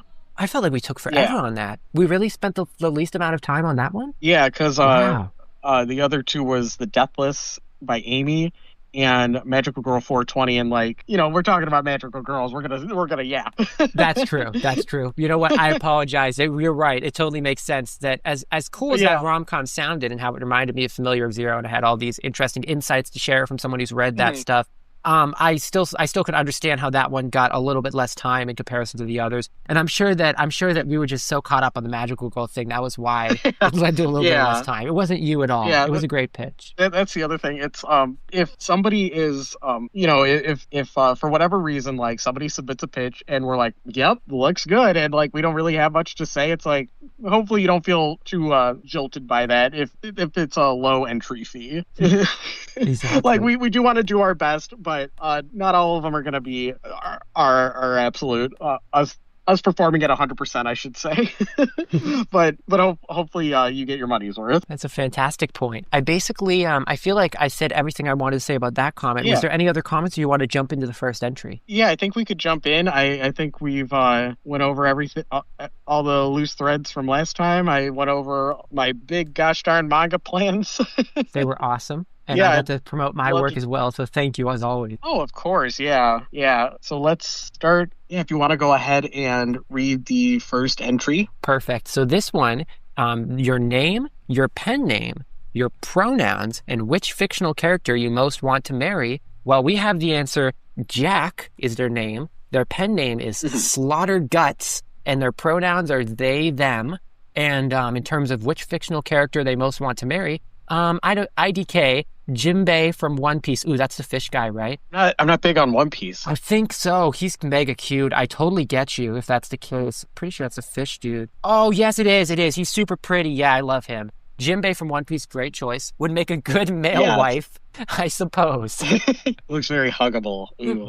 Oh, Sweet Tooth from Twisted Metal. I love a man who makes me laugh. That's another great one. Yeah, very, very cool. I can tell that they're a fan of like the characters that feel like they could be in like a 70s or 80s movie, like Sweet Tooth, like Jinbei. I feel like they'd be in like a movie like what we're exactly about to talk about in terms of their elevator pitch, in fact. So what is your elevator pitch given in the form of series meets series? So for example, Suicide Squad meets Card Fight. Their example is, what if we did Friday the 13th meets Camp Rock meets they/them? I am very fascinated by that. technically you broke the rules, so we have to make fun of you now because you did 3 series. No, I'm kidding. It's fine. In particular, They / Them is really interesting because that is a like slasher horror movie that is 80s style, but it's modern. So it's like inspired by like. I really hated They / Them. That shit was. Friday the 13th and all those classics, but it's a modern one made for one of those streaming services. It was on a streaming service, I think, or at least I saw it on there. Yeah. So it's pretty cool. Also, it's like one of the best titles for a horror movie. That it is. It was a great fucking name. It was a terrible fucking script. That it is. I like this because it's a clear, understandable visual as well. So, like, you know, we're combining these things that you wouldn't expect. The Camp Rock was the Friday the 13th, like, you know, innocent child film with Camp Rock, and then children out of thing dying. But it's like they're both at a camp, so it makes sense. Like, it makes sense that those would cross over because we're working from the same basic location. It's just very different tones. So I very much appreciate that you can understand visually what this means, because that's something that I don't know if I've seen that from any other X meets X pitch that we've gotten so far, where I literally feel like I can see it because I understand the location and stuff. So that's very cool. Now I'm going to jump into the next one. So this is where you're going to summarize your potential series in one paragraph. This is where to include the series medium if it's not a manga, the intended length, and all of your big plans. If you have a title for your work, this is where to include it. If you go over a paragraph, we will make fun of you. So for them, the potential series summary is: The Devil's Music is a 12-issue slasher comic that deals with themes of music, grief, disassociation, and the 3 sides to every story: yours, theirs, and the truth. And then we have when Kyle, a 15-year-old non-binary musician, is sent to a rock and roll rehab camp for troubled teens, they learn of the local legend of the Shredder of Shock Ridge. As the campfire story goes, 25 years ago, a psychopathic murderer escaped the nearby sanatorium and slayed the previous camp inhabitants. In reality, the murderer was an immigrant janitor at the sanatorium who was captured soon after and sent to prison. Shock Ridge Island, located on the beautiful Lake Erie, not to be confused with Lake Erie. I should clarify, Lake Erie in their story has 2 E's, making it eerie and spooky, hasn't had any inhabitants since then, and was the new Christian leadership at the head of the camp and a promise of a clean record to all who complete the camp successfully. Everyone is hopeful that the horrific history of the island can be erased and replaced with God-fearing positivity. But history doesn't like to be erased. History is a patient teacher. It'll repeat itself. I'm ready for the ribbing because I know it's long, LOL. I am cursed with cannot shut the fuck up. Well, that was all good, so no worries on how long it was. See, I say like that we need to make fun of you if you go over a paragraph. Barely went over a paragraph. We're making fun of you for thinking that you needed to be made fun of when you didn't need to. That's what we're making fun of you for. I was going to say that if you're cursed with cannot shut the fuck up, well, that's like kind of punching down if you have can't shut the fuck up illness. I don't want to, that's not very woke of me. I can't make fun of you for that. So I suppose that gets a pass. Their illness is that they are cursed with shut up cartoons by Smosh. They're cursed to only make shut up. I don't know. There's a joke in there somewhere. That's like an ancient YouTube reference, but Smosh used to have their cartoon channel. So now we're going to go into optional. Link one image that best sums up your potential series. Your art is best. If you can't draw, feel free to use bad MS Paint edits, AI art, schizo mood board, memes, whatever will communicate the vibe of your series. If you use AI art, the comment section will make fun of you.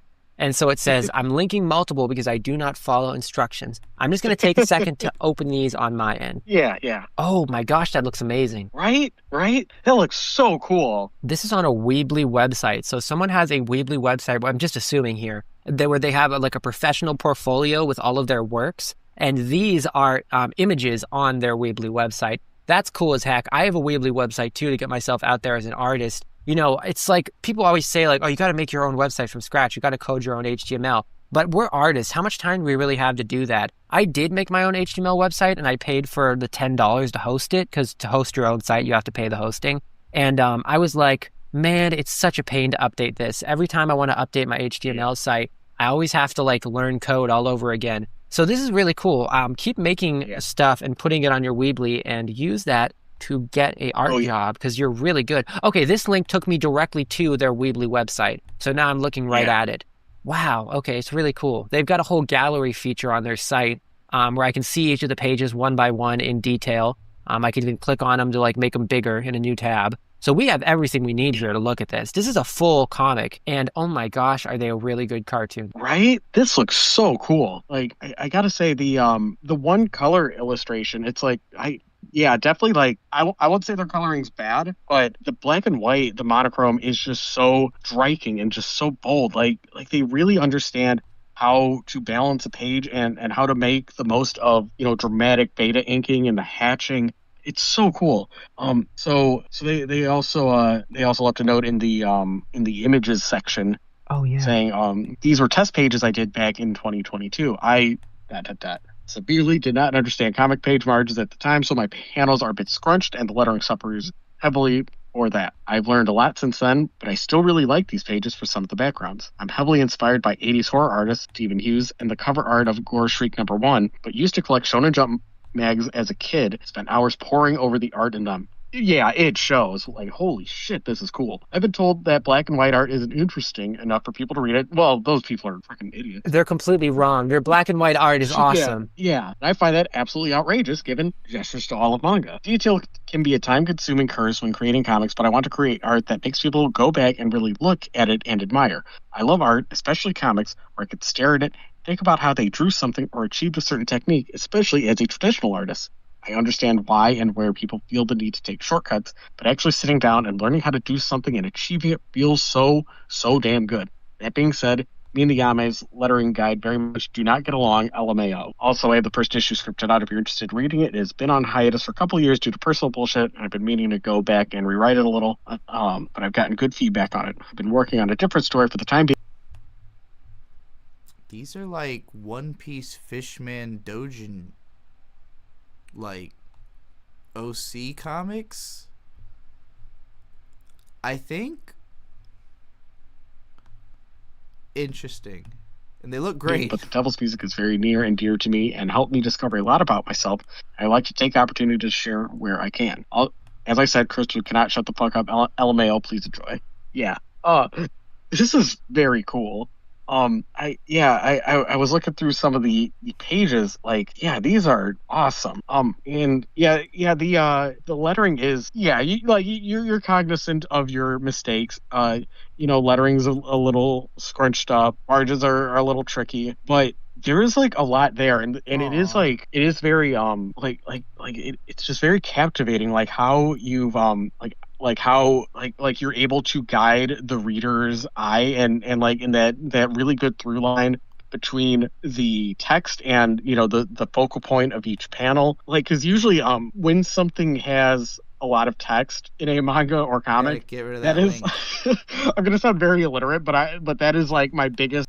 Everybody needs to remember to kill their X links and replace them with blue sky links. Sign, they're like, okay, this isn't for me, and it's that will be a barrier of entry.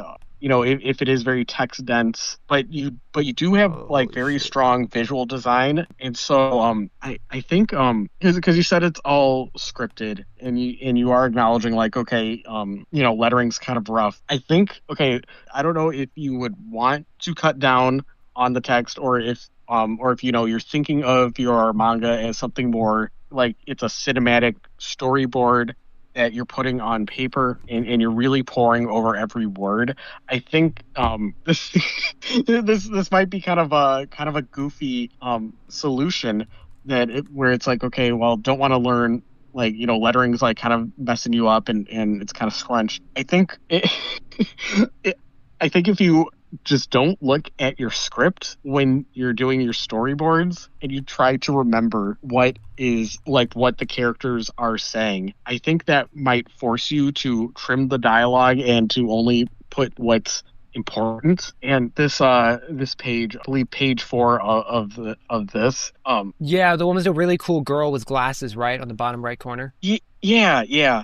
Yeah, that it's like that one. I think that's the page that like kind of drags the most. And it's like, I see how every line and every sentence, like there is a purpose to that. Like the first panel, I need to document my rise to stardom on social media. How am I supposed to do that with no phone? My followers will abandon me. I'll be ratioed. This will ruin my monetization. It's like, I get that this character is being very dramatic and over the top. I think you could get how am I supposed to survive without a phone? Between my super condensed and what the character's saying, I think there's like a middle ground that you could reach.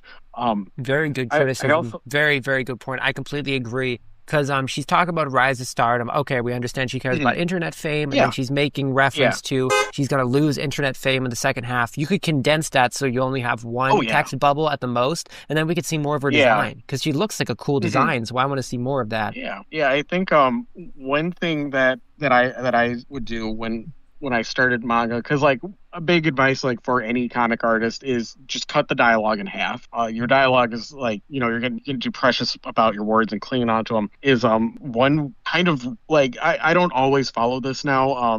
But one rule that I kind of imposed on myself was each speech bubble should have one sentence and to not have more than 2 speech bubbles in a panel. And since I don't want to oversell myself like, wow, now that I understand paneling, I can move past that. But I think like doing that did break me out of like wanting to overwhelm the page with text, because like that is something that I was very guilty of when I first started making manga, was like, oh well, how are people going to know what's going on if the characters aren't talking? Like, But I don't want to like get too like nitpicky, because like this art is just freaking cool. What it reminded me of is Johnny the Homicidal Maniac, and I don't know how you feel about that. I know people have some mixed feelings about that, but that's like another one where that is very text dense, and in the way that they letter the panel, it is like very chicken scratch, and it could like kind of take. I love Johnny the Homicidal Maniac, but it is like legitimately difficult to read with how much fucking text there is. Your brain like a second to like adjust to Jonah Van. I think that's partly like the point. I think it's part of the aesthetic. It works for the comic. It's not something a lot of people could get away with. This guy's handwriting style, but that's like another one where it's just very bold and very. Oh, what was the honk? I forgot that was off screen when I clicked on that. Hold on, it was in the Discord. It was some kind of cat noise. Yeah, see, first I was looking at this gif of a blowhigh falling from the ceiling, and then that in your face. Now that's what came to mind while I was looking over these pages. So you can do a comic that's text dense, and I will read it. I think this is going to potentially be a controversial take for me. I love Johnny Vasquez. I love Invader Zim. Johnny the Homicidal Maniac is a kick-ass comic, and Invader Zim is like one of the most creative Nickelodeon cartoons ever. However, I think that this person's ability to draw realistic is a particularly special skill that I wouldn't necessarily say about Jonan Vasquez. Am I saying that his comics are super simple? No, they're super complex. They require so much effort to achieve his style. However, this artist has like a mastery of anatomy that you don't see as much with like punk, anti-authority kind of violent comics. They can draw. True. They can draw on anatomy. That's almost like why I wanted this panel to be out of the way, the one about the followers, because this is a perfectly rendered and anatomical drawing of a woman. Jonah Vasquez, he does kind of like stick figure anatomy, like when he's at his worst. And I mean that very loving. Yes. like one of my favorite people ever. So don't take this as a controversial criticism of Vasquez. I'm just saying that you, as an artist, Slaughterguts in particular, have a real skill for realism that I don't see as much in Western comics. At least not ones that aren't superhero comics. Oh, yeah. Gosh. Yeah. I also, it's also like, you're saying like, oh, I don't want to get too caught up on the lettering thing. I really love this panel of what the character puts in the earbuds, and you see come together. Panel come together by the Beatles. Yeah, that was about to point that out. That was so cool. Like such a perfect way to convey like what they're listening to, and I think that's something that that I see like a lot of like comics about music will like get caught up in. It's just like, oh, I need to reference this Beatles song, so I will write out the lyrics, exactly. And instead, it's like you just kind of let them take in that moment. That's very cool, and I really like that. This mysterious, nefarious devil's music. He reminds me of Slaughterhouse, the old Japanese game series Slaughterhouse, which is very anime-y, and it's about a murderous guy, but he was actually the hero. And he's basically the same thing. Yeah. Like, Slaughterhouse was inspired by Friday the 13th. So, and then I have one other idea to potentially give. You were concerned a bit about black and white being something that would make this not stand out as much. And while I don't think that's true, I do think black and white is really great. If you wanted to make this stand out in a really memorable way, you could make some scenes with bloody and violent things be black, white, and red. Ooh. Just yeah, some like maybe scenes. like for a splash page. Ooh, yeah. That would stand out a lot. And it works perfectly for the intended slasher vibe where it's black, white, and red. It immediately gets your attention that this is some fucked up, dark, bloody stuff. I'm going to push back very slightly because this artist is very good with their monochrome, but I think, if you do feel compelled to add color, that would be the way to do it. Yeah. Oh, yeah. So in this, because, they said like that, the script is written if you want to take a look at this. I'm going to say this very nicely. I don't, because your art is fucking cool. I don't want to see a script version of this. Yeah. I will just feel cheated thinking like, but you could draw so good. What do you mean? Like, it's like not that your script isn't good. You've given me this feast. So of course I'm not going to want to see the script. I would be curious to check it out because it might have like notes for how they're going to adapt it in comic. Like it might say something like, have this scene take place over a wide panel. I would be curious to know about that because I want to know how they write their comic script. Yeah. If they just literally write their comic scripts like a screenplay, that's really impressive. Shocking because I wouldn't think that an artist's experience with them would do that. If I was writing the script, it would be like, adapt this part over a wide panel. The text on this part is going to cover up her face because she's hiding. I would include those things on the script because it makes it even easier to transform it from just text into a comic if you had that planned out. Oh yeah. Yeah, this looks very cool. I think I'm trying to think of like what else I can critique and nitpick because if we're not gonna bully, we could still bully the art. But I think your elevator pitch does like we said earlier, the elevator pitch does perfectly convey a very unique idea and vision and worldview. You don't need color. Stay away from that. This is a cool idea, and I hope you keep making it. Very nice. If this is your first one because this is the one closest to your heart, come back next time or later when you made more of it because we definitely want to see it. I also hope you keep working on it. I also hope you keep working on it. I also hope you I was doing one of those jokes where it's like pretending to be 5 people. Yeah, keep doing it. It's really good. You go inside a spacesuit. There we go. So I think that's everything. Do you want to be the one to read the next one? Our next pitch is from... You put on your helmet. You go to the moon. You get into orbit. You then make your orbit smaller and smaller until you're just barely above the surface. On the Earth, the atmosphere makes this impossible. But on the moon? Yeah, it works great. You're moving over 6,000 kilometers an hour. For scale, I placed Mount Everest in the distance. You'd see the peak of Mount Everest appear from behind the horizon around 1 minute and 50 seconds before arriving. Here's what it would look like to pass by the Empire State Building at this speed, and the Burj Khalifa, and the city of Shanghai. One minor issue that could come up is if there was something like a giant mountain in front of you, or even just a slight incline. If you collide with anything at this speed, you might become injured. One possible solution to this is if it turns out that on the side of that mountain there's a series of mysterious, human-shaped tunnels carved into the mountain, because then you could align your orbit so that it passes through one of the tunnels.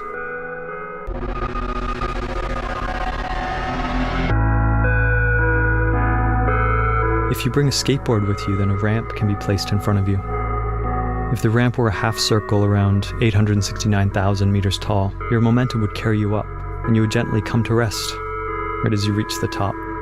For some reason, the height of that ramp is 1/2 the radius of the moon. Actually, that would have to be a coincidence, now that I think about it. It's mysterious.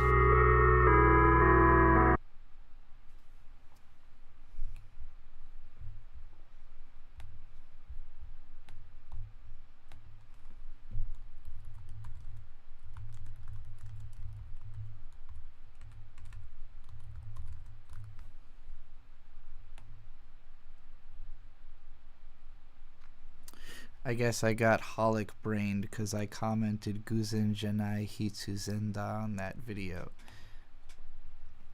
Seems like the type of person who would look that kind of thing up.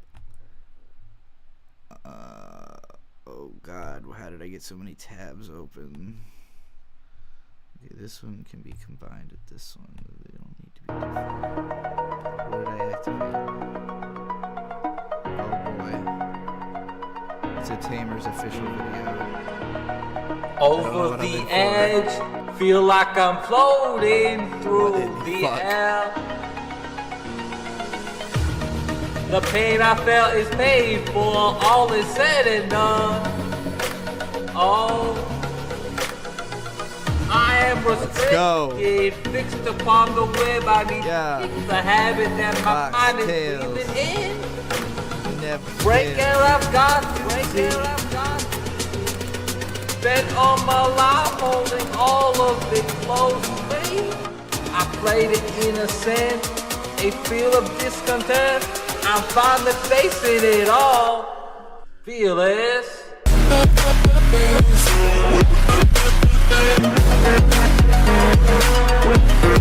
Feel it. Why is it? Burning the bridge that keeps us.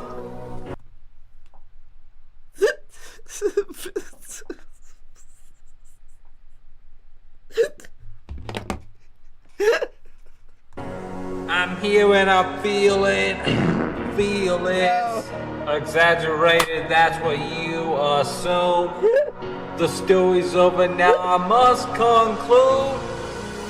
I am conflicted, watching where I step still, hanging in the balance, not the life I want to live. I won't take it all, standing tall, fear outweighs the pushing you out. Oh,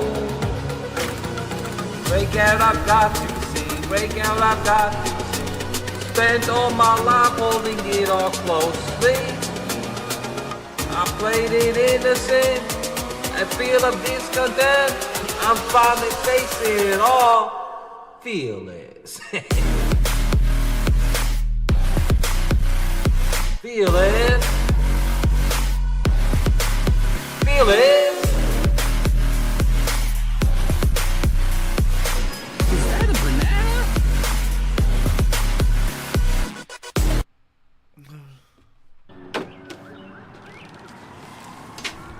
Hey there everyone, hope you enjoyed the music video. Remember to like, comment, and subscribe. And let me know down below in the comments what song you want me to cover next. And if you like what I do, why don't you support me on Patreon? And for those who go in there after me, sorry.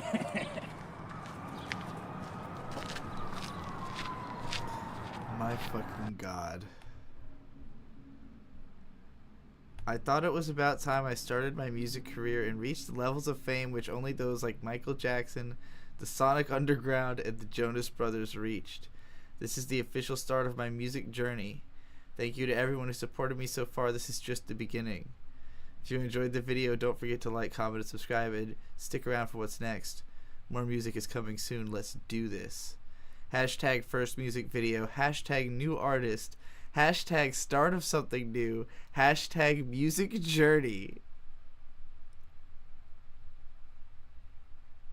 This fucking channel is unbelievable.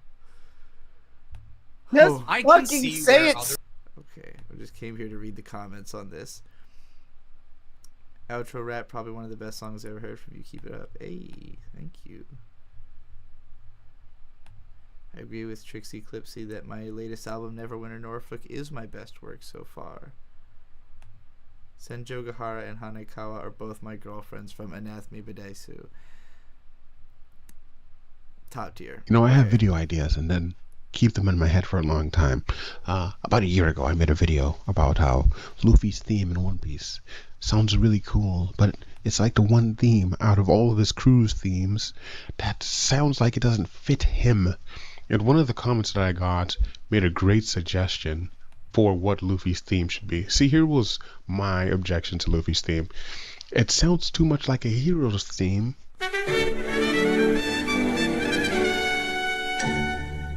As opposed to the Luffy theme, you know, the theme of maximalist oversaturation of things happening to you. It's to such an extent that it's just like overwhelming. That's what I want from Luffy's theme.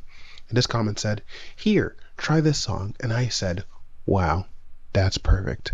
So here it is. Hopefully you like it.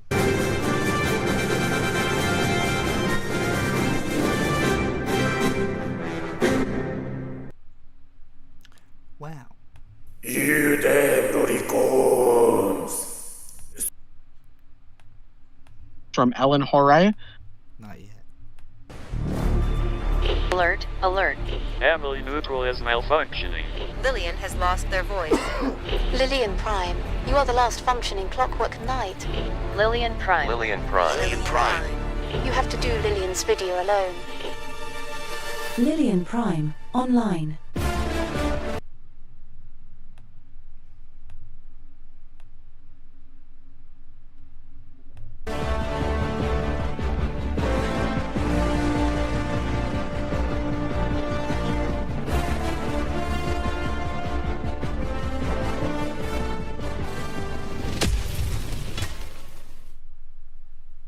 I have no idea what I'm doing. Where's the music? Where's the PNGs? It's just a white background, there's nothing here. I don't know how to make a video. How does Lily? I want to talk about Lord of the Rings. Bear with me. A common criticism of The Return of the King is that the endings go on too long. After the hobbits throw the ring into Mount Doom, there's a lot of wrap-up. The thing is, the ending is my favorite part of the books. When I finally realized I was non-binary, bear with me, the entity that I was not viable. I was like a space shuttle in a dying orbit. The entity that I was not viable. This is why I love a Lillian. Slowly spiraling downward to burn up in the atmosphere. Bear with me. To stay in orbit, the space shuttle needs fuel. But what kind of fuel? I refuse to make them do this alone. This book I like says, people's memories are the fuel they burn to stay alive. Whether those memories have any actual importance or not, it doesn't matter as far as the maintenance of life is concerned. They're all just fuel. Some people burn ambition, some people burn family, some people burn love. I burned academics. I was a hollow person with no soul. But I could do math. Maths got me grades, which got me validation. Every straight semester I burned was one more semester in. Y'all out here, I know there are some people in this audience who got straight A's. Orbit. But it can't go on. Even burning this fuel, every orbit brings me a little bit closer to falling into the atmosphere. Every semester I'm more depressed, more anxious, more estranged. Burning this fuel only prolongs a dying orbit. And what happens after school? I would start burning career. I'd burn a mortgage. I'd burn a dead-end marriage. I'd go through the motions of a conventional life. But I'd do it as a husk, slowly spiraling. It'd only prolong the dying orbit. Gravity would take me in the end.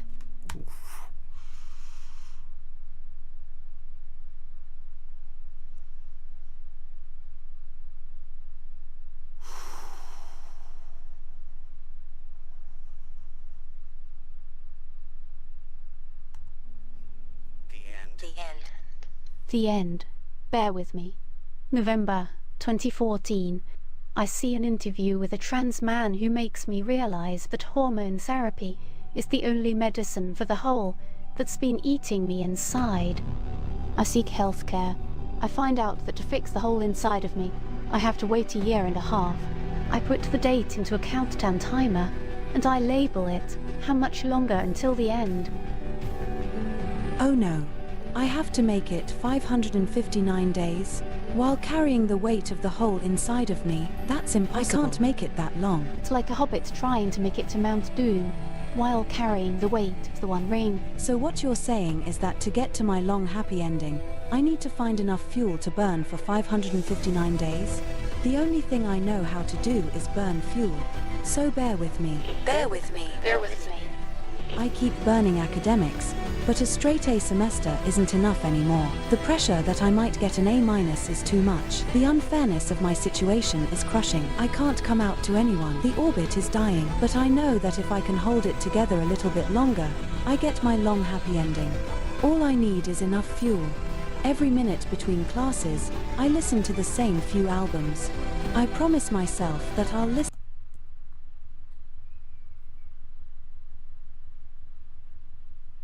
to them again after the end. Burning that fuel keeps me in orbit a little longer.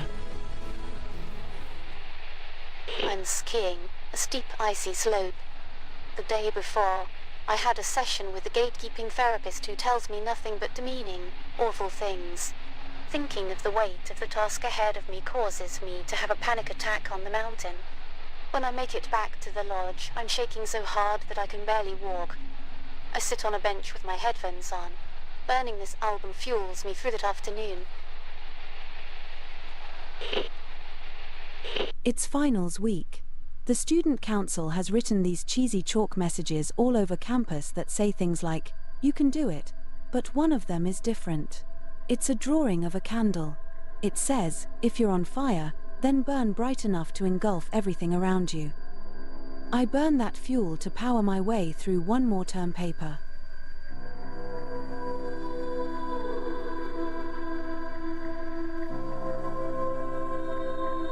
The monumental weight of it all is crushing me. I sit in my shower and cry. Please, bear with me a little longer. I moved to Norway for a little while. Things long ago stopped feeling real. When I see fog, I think it might be the render distance of the universe. Distant scenery looks like a matte painting. Everything I touch could be completely empty beneath the one atom thick shell. I might be a ghost haunting my flat. There's only 148 more days until the end. So please. Please bear with me. World of Warcraft, Norwegian language classes, Dark Souls 3, Norwegian civics classes. It's all fuel, but I'm struggling to keep up. The cockpit is rattling. I can see the lick of flame around the glass. Parts of the space shuttle are breaking off. There's only 100 more days, so please, bear.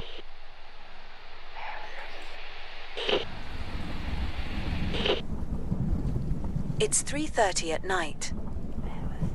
I wake up alone in a dark room. It's cold. I realize I'm out of fuel. I'm alone with the hollowness inside of me.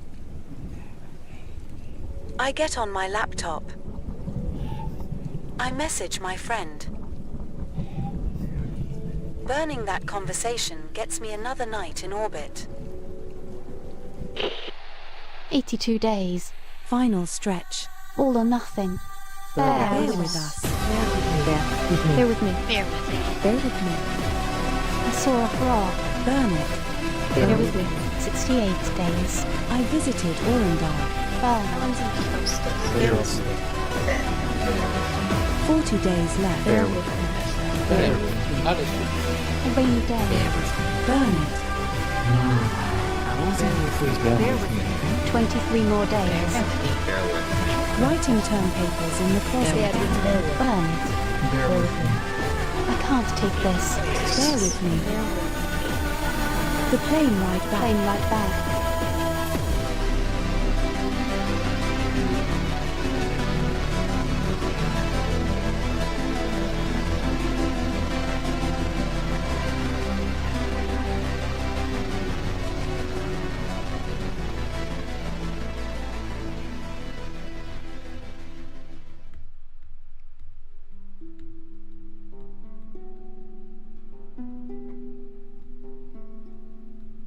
I saw a doctor.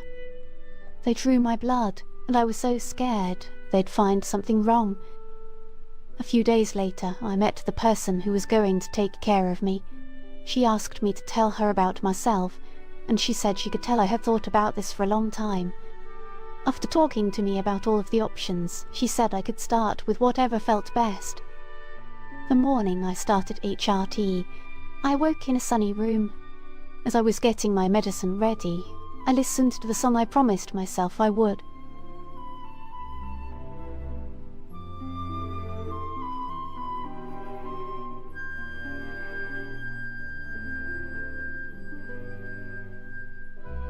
200 days after the end, I asked out the boy who I love. 300 days after the end, I got a diploma. 1,200 days after the end, I moved out of my parents' places and started a career in healthcare where I could do my best to serve my community. And I moved in with the boy who I love.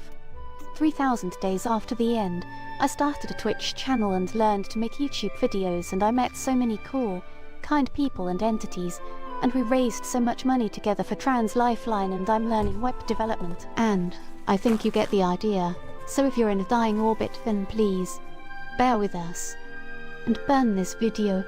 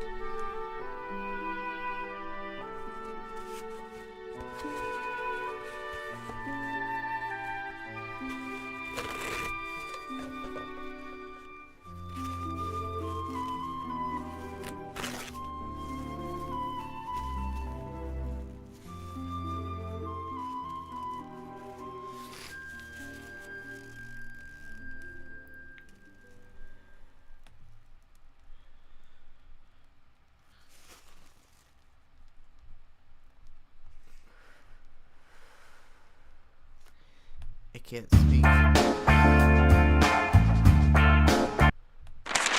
Hey, my cuddle buddy roommate. What are you doing? Julian, you're forcing dreams into my reality. I gotta figure what's wrong with me, but I can't trust myself. I watched the Lillian video.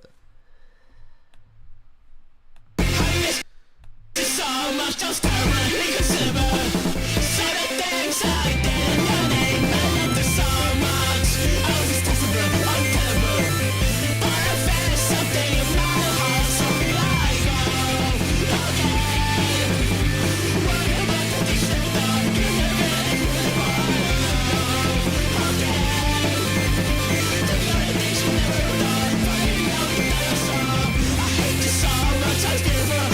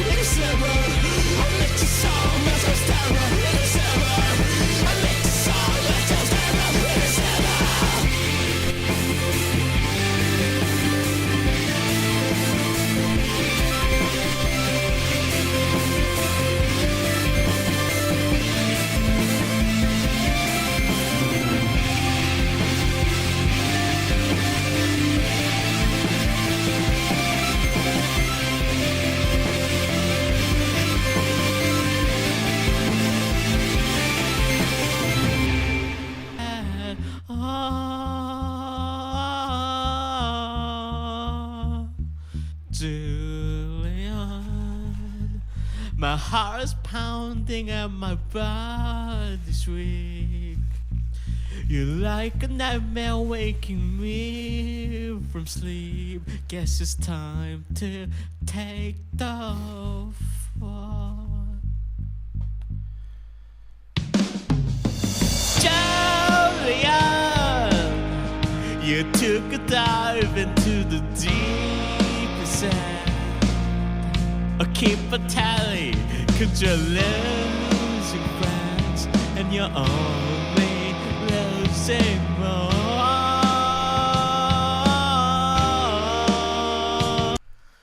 Okay, real quick, I'll read the description on this. From Cecily Renz. 2 covers of songs that have significant importance to me. Julian is the song that helped me discover that I'm trans, and Dogwood Mudhole is the first song I heard from the person who saved my life. Without these songs, there would be no Cecily or Mitty Bunny. Shinwoo is the final entry in this era of Cecily Renz, and this is the epilogue. This comes out on the day I start serving my mandatory conscription service. Goodbye, stay happy. Jesus fucking Christ.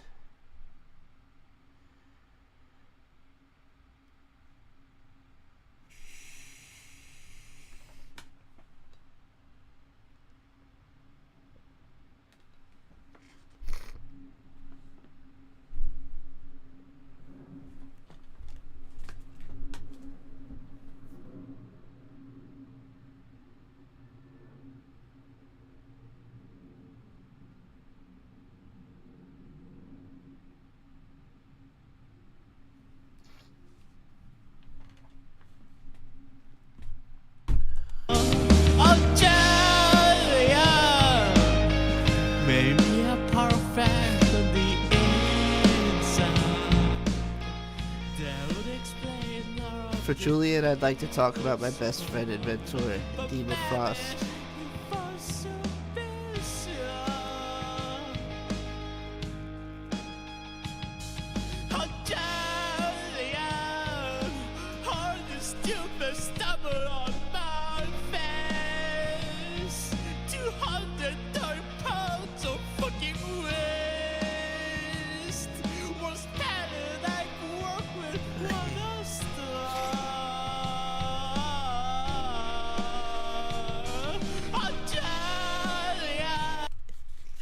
aka Dima Fox Paws, aka Just Fern. I first heard Dima's music to the recommendation of Trixie the Golden Witch.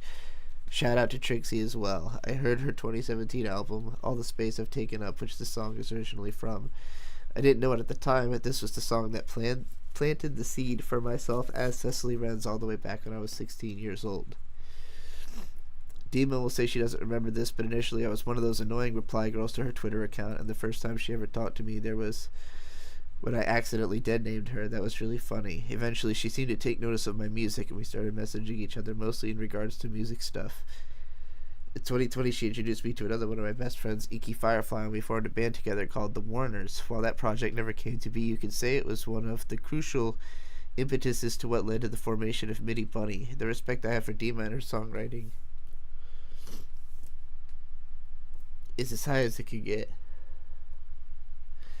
I put her in the same mental realm as Paul McCartney or Brian Wilson. Her songs have fundamentally shaped who I am as a person, and to have someone like that as my friend is really amazing. She's not just a musician I respect, but a great confidant who's been through some of the worst and best moments of my life. I'm grateful that she's in my life.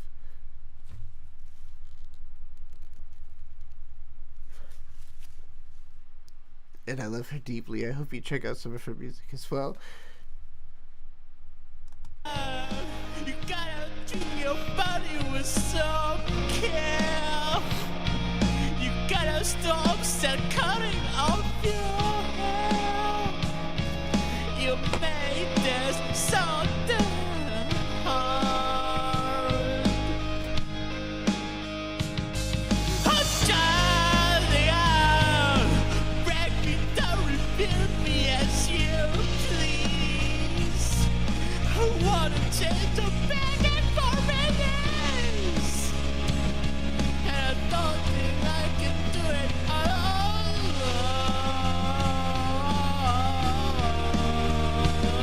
Oh, Charlie, what's the worst thing I can do? Waste the whole life now. How many memories must I destroy?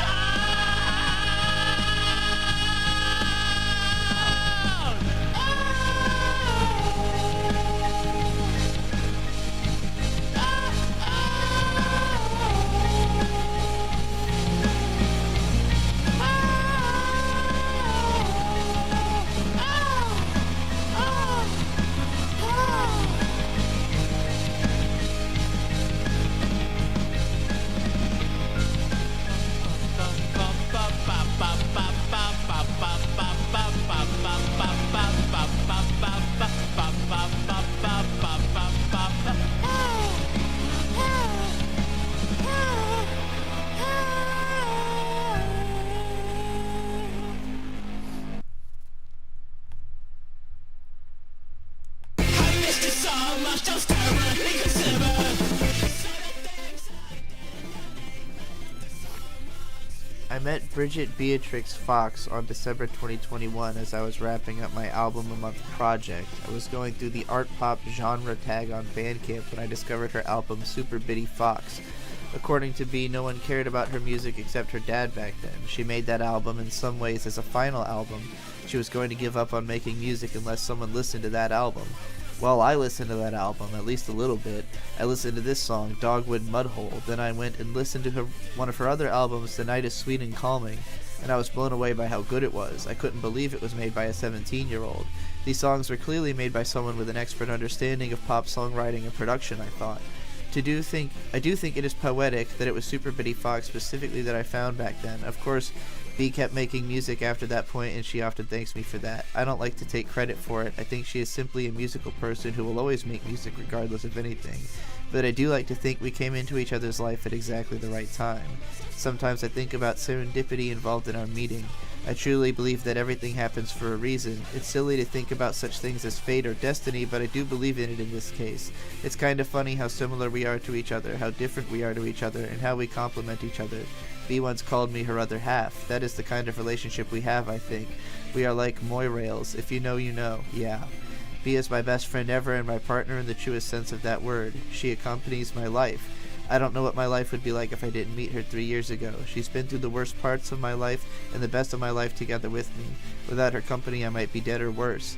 I'm grateful to all she's done for me, and I would not be the person I am right now without her. You should check out her work as well if you ever liked my music or Mitty Bunny stuff.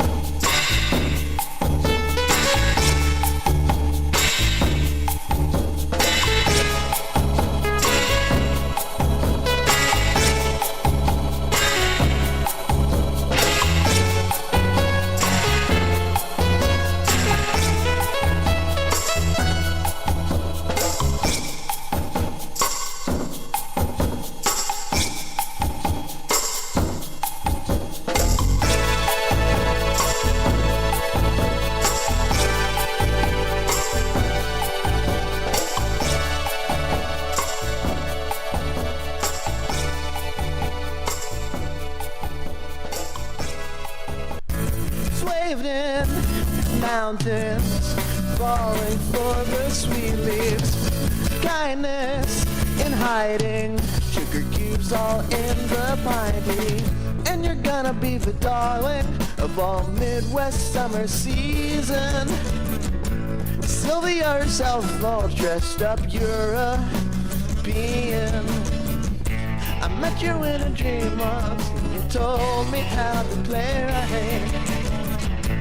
I'm still jealous of how good you got your voice to sound that night. So God bless you, Miss Rosewater. I will take you into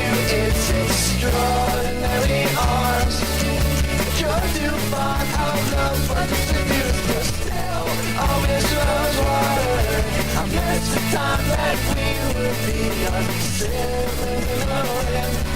But a graceful tale and a strange never reduced down.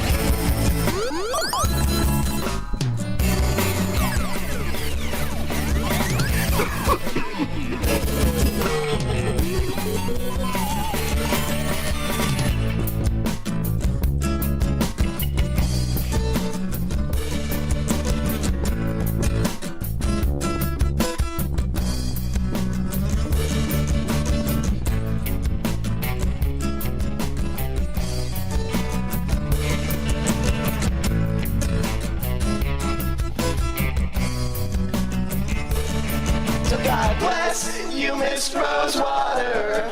Time would take you into its extraordinary arms. You drove too far out of what you seduced me still. Oh, Miss Rosewater, I miss the time that we would be uncertain. But a graceful tale and a strain never reduced down. Yes.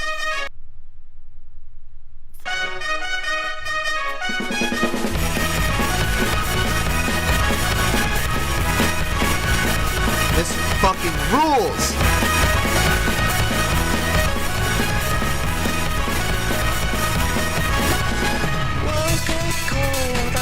Yes. Sun was only starting its rising. There are friends I've been told, or a seat's been sown, but there's only light ink on the horizon. Remembering your hair, remembering your face, remembering the way you walked with the grace of God. Wonders I never wanna say behind. How ridiculous I'm a sentiment, but it's true.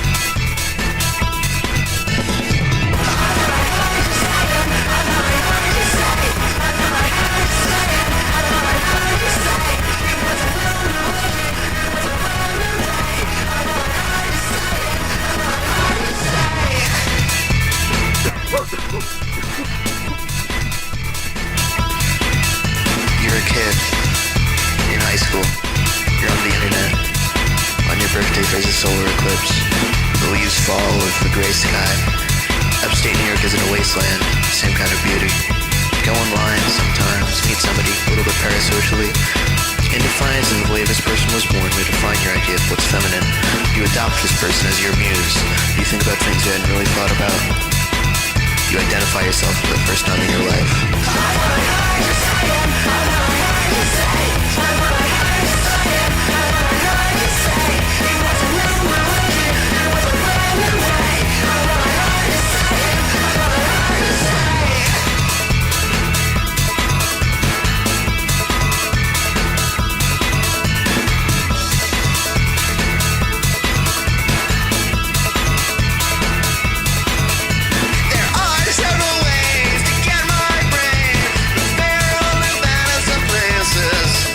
The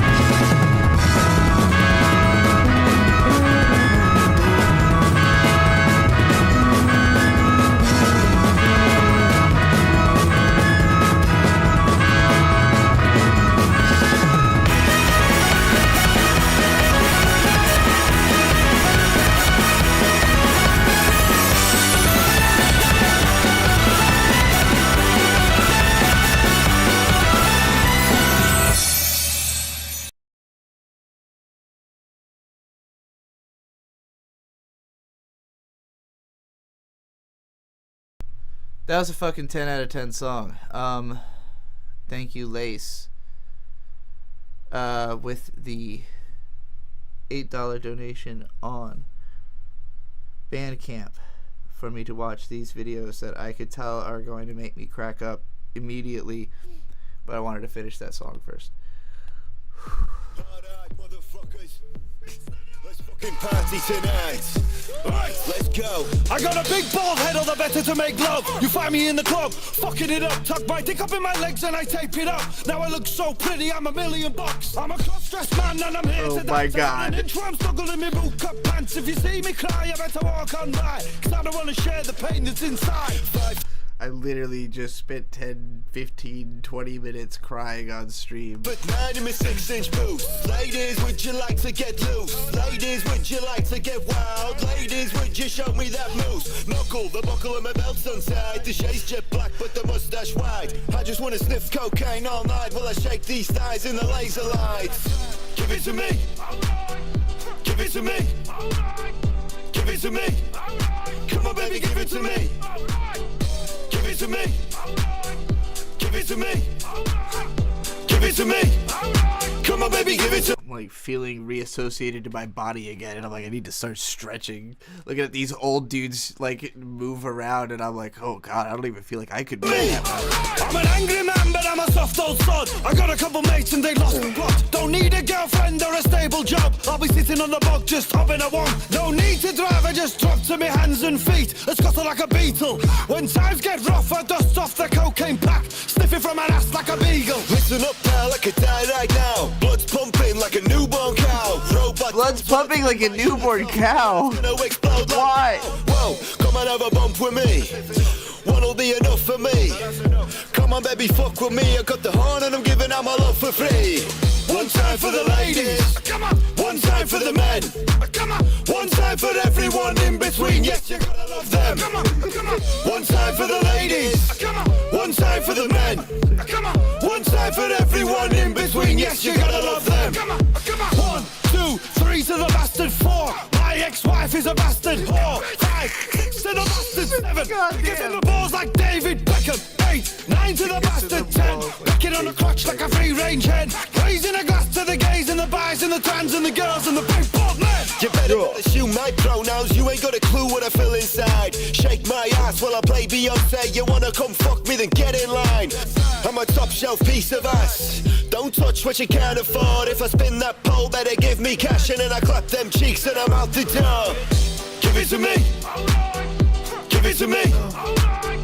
Give it to me. Come on, baby, give it to me. Give it to me. Okay, I think I've reassociated enough to explain exactly what was making me emotional there, because, you know, like, I hope you feel better. And it's not even that I feel bad.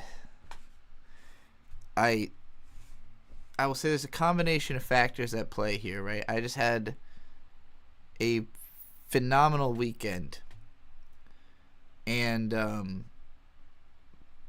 very emotionally gratifying experience that made me feel like more, as Krona herself put it, feeling more human. It's the type of interaction that makes you feel like whatever mechanisms you build in your mind to deal with like everyday life and the stuff that sucks about it, that stuff kind of melts away when you just have a really human interaction, when like you just are like in reality, you know?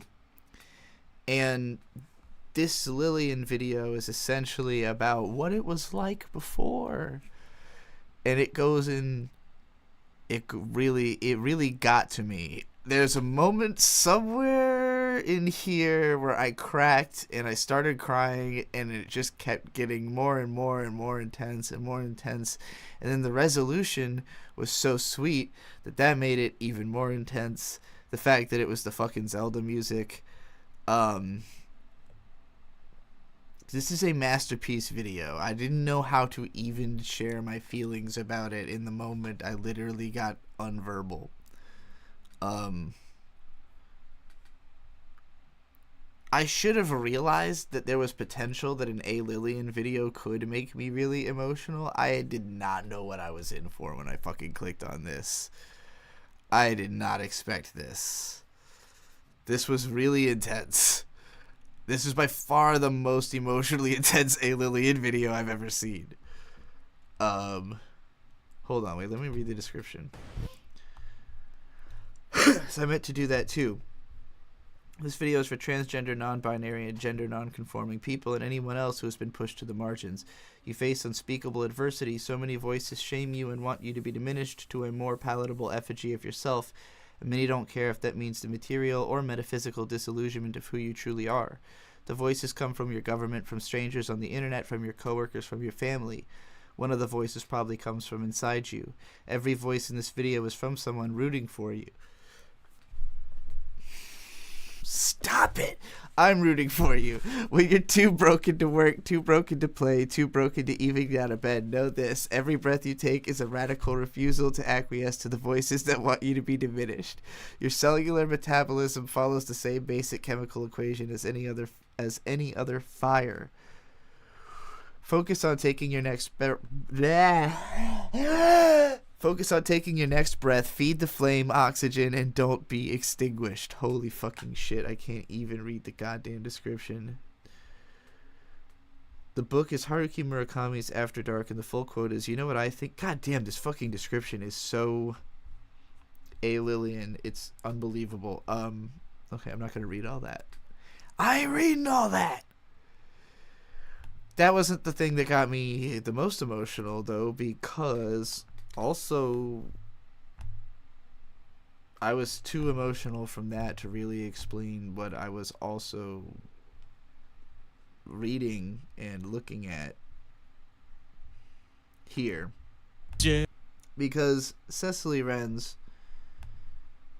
who is, I mean, as indicated here, you know, OG, Trial of the Golden Witch, Just Fern, like... covering our songs from like 8-10 years ago and developing as a songwriter until the point that both of us wanted to work with her. So,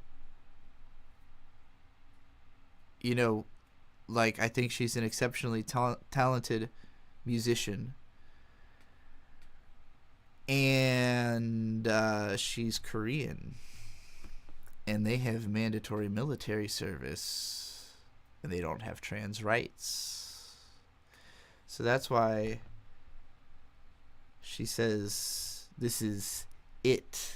This is the end. This is it for me, sort of. Kind of.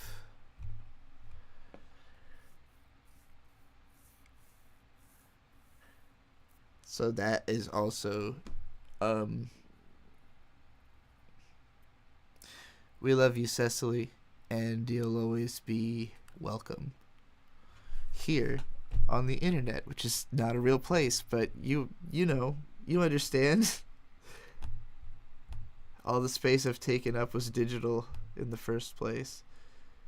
Let's watch that other Northern Boys video.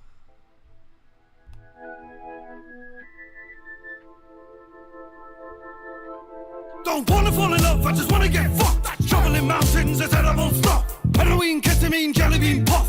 Shove it in my brain, get it all mixed up. Like wow, I'm a troubled soul. I'm living in a studio flat that's covered in moles. Go outside just to shout to strangers, then I crawl in a hole like an ugly mole. I love drugs and sketchy pills, and my favourite ones are the ones that kill quickly. When I go when my loved ones miss me, well the answer's no. Chuck my corpse in a big main road, turn my head to a powdered skull. Let rain pour, turn that to mulch, and that's the last scene of the Patrick Show. I glue gun paste, now my face is plastic. Having a gangbang to Jackson 5. Right, I'm a ratchet guy. Lost my wife for a black goodbye. No, don't talk to me unless it's an emergency. I gotta take a number 3. That's a piss and a shit and a wank in a tree. I said, hello there, can I fill your hole? She took one look and she told me no. I got a wife at home and she hates me. I sleep outside cause she makes me. Big bowl of the cocaine, that's me breakfast. I tried crack once, I just wanted to test it and I'm hooked now. I could marry my pipe, my wife wouldn't care, she just wants me to die. It's party time, get your drugs out. If you wanna make love, get your muffs out. It's party time, get your drugs out. Do you wanna make love to a sad old man? It's party time, get your drugs out. want to make love to a sad old man cracked me. If you wanna make love, get your muffs out. It's party time, get your drugs out. Do you wanna make love to a sad old man? A hip, a hop, a hip, I dip my dick in the salsa dip. I dip my dick in the salsa dip. On a Taco Tuesday, get a spaff on your Taco Tuesday. Yes, feel free Oh to my stay God. no. Bald bean and full of beans, I got a Yamaha keyboard. Bald meat and full of. This verse is fucking way better than the first Drum one. machine, Metallica patch on me dungarees. I said, girl, can I get your number, please? Hang myself in the neighbor's garden. When he comes back, that's a nice surprise. Let Fuck me, Jesus Christ! Hold on, what? Please. Hang myself in the neighbor's garden. When he comes back, that's a nice surprise.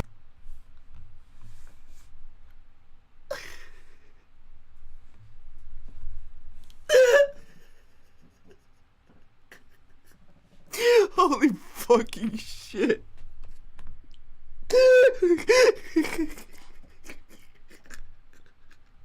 I'm gonna need that one more time. Feel free. Most replayed, yeah, I bet. To say no. Bald bean and full of beans, I got a Yamaha keyboard drum machine. Metallica patch on me dungarees. I said, girl, can I get your number, please? Hang myself in the neighbor's garden. When he comes back, that's a nice surprise. Let the darkness just take your soul. Listen up, child, close your eyes. Just let the darkness just take your soul. Pull it out, don't cut me hair. Take my face. I'm sorry, that's some of the hardest shit I've ever fucking heard. Stop stick right there, I'm a dirty, wretched man. Call me granddad, cause I fucked your nan. What's the word? Fuck the universe till it hurts. I'm not used to these kinds of mental health issues. I just want to live in a church and find peace upon me blame. Jesus, please just stop me pain. I know you think Jesus, please just stop my pain. This is a DMX song now? this is a game, but it's not. Now watch me walk away. I'm a love machine, I don't know when to stop. I got a mouse trap here that can make me cock. Pink and red with a mighty blues. In the club too, stepping with my black school shoes. Lunch and meat in my boot cut jeans. Chuck it on bread with a bit of numb cheese. Taste it, would you like your bite? Give the clap to your wife and a wave goodnight. It's party time, get your drugs out. If you wanna make love, get your muffs out. It's party time, get your drugs out. Do you wanna make love to a sad old man? It's party time, get your drugs out. If you wanna make love, get your muffs out. It's party time, get your drugs out. Do you wanna make love to a sad old man? Do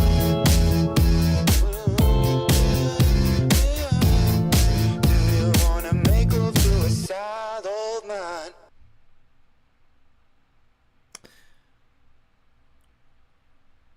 Hello, Giga Dunk. Meow. I had a really emotional time on stream a minute ago, and I cried a whole bunch. But then I watched some old guys rap about killing themselves, and it cheered me up. That shit was fucking hilarious. What else do I have open here? Going viral and entering my hate train era. I'm curious what this is about.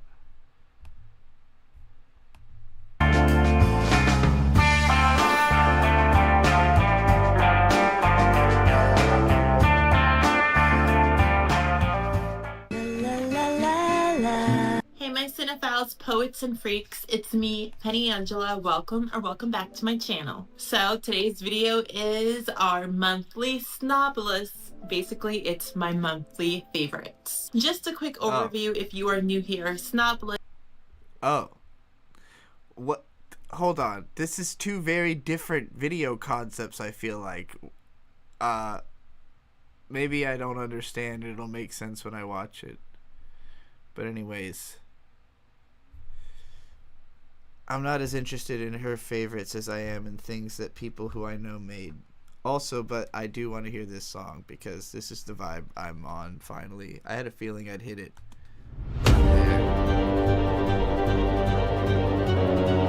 I accept the hugs, Giga. The hugs have been accepted. This is how you hug through the internet. Satan is your friend till the end, till the end.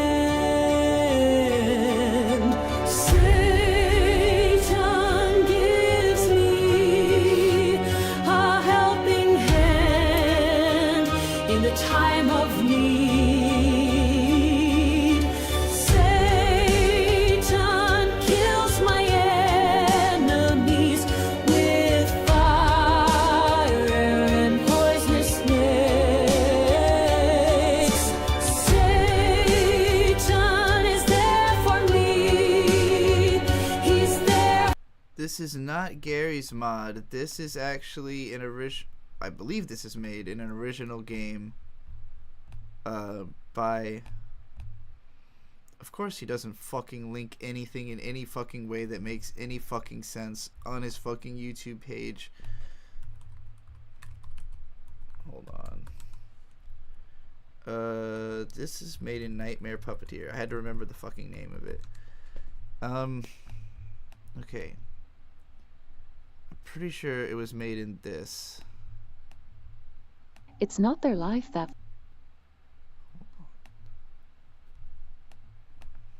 flashes before their eyes. It's the imagined life they never lived that streaks through their mind. All their fear, all their failure, all their regrets. All the things they never did.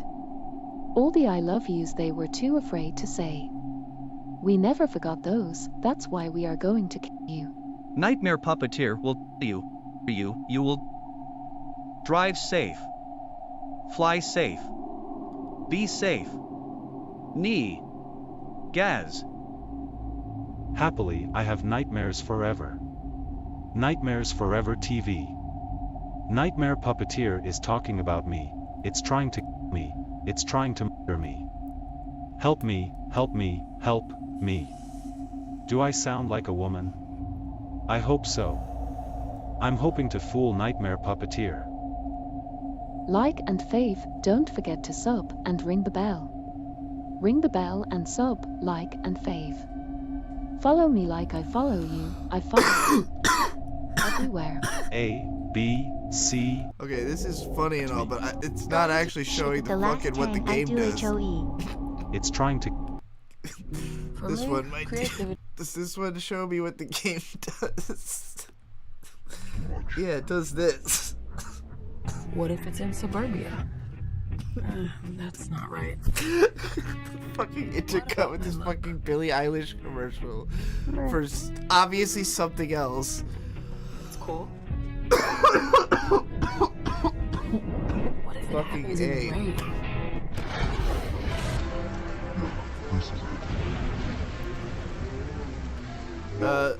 Yeah, it's basically like a tool for making weird characters and filming them in strange scenarios and giving them basic animations to do. And as demonstrations, he makes shitloads of music videos for his own songs with them.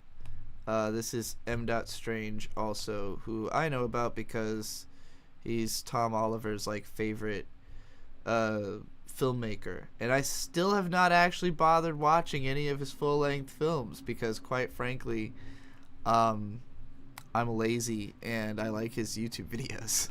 For you, just when you're blue.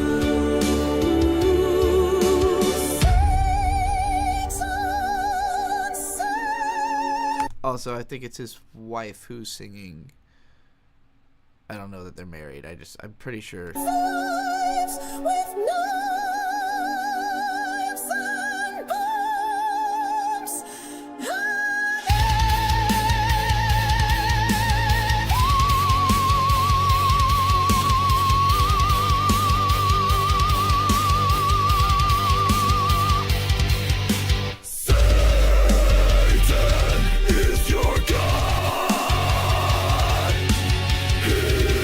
Protect you with truth.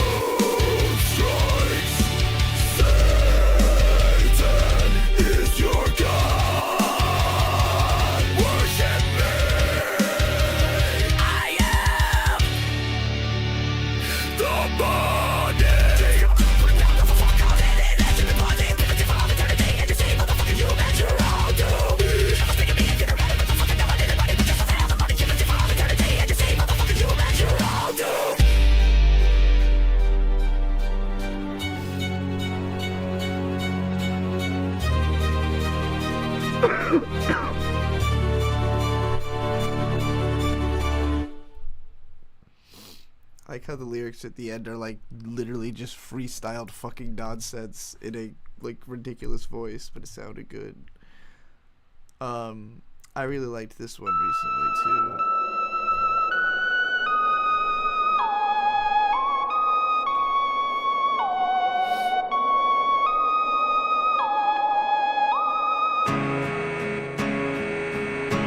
Did I just like it because it has a little Moe girl in it?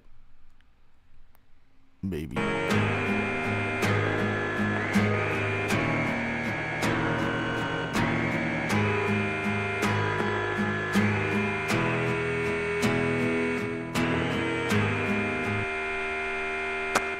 The sorrowful soul lives in your heart. It numbs pain with pain. The singing sword of heartbreak. It knows your name. The sorrowful sword lives in a soul from the pain inflicted from when we were small. This sword sings to us late at night when we're alone. It's cold and it's blue through and through. It slices us and dices us. Just when we think it's gone, the wounds have healed, but we are wrong. The tears fall and we hear that song. The sorrowful song of the sword that sleeps in our heart tears away the love and sets us apart. Forever blue, forever cold, like a ghost story untold. Don't take hold of the sword unless you want to be a real edgelord. Someday you'd like to not have a hole in your heart space for this sword to fit into. If you take it now, your life might be a waste. Oh boy, what will you do? Take the sword and be forever blue and not you. Stained with pain.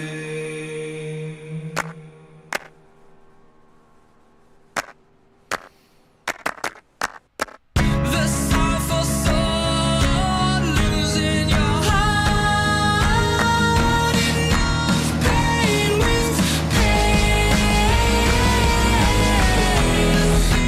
Sword of heartbreak. It knows your name. It knows your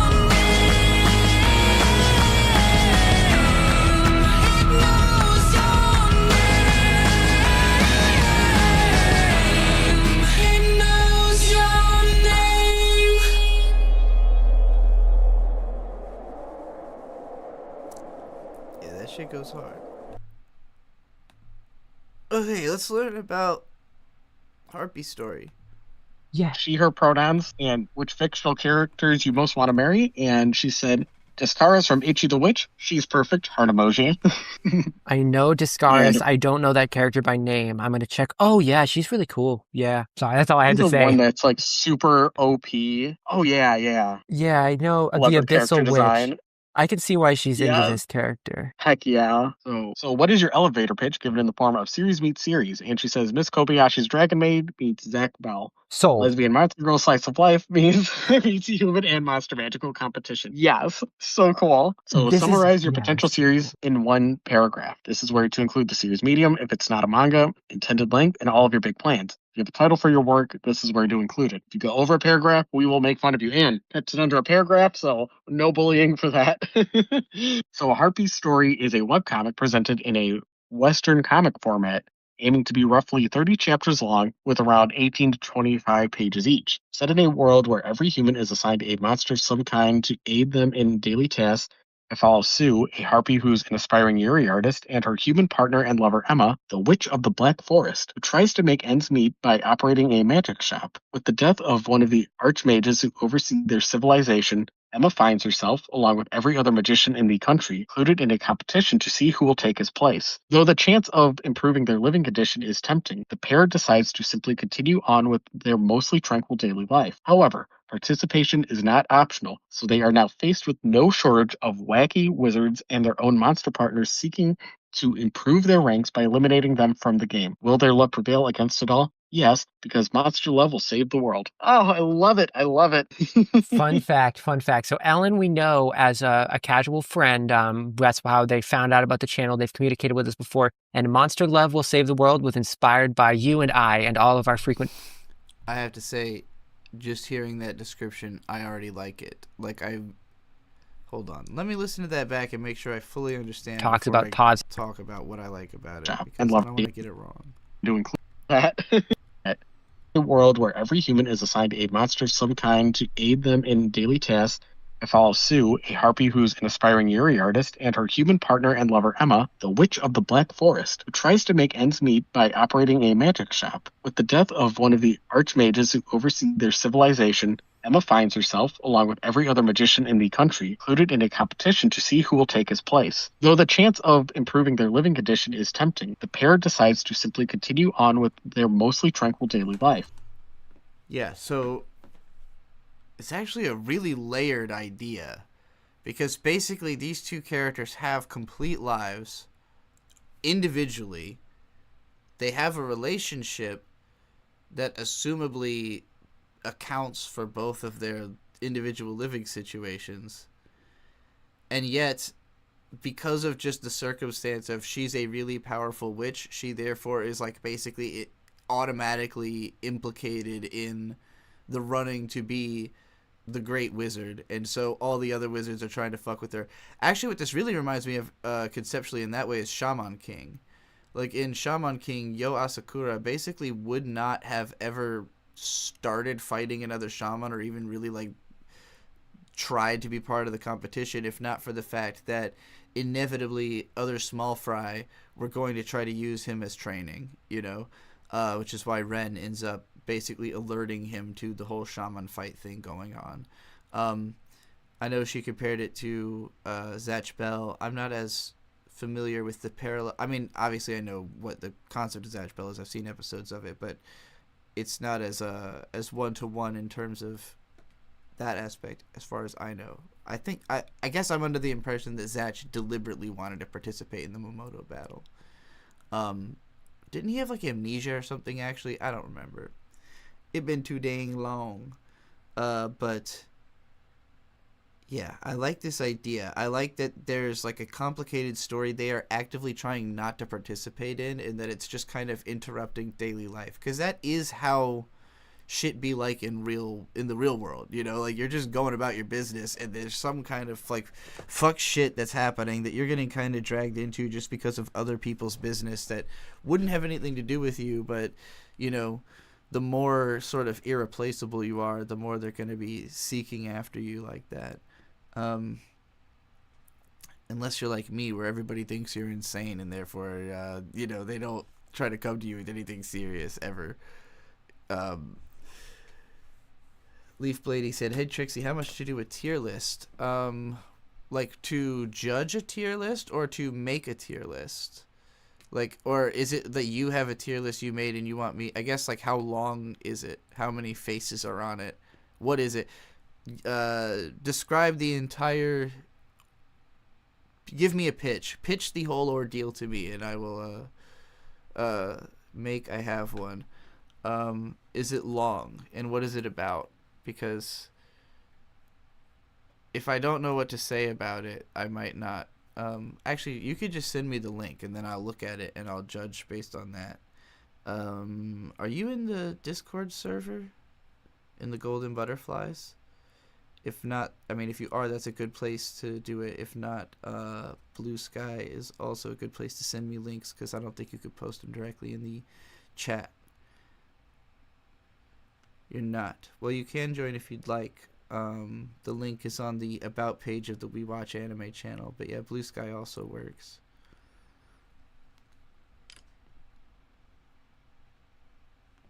Alright, I'll have that open over here, and I'm going to keep playing this. However, participation is not optional, so they are now faced with no shortage of wacky wizards and their own monster partners seeking to improve their... Hello, shitty kickflips. I watched your video earlier, and I typed a whole ass big comment to it right here live on the stream. It was fun. I also live read your visual novel, and it was dope. By live read, I mean I watched I watched it on, not realizing I could go download it. Watched it on YouTube and read it off of while pausing the video. It probably would have made more sense because to like do it with the actual download, because then the music would have been playing the whole time. But I didn't have to pause it that much or for very long, and I really liked it. I thought, I mean, as just like a piece of art, that was a complete work, no notes. My favorite line was the one about the implying that it is deeply unnatural to kiss a girl without telling her that she's beautiful. That was my favorite part. And I also really liked your new vlog, but I already left a big ass comment on that. I'm saying exactly. Right now we're listening to this pitch of Ellen Horai, my chief administrator, both for the Discord, the Golden Butterflies Discord, and for the chat, in the comic that she's been drawing page by page and posting in the We Make Art board. I assume there's also like a website for this. Hold on. Can we just read this real quick? Because I don't know if they're like... Okay, they're on Blue Sky. Yeah. Oh my god, why don't I know about this? Ellen doesn't force her stuff on people enough, which is why it's good that she went on this podcast. Sometimes you really gotta like beat people over the head, especially people like me, with the thing that you're doing, or else I... Okay, so it's threaded. Here we go. Hehe. It's done. The first page of my comic. Emma-sama! What's gotten you so happy, Sue? Emma-sama, I finished a page of my comic. Oh, let me see. Monmusu Kiss Kiss by Suki. Question, what is this? A Yeti girl. And this? A Glogalorg. What's a Glogalorg? That's a spoiler to Sue. Wah!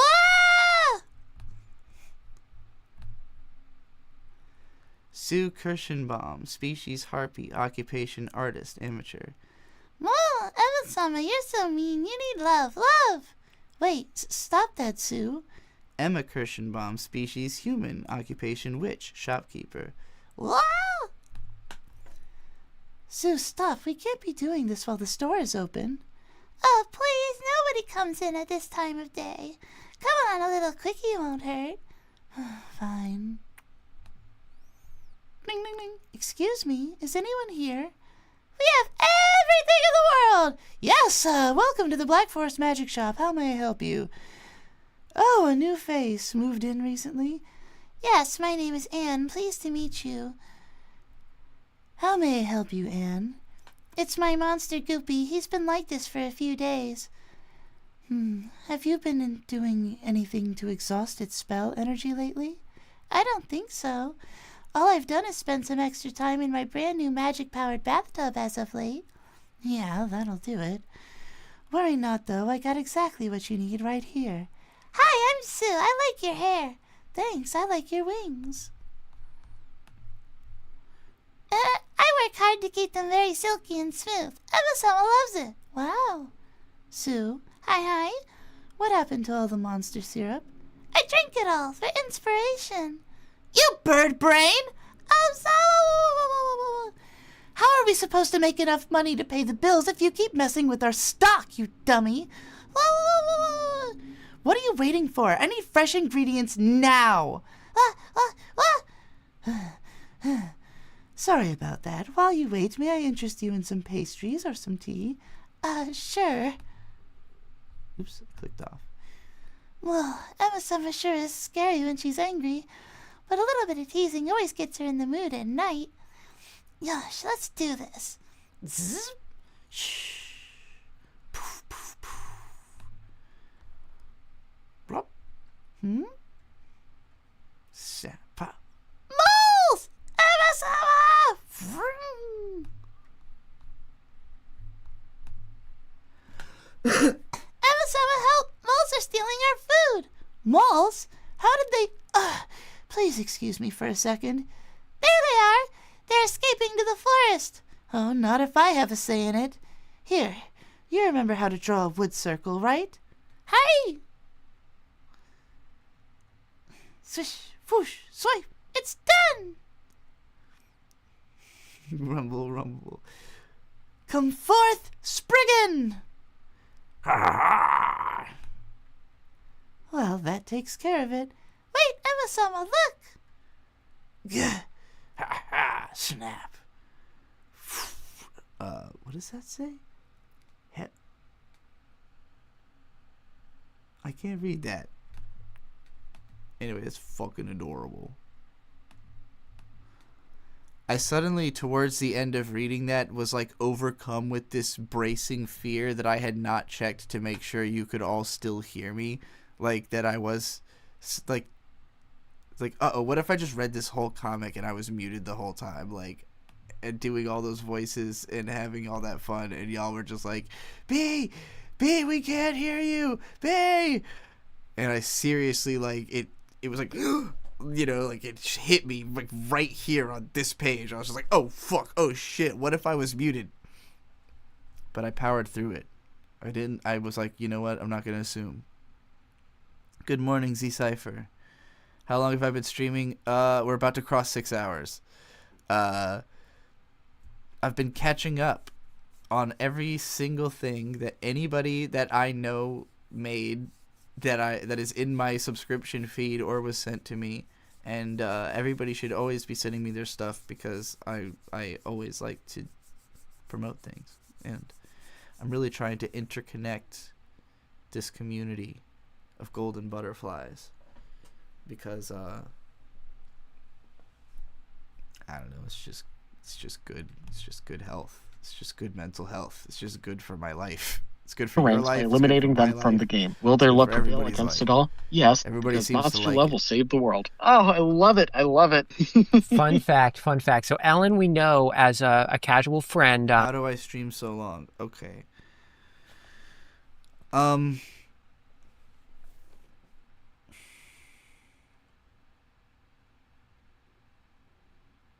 It's difficult because, so before I started this stream, Bird was frustrated with me because for about 4 hours I had been saying I was going to do a live stream and not doing a live stream.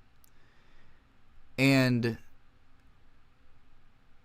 as I put it to him, I was aura farming. Because it takes a lot for me to get into the state of mind of thinking I know what I'm going to talk about on the live stream and how it's going to last as long as I want it to last. Ultimately, I dedicated myself to the idea that I was going to stream for like a work shift today because I seriously needed money. Like, I say needed because people have given me money. Namely, Nisa gave me like $100, like the first hour I was streaming. But I've continued to make money since then. How do I quantify this? What did I make? CC sent me $15. My friend John sent me $25. I made $20 from Max Potions on for a video I ended up making fun of and not even finishing. And although I had a good time. Lapucia sent me several video watching requests.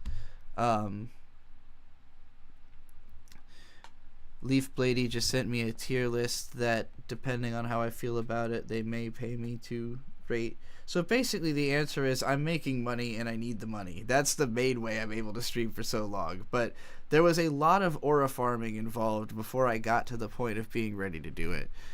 And I'm glad that phrase is now like a meme or whatever. Like it's in the parlance because what am I looking at here? Are these like manga pages? Is the idea here that these are like DBZ moments?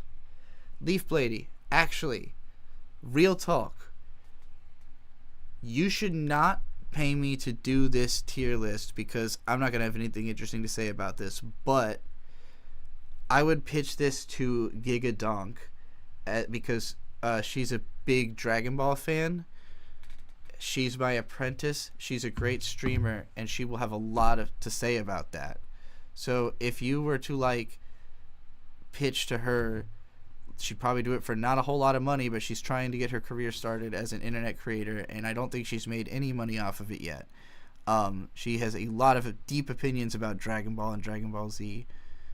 I'm sure she could provide what you're looking for, but I looked at those manga pages and I was like, I don't know these pages. I don't know what they mean. I have nothing to say about them. So I don't think it would be a good thing for you to pay me to do.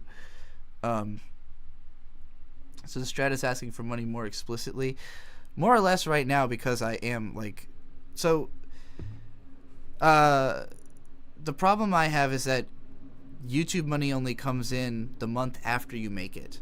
So like me and Bird just took this long ass trip across the country where we moved this Toyota Tundra from Arizona to Virginia.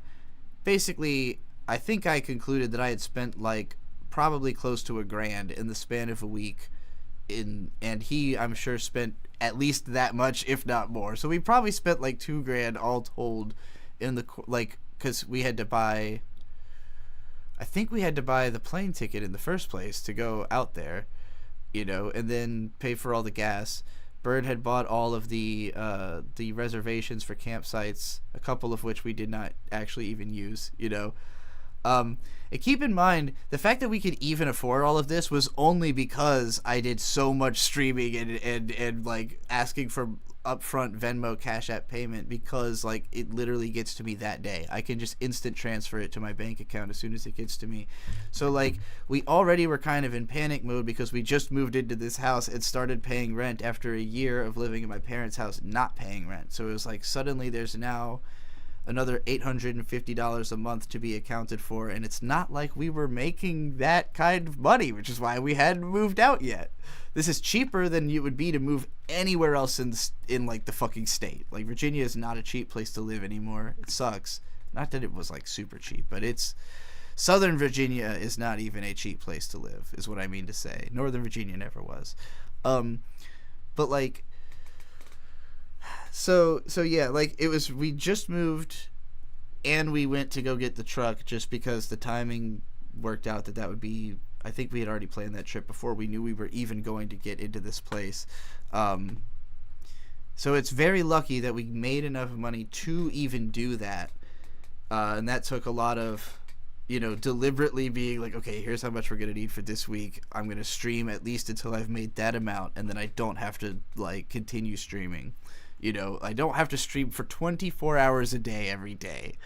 So thank you all for making it so that like it is legitimately because the people who pay me in this chat are like concerned about my like personal health and do not want me, like they're probably paying me to, if they're not paying me to watch something specific, they're paying me so I can go to bed. So I greatly appreciate that. And obviously I spend most of the time that I'm not streaming talking to a lot of you in the Discord anyways, because I don't be outside. They are shooting each other out there. I literally heard it. I wasn't totally convinced that they were shooting each other right out there until the other day when we heard that shit, and it was unmistakably that. And I was like, okay, I'm not going out past fucking 5 p.m. I'm not even gonna stay up late so that I get tempted to go out at fucking 10. This is me fixing my sleep schedule. I'm going to bed at a strict 6 tonight. That's how they found out about the channel. They've communicated with us before. And Monster Love Will Save the World was inspired by you and I and all of our frequent talks about positive interspecies furry representation in media. Yeah, they included that for us. Awesome. They already told me. So that's I think the likelihood of me actually getting shot is very low, but I'm super paranoid about the idea of catching a stray bullet. I know that, like, logistically speaking, it is incredibly unlikely that of all 360 degrees a person could be firing, it's going to go in, like, the specific way that would hit me and there would be nothing in the way of it. But nonetheless, I heard the gunshots. I drove across town. it's really cool. Oh, that's so cool. Yeah, and then I'm pulling up the drawing and she says, I don't have a proper cover yet, so this page of the girls hugging will have to do. Oh, this is adorable. I love this. Yeah, I love that image as well. I definitely am familiar with how the characters look in Harpy Story, so I wasn't as like instantly caught off guard because I've seen the comic before. But I definitely think it's a really cool style. One of the best things about Ellen when I see her stream her work on the comic and stuff like that is that she actually Would you or Gigadonk be able to help me make a tier list for Aura Farmer? Mostly just getting characters for it. Leaf Blady, I would honestly suggest that you join my Discord and like ask that in the We Watch Anime chat. Because even though it's not called the We Watch Anime Discord anymore, it's now called the Golden Butterflies Discord. I'll just send you a link directly to your Blue Sky since you sent me that on there. That makes the most sense. Because that is a place where you will find people who will be able to answer that question, including me. But you'll get more suggestions there. And, you know, there's a lot of transgender autistic anime fans in my Discord server that you might get along with. Let me get this invite.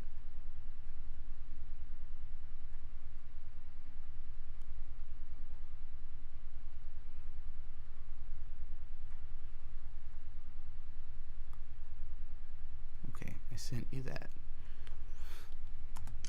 She literally does like all the textures in real time. So when you see like cool feathers on a harpy girl, or you see like, you know, the table or the desk has like detailed stuff on it, she's doing that in real time. She's literally drawing paneling on the wood, and I'm just like, it blows my mind when I see it. I'm like, you did that wood table and you did. CC said living in the cut, I didn't want to go outside either. It's deceptive here in Norfolk too, because it's like, it's gorgeous. The neighborhood I'm in is like, there's trees everywhere, you know, like we're pretty much in a swamp. I go out onto the back porch and like just within my field of view, there's gotta be like 30 different trees, like 30 completely different species of trees that I can see. I hear fucking all kinds of birds, all these pretty birds, blue jays, cardinals, pretty much any fucking bird that exists in Southern Virginia. I see it on the daily. I see possums, squirrels, fucking, you know, it feels like I live in the woods. So it's like, you step outside, and if not for the fact that you are constantly hearing, like, airplane and jet noise, you would think you were, like, out in the swamp. And then, like, particularly in the neighborhood I live in, everybody seems really friendly. There's not, like... Yeah, these motherfuckers are shooting through trees, for sure. Like, it's... Well, I said it was a full moon the other night, so I think that's the only reason it's good. It's dark as fucking Norfolk. Like, you go out on a new moon night, you cannot see shit. There's not a ton of... Like, they turn on every other street light, so it's like, really dark. Like, the way Atlanta look... Like, the TV show Atlanta, I think... Because Atlanta is even more like foresty than Norfolk, but it's a similar kind of aesthetic. Like, that's the more East Coast city template. Downtown Norfolk is not quite as green as downtown Atlanta, but it's also like directly on the water, whereas Atlanta is like inland.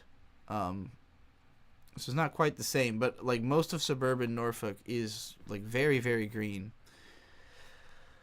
So I know there are parts, like, I'm sure the places where the most people are getting shot are, like, there's a lot of, like, the projects here that just look like military barracks, even if they're not, just, you know, rows and rows and rows of, cheap apartments.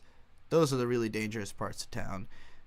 I'm in a suburb, you know, but, again, it's, like, bordered by a bunch of neighborhoods where people are getting shot.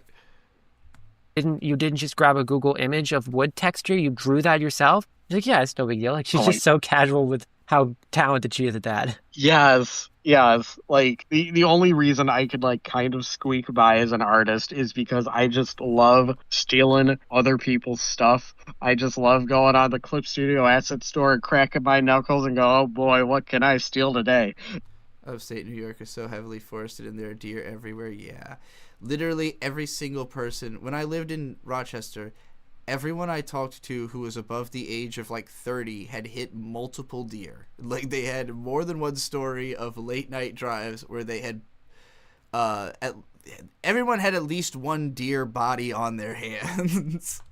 You know, so artists who can like actually draw for real is very impressive. So I have on our Blue Sky all of Harpy's story in the thread, chapter 1, pages 1 through 4, and it's so freaking cute. I love it. I'm gonna say, sorry.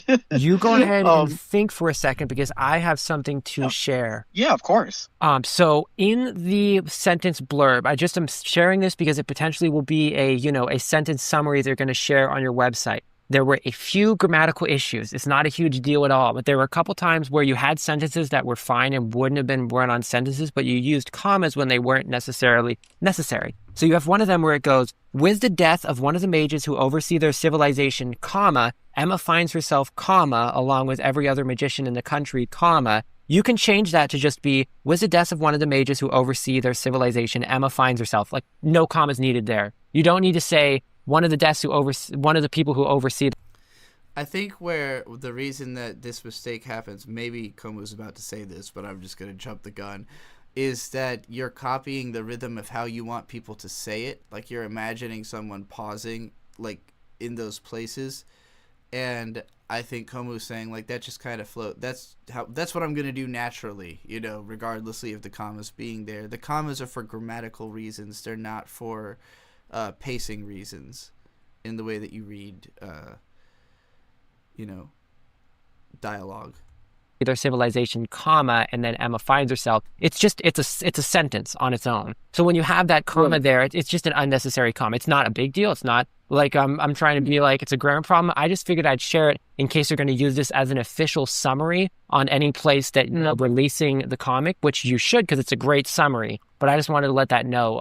If you write like a back blurb, I love Emma's design. Sorry to cut you off. No, that's okay. That's all I was going to say. Okay. I'm looking at the posted webcomic pages. Oh my gosh, I just love it. It's just so cute and cozy, and Harpy Girl is adorable too. I love how opposite they look like that. That's like a good vibe that they have. Like when you can get characters that look kind of opposite but still fit together. I really like that too, and I like that just by instinct I found myself choosing like very different voices for each of them. And I think I kind of presented, I guess if I had to classify it through my own personalities, it would be like a Pluto versus Vera voice spectrum of like, my kidult personality versus my motherly personality.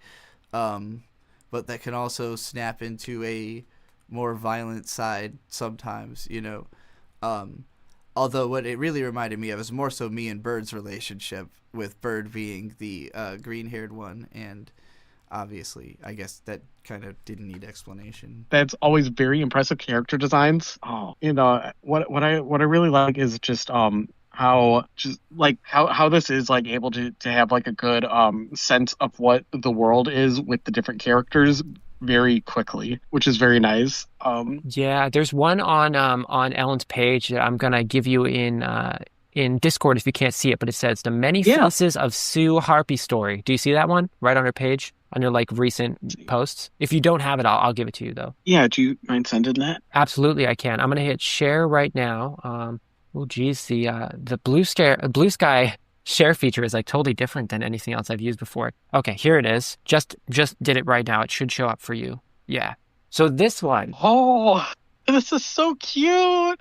Yeah, I love this kind of thing with comics. I especially love when you do a bunch of expression faces for characters. Sometimes you can use them in a creative way inside of the work. Some of my favorite examples of this that I'm thinking of are some manga that I've read, such as Full Metal Alchemist, I believe. where they would have like Yeah. bonus omake pages where it was just like a bunch of like random over the top expressions for the characters. And of course, those were the omake. They were like the gag manga. So they're not making expressions that ridiculous in the work because it's more serious shonen action story. But it's really cool to see like all those different expressions used. And another place that it's used really creatively that I love is in the openings of Ojamajo Doremi, when they have Ojamajo Doremi being a very famous magical girl show. They have like backgrounds that are just patterns made out of all the girls' different wacky expressions. So you'll be seeing them like moving and doing an animation, and then in the background you have like 50 different unique faces for that girl that they do little reaction images.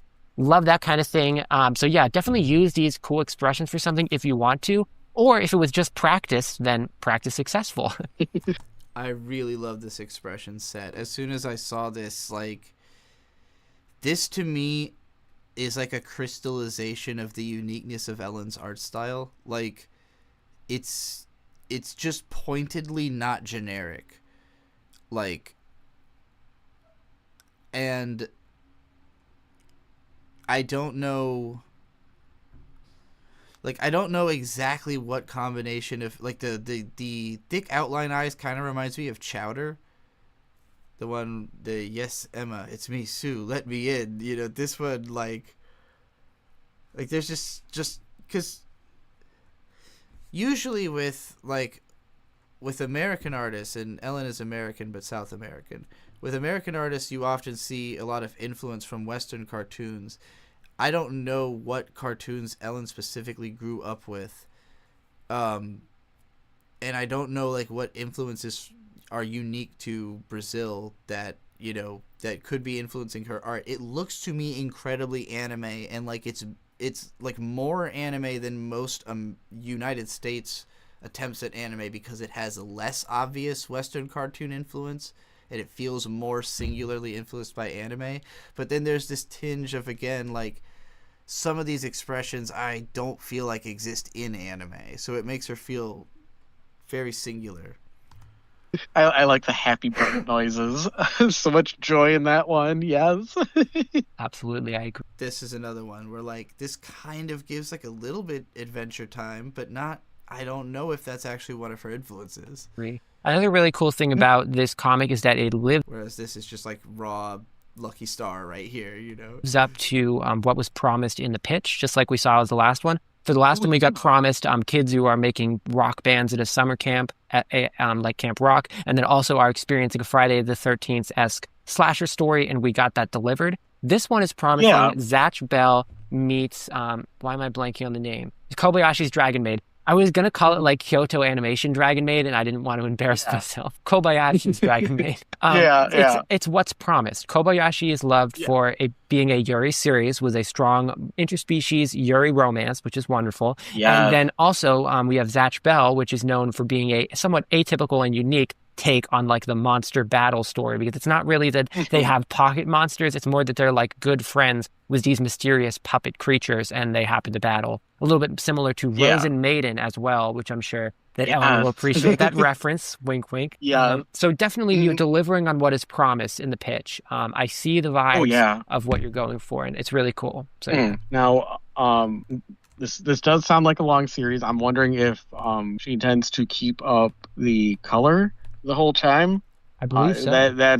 Oh wow, it's gonna be tough. I don't want to discourage anyone, but full color long series it's a challenge. I will say for this series, and sorry, this thought just crossed my mind. I circled back mentally around to Rhyme asking me, how do you live stream for so long?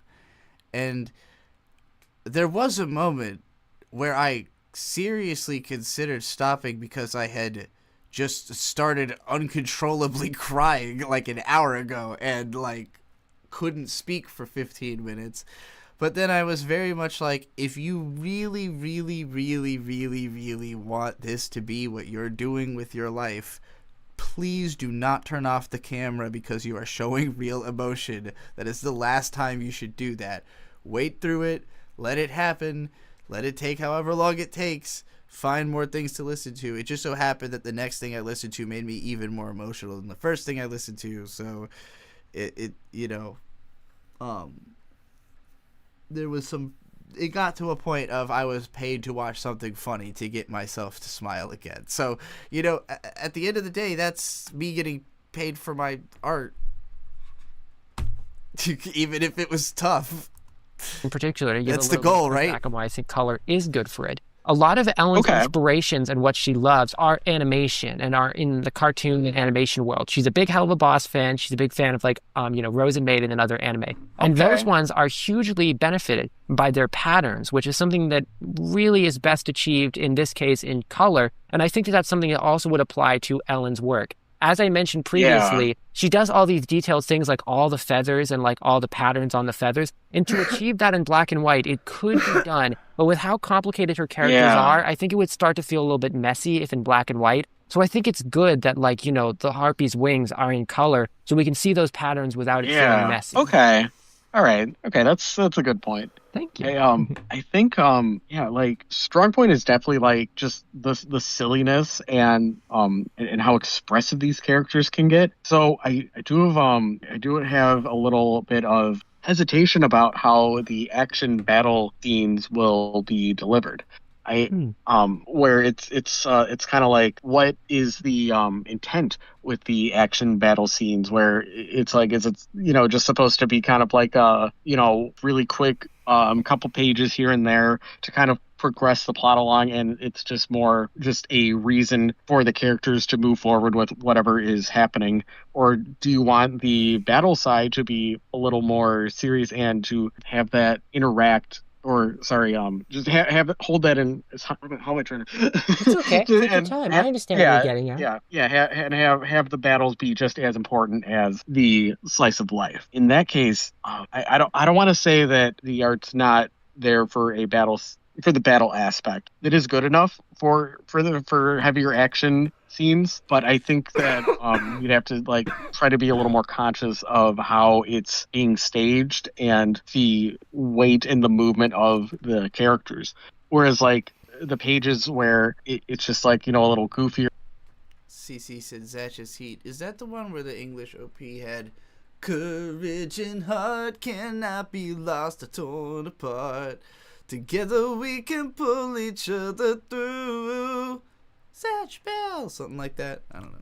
And sillier, and it's just kind of like the characters like kind of bouncing off each other. I'm looking at the first 4 pages of them just kind of going back and forth, and then after that it's just more of them hanging out, and then pages 13 through 16 it's like we see a glimpse of the first fight, and like and I get that this villain is you can't have your final boss right away, like I get that, but the way that this is framed and staged, like it doesn't feel too different from the more lighter way that the series started. On page 16, where she's pointing the finger and it's looking really intense. I think that's a good start. Now, because we were just praising, like, okay, it's so cool how you're doing everything by hand, and that is really cool. And so I'm not going to say start using 3D, and because that's the thing, because that's what works for me, it's like I know that like that's like a dangerous path, like because I've had plenty of people tell me. Something about the way he said "I know" had the same to me rhythm as "I know you're tired of loving." Actually, that's just my brain telling me that I'm tired and I need to end the stream soon. That's the only way that makes sense. I'm gonna finish this Ellen pitch. And then I'm going to watch this short animation, and then I'm going to go to bed, and then we'll do Amy's pitch on another stream. Tell me, like, hey, you got to cool it with the 3D. It's holding your art back. I don't want to say you need 3D. But what I will say is I think that if you played around with 3D models to just kind of better just to try to like level up that sense of staging a scene and like different ways to pose the character, I think that would be greatly beneficial. I think try to think of like a good example, but I think that because this might be a little bit of a tangent, but there was an artist who they would go on forgot if it was their stream or podcast, but they would go on and be like, I just want to make art. I think video games are a total waste of time. And it's one of those things where it's like I understood what they were getting at, but that artist in particular, like their art was very flat and it was very like stilted and it looked a little awkward. And so the response is like, okay, but if you played like a couple hours of video games every week, it's like that would strengthen your understanding of spatial reasoning and usage of 3D. So I think that is something that I would push for Harpy's story. There are like free 3D models. I know I reference Clip Studio a lot just because that's where I live. But for like, pose with 3D, like, just download Blender and play with that and to try to imagine that. Like if you can, or even like if you want to like make like a little C Cypher said, I can't work with 3D easily. That's when I realized I'm super 2D brained. Lol. Indeed. I can't draw for shit. Nisa said, glad you decided to stay with us instead of maybe stopping and being by yourself. I assumed Bird went to work already. Actually, Bird is off today. And he was also sleeping on a weird schedule, so it's possible he's been up this whole time. We slept. Basically, he got home from work. We both passed out. And then we both got up. And then he started playing Marvel. And I started the live stream. So at present, I have no idea if he's awake or asleep. But considering I haven't gotten a message from him at all, he probably went back to bed, if I had to guess. It's hard for me to imagine that he did not want anything from me in like 6.5 hours without having just gone to bed at some point. I'm not probably going to sleep for like a super duper long time either, because I don't want to sleep into the afternoon. I just don't think I can go on without having at least a nap. But again, I do want to go to bed early tonight, so I'm not trying to get all of my sleep in right now. We'll call it a siesta. I don't know if I'm gonna like wake up and then live stream again, because this was fucking long and anybody who wants to catch up on it needs time to do that. So I'm sure some of you are probably curious about why I was like literally fucking bawling my eyes out moments before everyone woke up. But I do want to hear the rest of this pitch. Diorama in paper. Like I know that sounds a little silly, but if you could think of where the characters are staged and like and where the metaphorical camera will be, and to try to get that more like physicality either with like little models or. Also, funnily enough, I was hoping because Bird had the day off that we could go for a hike today, but it's pouring rain right now, so unless that clears up by mid-morning or late morning, it's already mid-morning.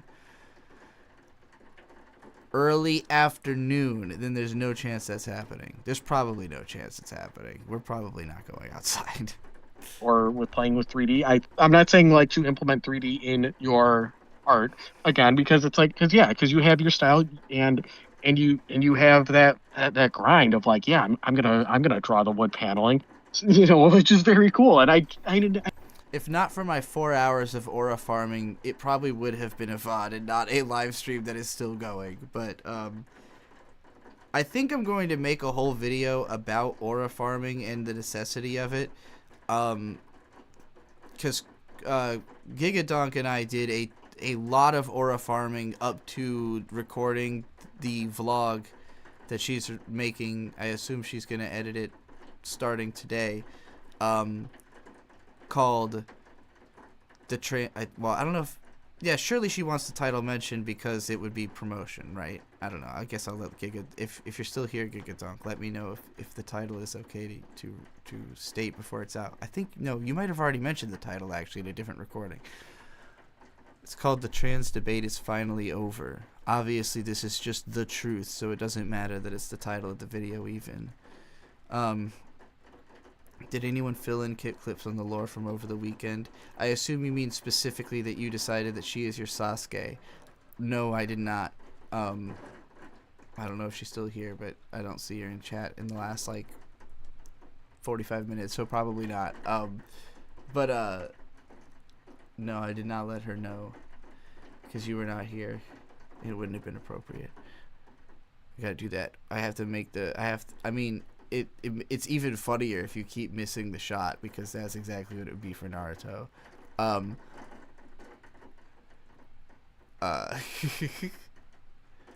but yeah. Anyway, what I was saying, we did a lot of aura farming in the preparation of making that vlog, and it made it a really good vlog.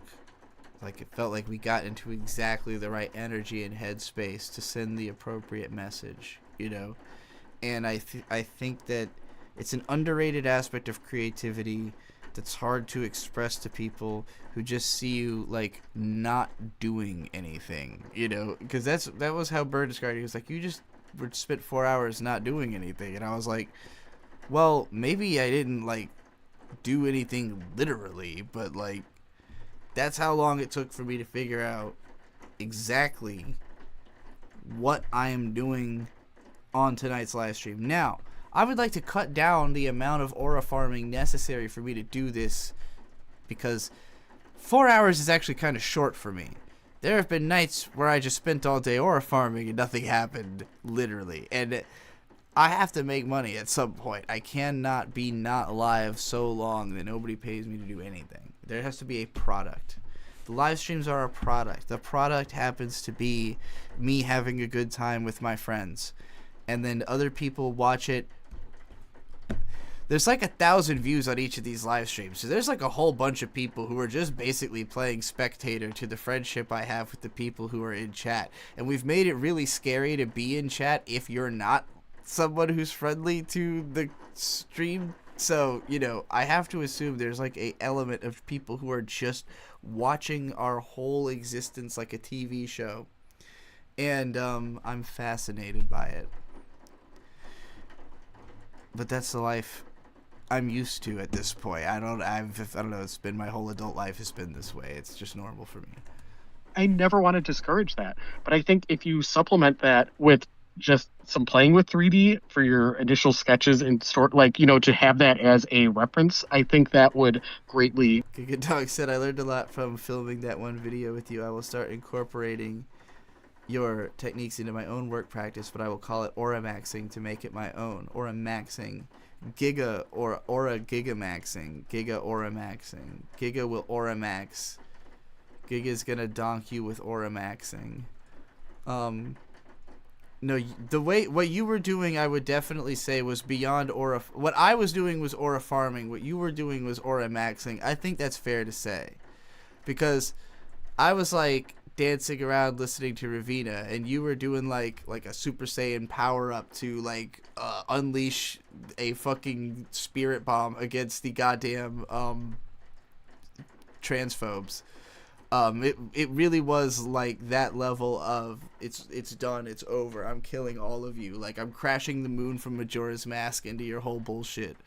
It is the end times for transphobia, basically. Benefit your style, especially for the fight scenes. You don't need it, like, she doesn't need it for the comedy scenes. I think those are perfect. Like, you know, just keep playing with the characters as you're doing for the comedy scenes, because they are so cute and you definitely know what you're doing there. But just to try to level up the fight scenes, I'd say because like I don't play a lot of fighting video. It was hilarious talking about people who've been yeeted from Discord and having them watch one of them show up in stream.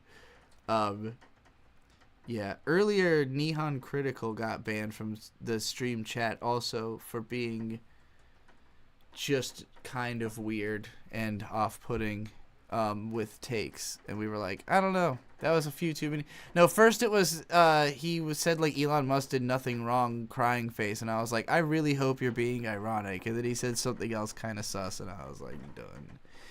I killed him out of the Discord too, even though he never posted there. You don't get to even read this shit if you admit to having, you know, like, I don't know. I don't want to catch a whiff of that shit on you. I got a strong nose.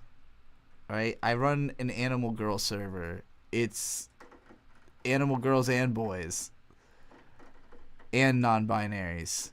They're mostly animals. It doesn't really matter the gender. I'm just saying, I got a fucking herd. I got a fucking pack. I got a fucking I'm like Ace Ventura Pet Detective, but as a furry. And a trans, well, I guess he's already kind of trans because he's in that like tutu in that one scene, and he, banged that trans woman in that movie, that fake trans woman.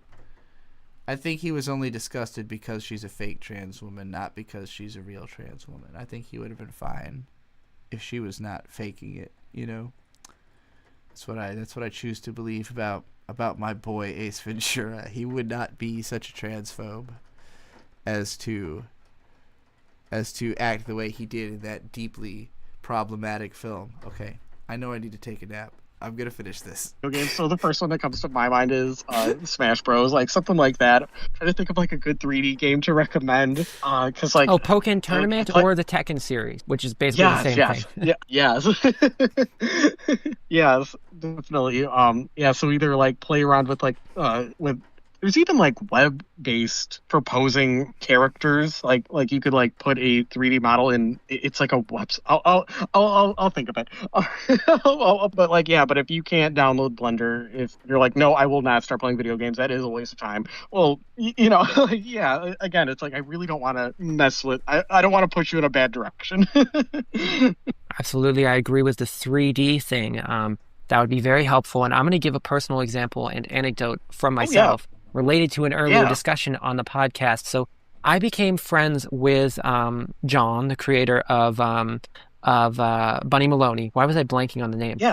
Bunny Maloney's creator. I became friends with him, and I drew some animations. I made some animations like using his characters along with them meeting mine, and it was something that he commented on my channel, as I mentioned. And I made those using 3D. There's a whole part where there's a mecha sequence, and I was basing the mecha design off of some sketches that he did. Like he did concept art sketches of Bunny Maloney with his mecha, and I was like, well, I can try to animate it based on the concept art, but I'm afraid that I'm just going to draw it to look too much like the concept art. So instead, I used his concept art as a basic inspiration to do some basic 3D modeling, and modeled his mecha concept into a real 3D model, and then used that and rotoscoped and like referenced it in order to capture the animation of the mecha in that animation. So 3D is so valuable. And making some things in 3D, even if you just play with a ball of clay in one of those programs that lets you play with the clay, just to make a little face, you'll be like, oh my gosh, this could be a really funny goofy face for one of the characters. And now I have it from every angle because you can move it around in 3D. Yeah.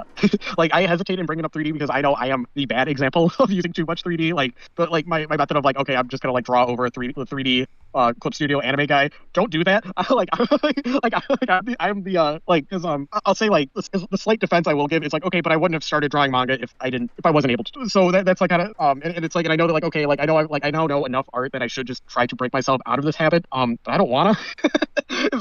So is the counterpoint. Hopefully that's an acceptable level of 3D usage, and not to get too self-deprecating, but if somebody says that I'm not a real artist because of the amount of 3D tracing, I'd be like, yeah, you're right. Like it's not even something I'm not even a hill I am particularly interested in dying on. You're an artist drawing in 2D in a world that constantly tries to force you to make 3D content, with a world that makes Western animated films that always have to be 3D. Even if they're taking influence from 2D, they're still making themselves 3D. You are simply doing what you can to survive in this world. I do not blame you.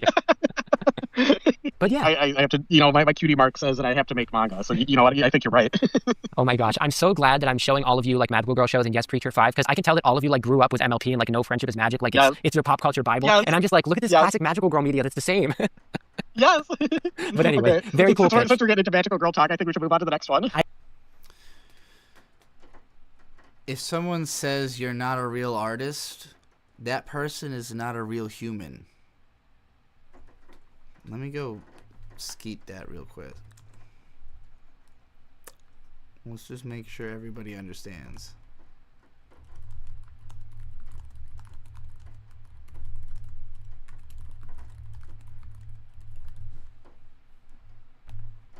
Okay. We'll watch this thing go to bed. What the fuck?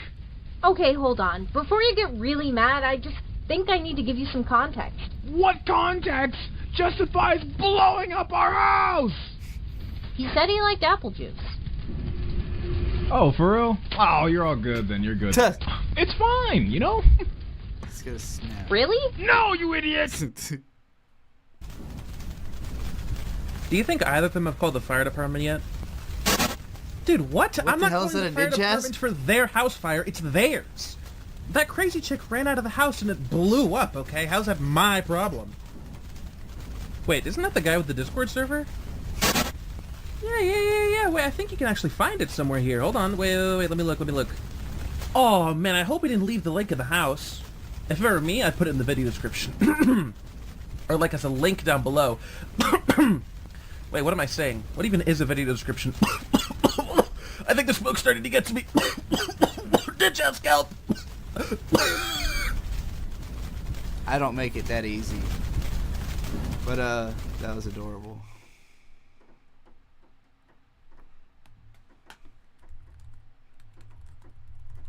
More burning.